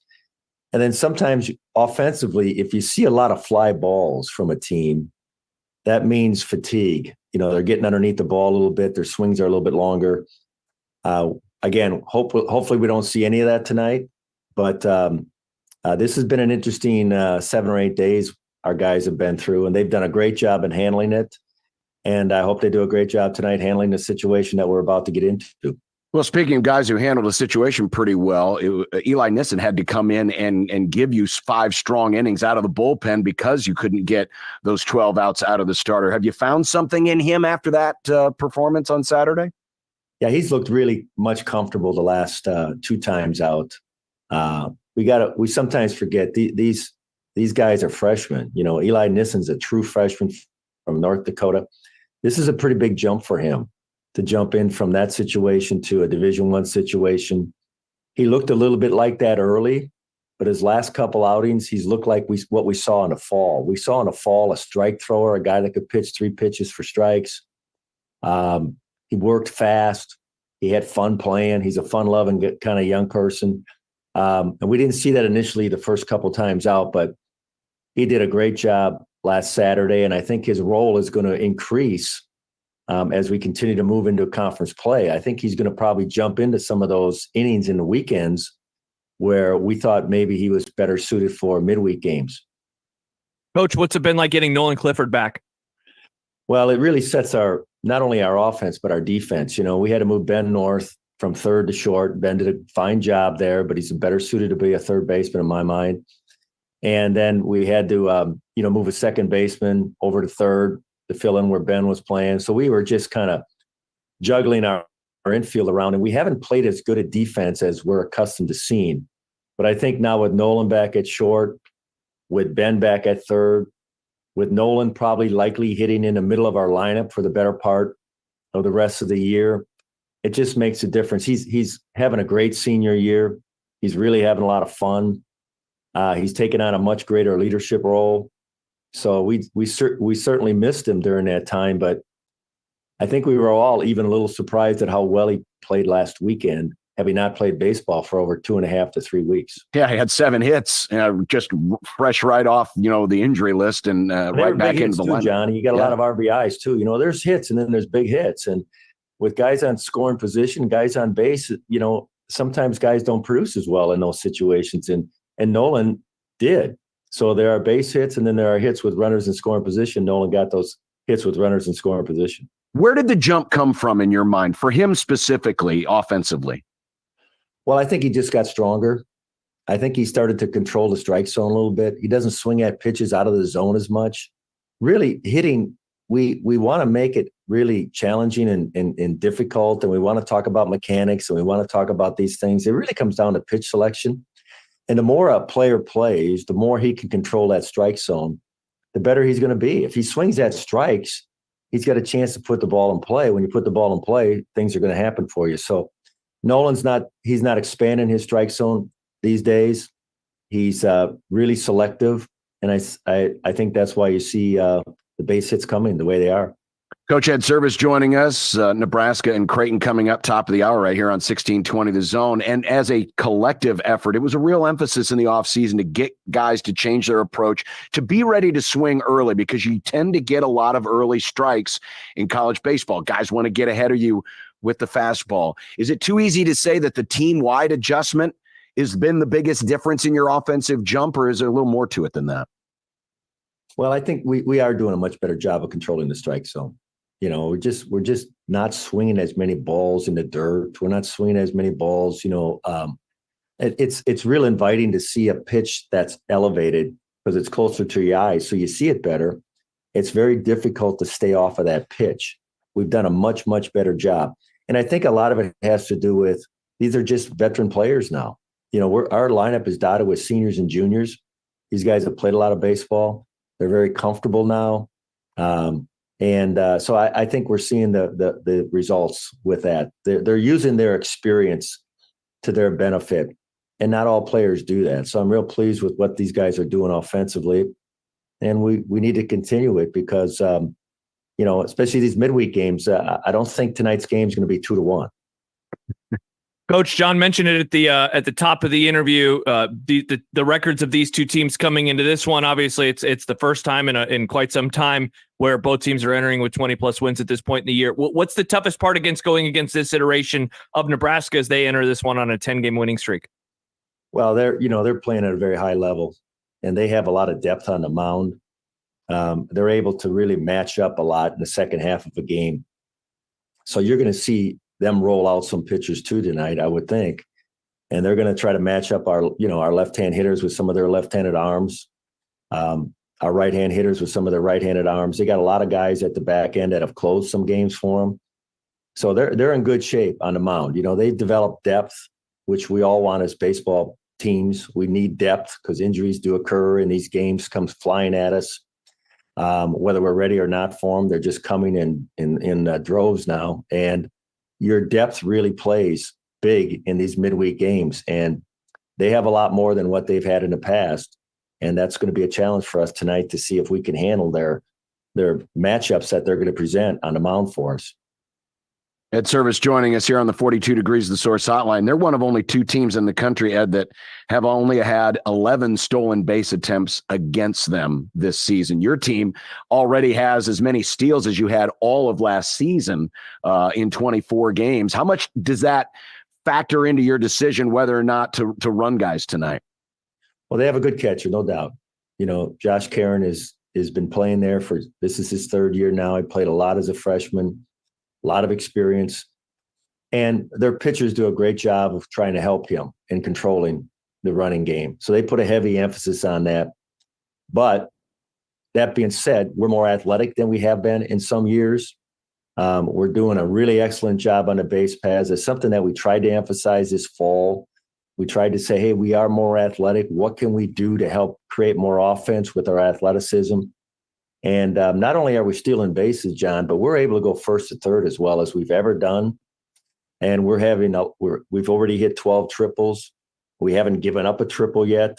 Those are some interesting things to look at when you look at the stats that really tell you that maybe Creighton's a little more athletic than they have been in the past. We're not going to deviate from our game. we're going to play our game tonight. If the situation dictates that we run, we'll continue to do that. And, if they make plays, they make plays, but we're not going to sit back and say, well, nobody's attempted to run on them, so we're not going to run on them either. That's just not how we play. And I'm sure they're going to have some things in mind to try to slow us down a little bit, but, we're going to play the way we played here the first 24 games. We're going to continue to play that way the rest of the season.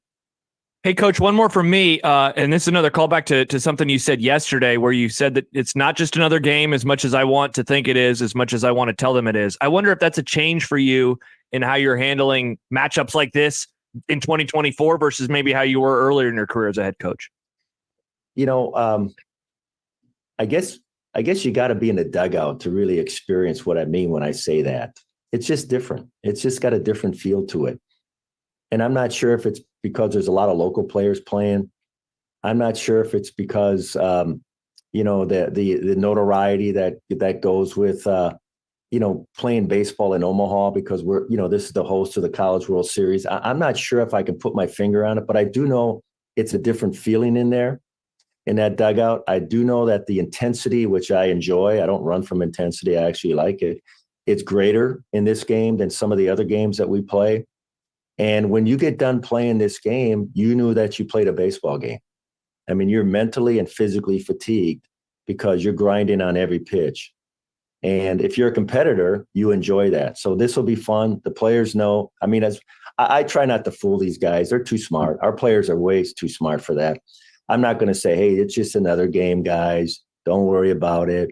At the end of the day, in the grand scheme of things, we still have to do well in our conference. They do know that. But they also know that I'm not going to try to BS them. This is a different game.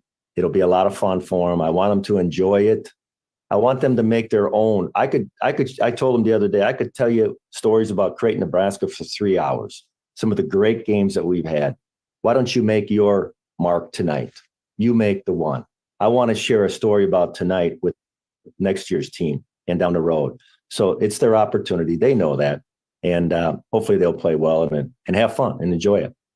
Ed Service, the head coach of the Creighton Blue Jays, will have all the coverage here on 1620 The Zone and Flow Sports, 6 o'clock. I'm looking forward to it, Ed, and there's no better way for me to get my baseball season started than with this game. So let's make it a good one tonight. I think it's going to be a lot of fun. It should be. It should be, John. Welcome back, man. It's good to have you. I'm glad to be back. The basketball season's over with. They had a great run. But we're happy that you're going to be back with us. Now we know it's truly, truly baseball season. Hey, now wait a minute. No more pressure on me. You guys are 20-4 without me.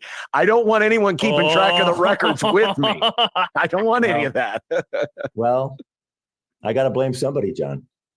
That's true. That's true. I'll do it for you, Coach. I'll do it for you. Don't worry. It's easier for me to take the hits than it is for one of the guys because they still got to go out and play. That's right. Ed, take care. We'll talk to you after the game. Thanks, guys. Thanks, Coach. Ed Service joining us here on Unsportsmanlike Conduct. Really looking forward to tonight's game. Huge game, too, for RPI reasons as well. Nebraska comes in at 10. Creighton's at 39. And, even though these conferences will help a little bit in that respect, I do think that tonight and these 3 games that will be played over the course of the next 3 to 5 weeks will be pretty important come the end of the season. If it comes down to an at-large spot for either one of these two teams, obviously Ed Service would love to win the Big East and not have to worry about that. Same with Nebraska in the Big Ten. But I think, you combine all of the success that has been had this year so far for both of these teams. I love the fact that, these two teams are coming in with the best record they've had against each other in quite some time. Should add to a little bit more of the spice that has always been part of Creighton and Nebraska. Yeah, and I mean, it's been, close to 2 decades since they're entering the game like this. Obviously, the Blue Jays have had a lot of success versus Nebraska in recent years as well. So the Huskers are going to be looking to get past that. And obviously, Creighton is going to want to continue that level of success. So it should be a fun year of games. It should be a fun season of games, the first of 3 tonight. And entering with these records is pretty cool. All right, so Connor and I have the call at the top of the hour, but coming up next as we wrap up the Grum, it's what's for dinner. Ballpark food, that's what's for dinner tonight. Spoiler alert. On 1620 The Zone. Live from the Host Coffee Studio, this is 1620 The Zone. At Union Bank, people don't have your money. Your money has people. First home people, investment people, people who answer the phone and your chats, dream car people, dream retirement people, driving your dream car in your dream retirement people, small business people, credit card people, and all the other people you need. At Union Bank, our people help you do more than you dreamed possible. So stop in and say hello. We can't wait to see you. Union Bank and Trust. Member FDIC. Adopt US Kids presents What to Expect When You're Expecting. A teenager. Learning the lingo. Today, I'm going to help parents translate teen slang. Now, when a teen says something is on fleek, it's exactly like saying, that's rad. It simply means that something is awesome or cool. Another one is totes. It's exactly like saying, totally, just shorter. As in, I totes love going to the mall with Becca. Another word you might hear is jelly. Jelly is a shorter, better way to say jealous. As in, Chloe, I am like so jelly of your unicorn phone case. You don't have to speak teen to be a perfect parent. Thousands of teens in foster care will think you're, rad just the same. To learn more, visit adoptuskids.org. A public service announcement brought to you by the U.S. Department of Health and Human Services, Adopt U.S. Kids, and the Ad Council. She posted about us just now. Celebrities can't get enough of Beyond's bespoke skincare line. She has 147 million followers. How do we monetize? She needs a social media associate to help her with the hype. We should repost this. Do we need a hashtag? Indeed can help her hire great people fast. I need Indeed. Indeed you do. You can schedule and conduct virtual interviews all from your employer dashboard. Visit Indeed.com/credit and get $75 towards your first sponsored job. Terms and conditions apply. Howdy, Greg Wagner joining you from the Nebraska Game and Parks Commission. Time now for another Nebraska Outdoor Update. Say there's a lot to do this season in Nebraska's outdoors. There's always hiking in the state parks. There's bird watching. There's trout stream fishing action. There's scouting for that spring wild turkey hunting trip. And there's looking for shed deer antlers in your favorite woods. So there's no reason to be a couch potato, is there? No. Get outdoors and enjoy. Well, it's time to get all your new permits and stamps for hunting, fishing, fur harvesting in state parks. Time to check your motorboat registration for renewal. Time to make those cabin and camping reservations in the state parks if you haven't done that already. And time to go over all of your outdoor gear for spring and summer. Get more information on Nebraska's outdoor scene by going to the Game and Parks website, outdoornebraska.gov. And that'll wrap it up. I'm Greg Wagner with Nebraska Game and Parks. When it comes to concrete repair, EverLevel has some serious game. Coach Greg McDermott here to coach you on why you should choose EverLevel Concrete Repair. They've got the fundamentals to fix your cracked and uneven concrete, and their products will give you the best defense against future damage. It's a fraction of the price compared to replacement, and their solutions come with a long-term transferable warranty. Working with EverLevel is a slam dunk. Call EverLevel Concrete Repair today for your free inspection. This is Unsportsmanlike Conduct with John Bishop and Josh Peterson. So he's got the man's junk in his hands. The 1620, The Zone. When you knock us down, we're going to get up. And on the way up, we're going to bite a kneecap off. Crust is good on your pizza, not your ass. I will eat your ass first. He's tough as a Woolworth steak. And then it's going to take 2 more shots to knock us down. All right. And on the way up, we're going to take your other kneecap. I'm ready to hang them up, gut them and skin them and chop them up. You know what? I'm ready. My daughters aren't starving to death. I'll eat my neighbors. And we're going to get up, and then it's going to take 3 shots to get us down. And when we do, we're going to take another hunk out of you. Cliff, what are you going to take away as your best memory from playing basketball at Boston College? Probably just like going on to eat. Well, I said ballpark food. I got some chicken fingers here. I was going to say you're eating right now. You're literally eating on the air. I have to. I mean, chicken we're boy. going right from this show right to the game. So I mean, it's either now or never. Yeah. I'm glad though that somebody got extra cane sauce and it was still in the fridge. Oh, that's really nice. Yeah. That is nice. That's really nice. At least you're not having to have ham tonight, John. Yeah. You probably had that for lunch earlier, though. Am I right? Was it a ham lunch day? No, the wife is making ham and bean soup. So there is ham, though. Oh well, yes, but there is that's ham. why that's why I didn't have ham later because apparently the leftover ham will be turned into ham and bean soup. Ham and bean very soup good, by the way. Sounds like it'll make things stinky later. The stink boy. I think I'm gonna do. I think it's gonna be one of the classic Nick baked potato chicken thigh kind of nights. I haven't done that in a while. Get home, walk banks, throw that. See, the best part about walking a dog, among many great things about walking a dog, though, is I throw the baked potato in and I get back and it's already halfway done. It's perfect. Nice. Yeah. Is it a rice night for you there, Nicholas? No. Upset. We're gonna go to the There's a baseball game happening tonight. I don't know if you knew that. Oh, okay. We're gonna go to that, and we're gonna pick up a burger. I think on the way. A burger on the way, Nick. You're gonna be late for the game. We won't be late for the game. I don't think. I mean, we're gonna be late for the game either way. By the time it starts in like 3 minutes. The game is just about to start. Right. We're gonna be late either way. It's fine. Okay. It's fine. We'll work it out. Well, you know how the Flamin' Hot is a big thing now in the chip world. You got your Flamin' Hot Doritos, Flamin' Hot Cheetos. Yeah.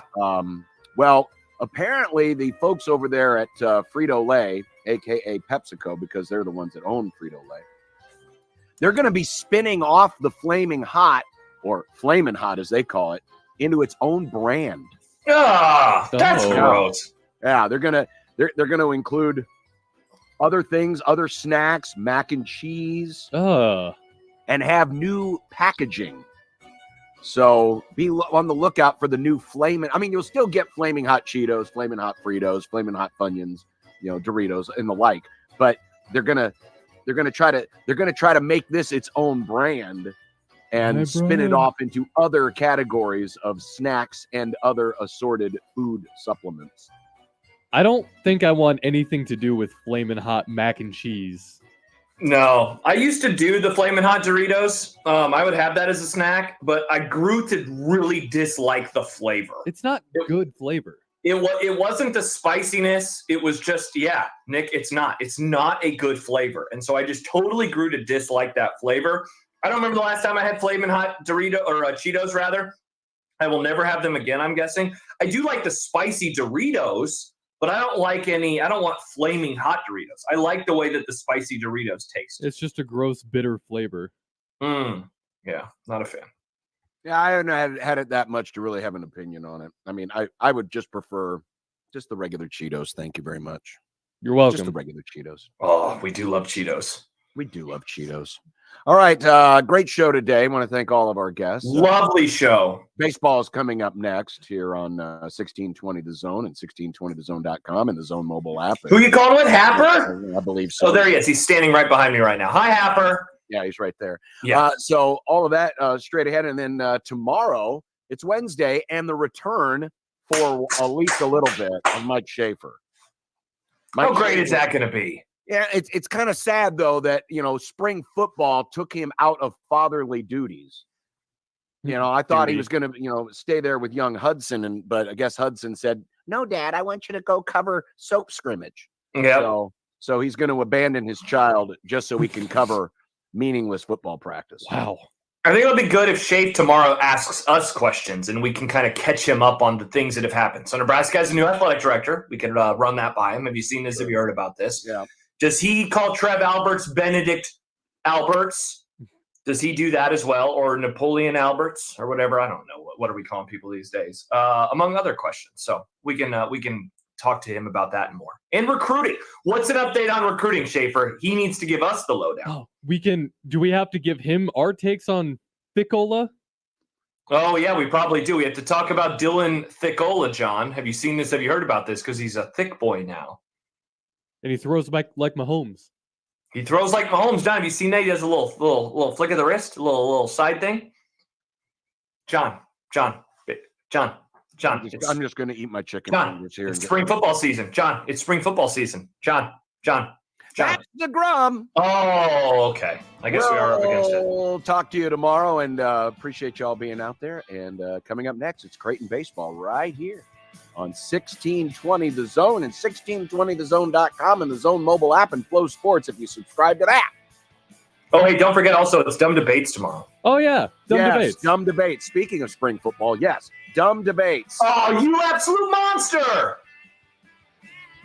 We'll see you then. Baseball's next. Enjoy the game, John. Have a good call. Bye. Remember, no matter how you listen, it's still AM radio. 1620, The Zone. 16.